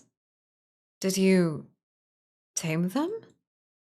Power of the sea spring, says bastard. They're hungry, so they might bite. You could give me a reason to stop them. How about I didn't do anything wrong? Trespassing. And that's punishable by death? He gives a non-committal shrug. I called out earlier to see if anyone was here. Were we supposed to play hide and seek?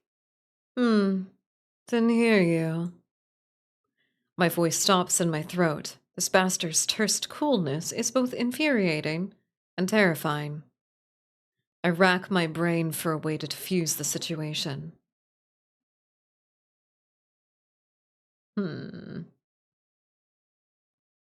Should we be a little pitiful? Should we be a little pitiful or should we be combative no matter what?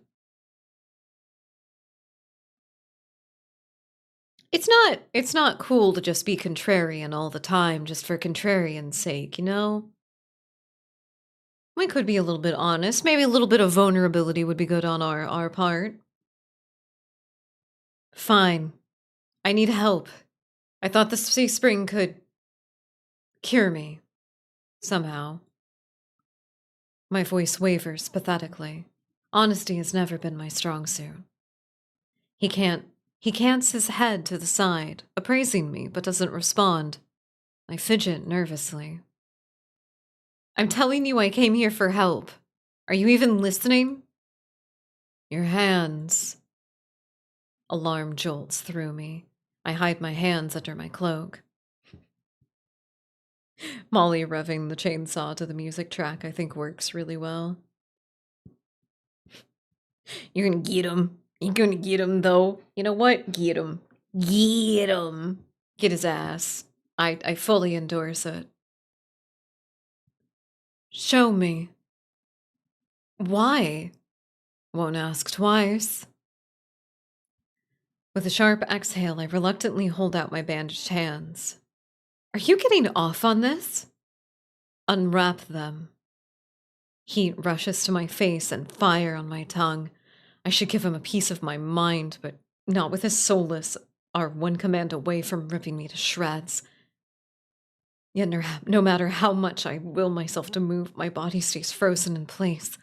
I stand there for a long, agonizing minute. I'm glad you're enjoying it. I'm glad you're enjoying it. My hands are trembling when I finally raise them.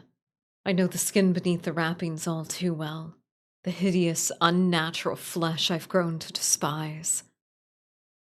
I grip the edges of the bandage. Stop. Oh wait, I didn't let you linger. I didn't let you linger. I didn't let you get a big eyeful of CG. There you go. There you go. You can have all of that. Wait. I'll even lean out of the way a little bit. There you go. There you go. He's got spikes on his shoes. He's very sharp. Like, he's just got, like, sharp all over him. Sharp dressed, figuratively and literally. He's got 2 sets of horns, it seems. All of his jewelry is very sharp. He's a sharp guy. There you go. There you go. Let you take it in for long enough. Can't have you all going crazy. With a weary sigh, the man slides off the beam and lands with a thud that shakes the panel's underfoot. Wait. He's a monster, tall and imposing, with a presence that commands the very room like gravity. Lantern light sculpts his face in sharp, unforgiving lines.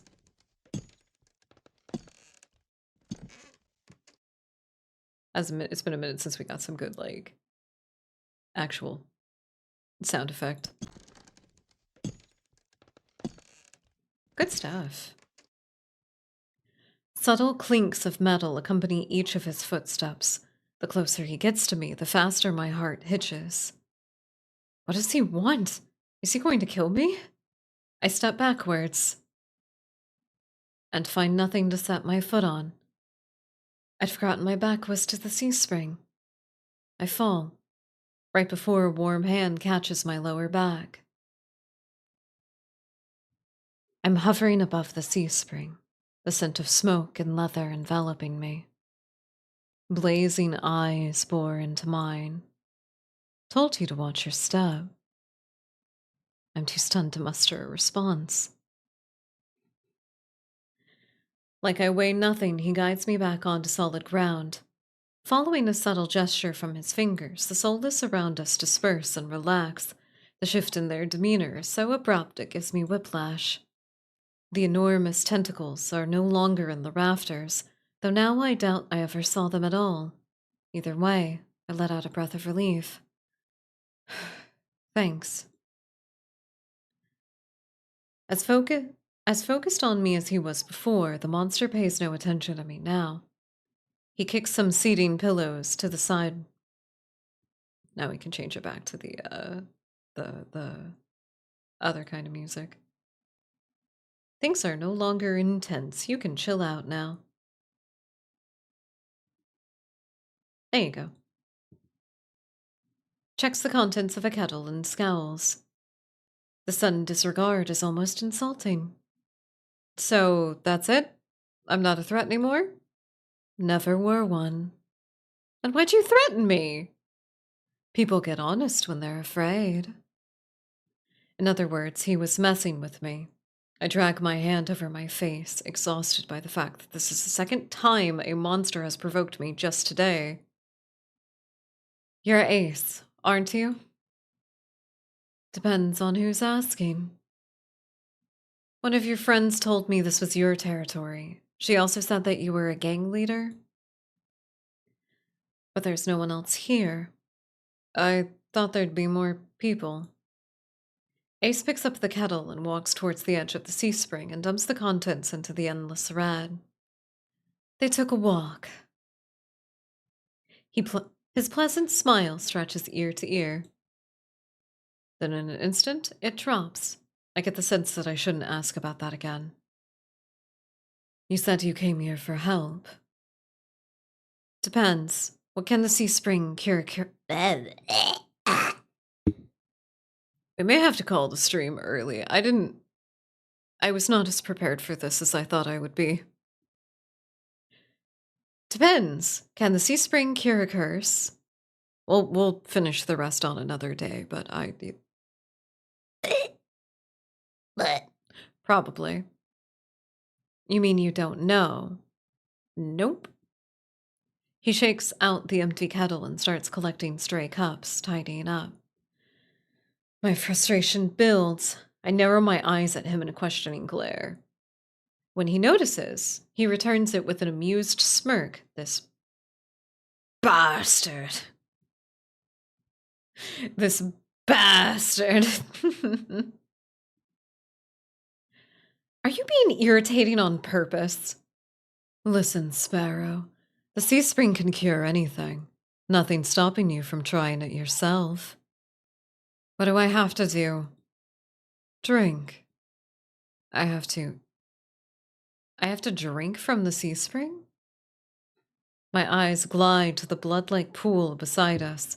The idea of ingesting the liquid makes my guts churn. Is there a price? Always. Ace taps his temple with a finger. You lose it a little bit. That's it? Might have already beat it to the punch.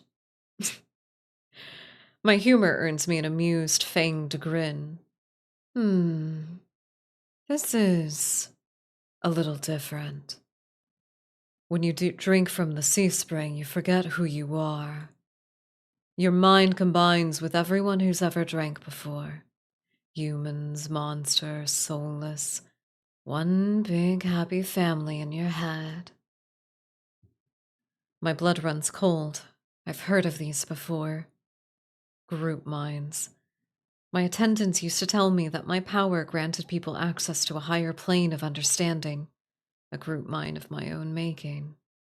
All lies. But something tells me that this is real, even if one thing doesn't add up. Your eyes are red too, but you obviously haven't forgotten who you are.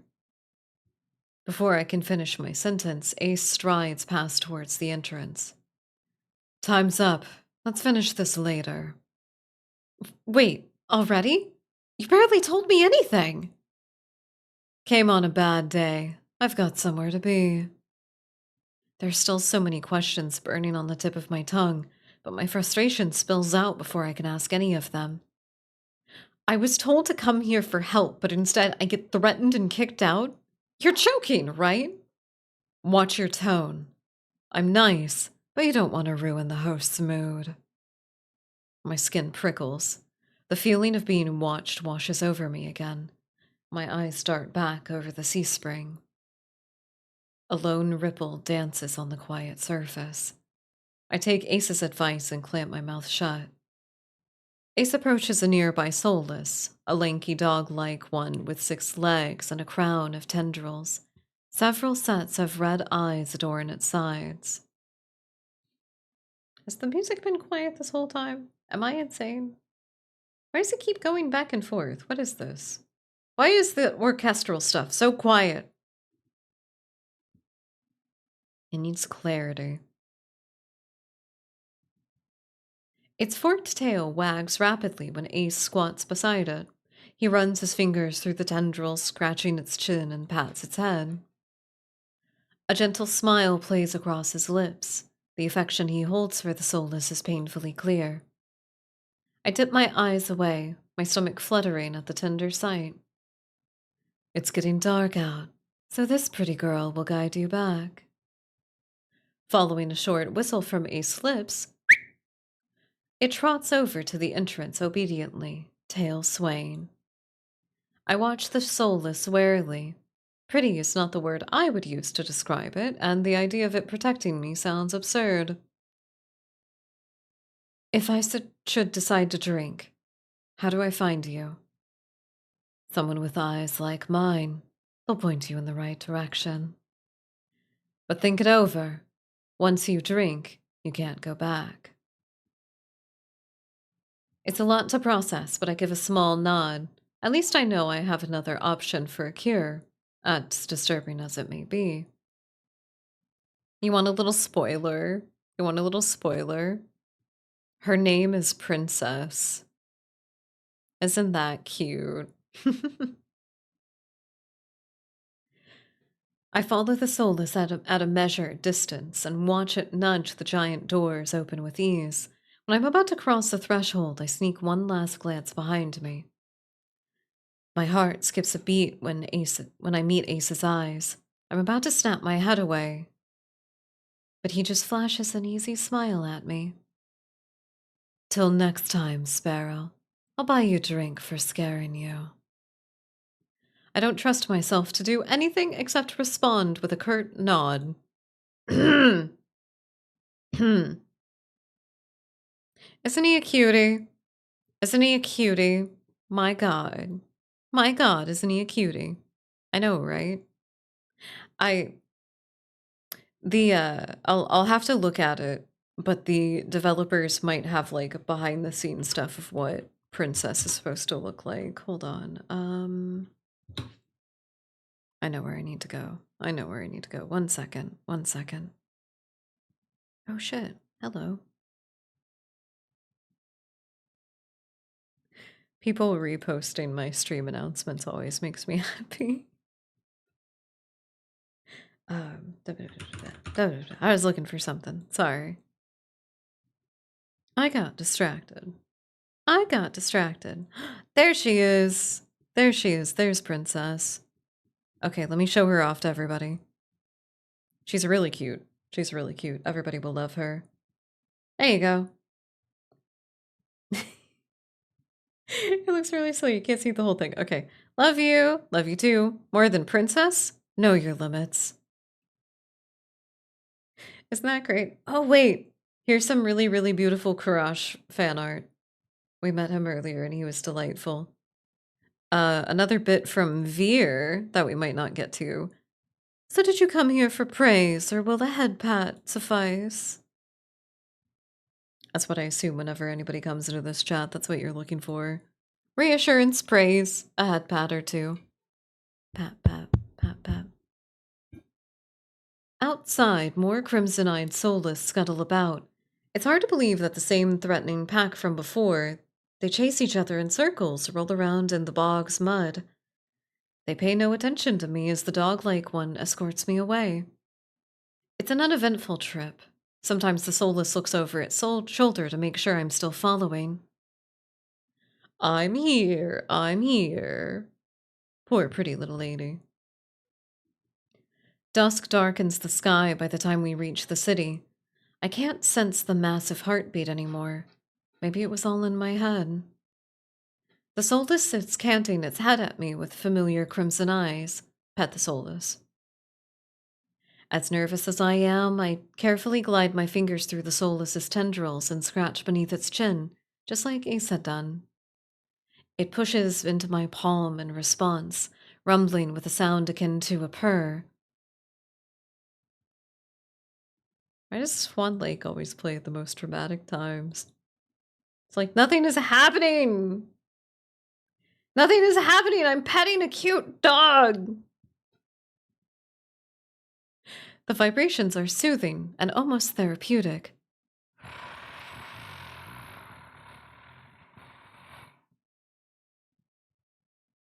When it's satisfied, the soulless spins around and scampers back in the direction we came, vanishing into the darkness.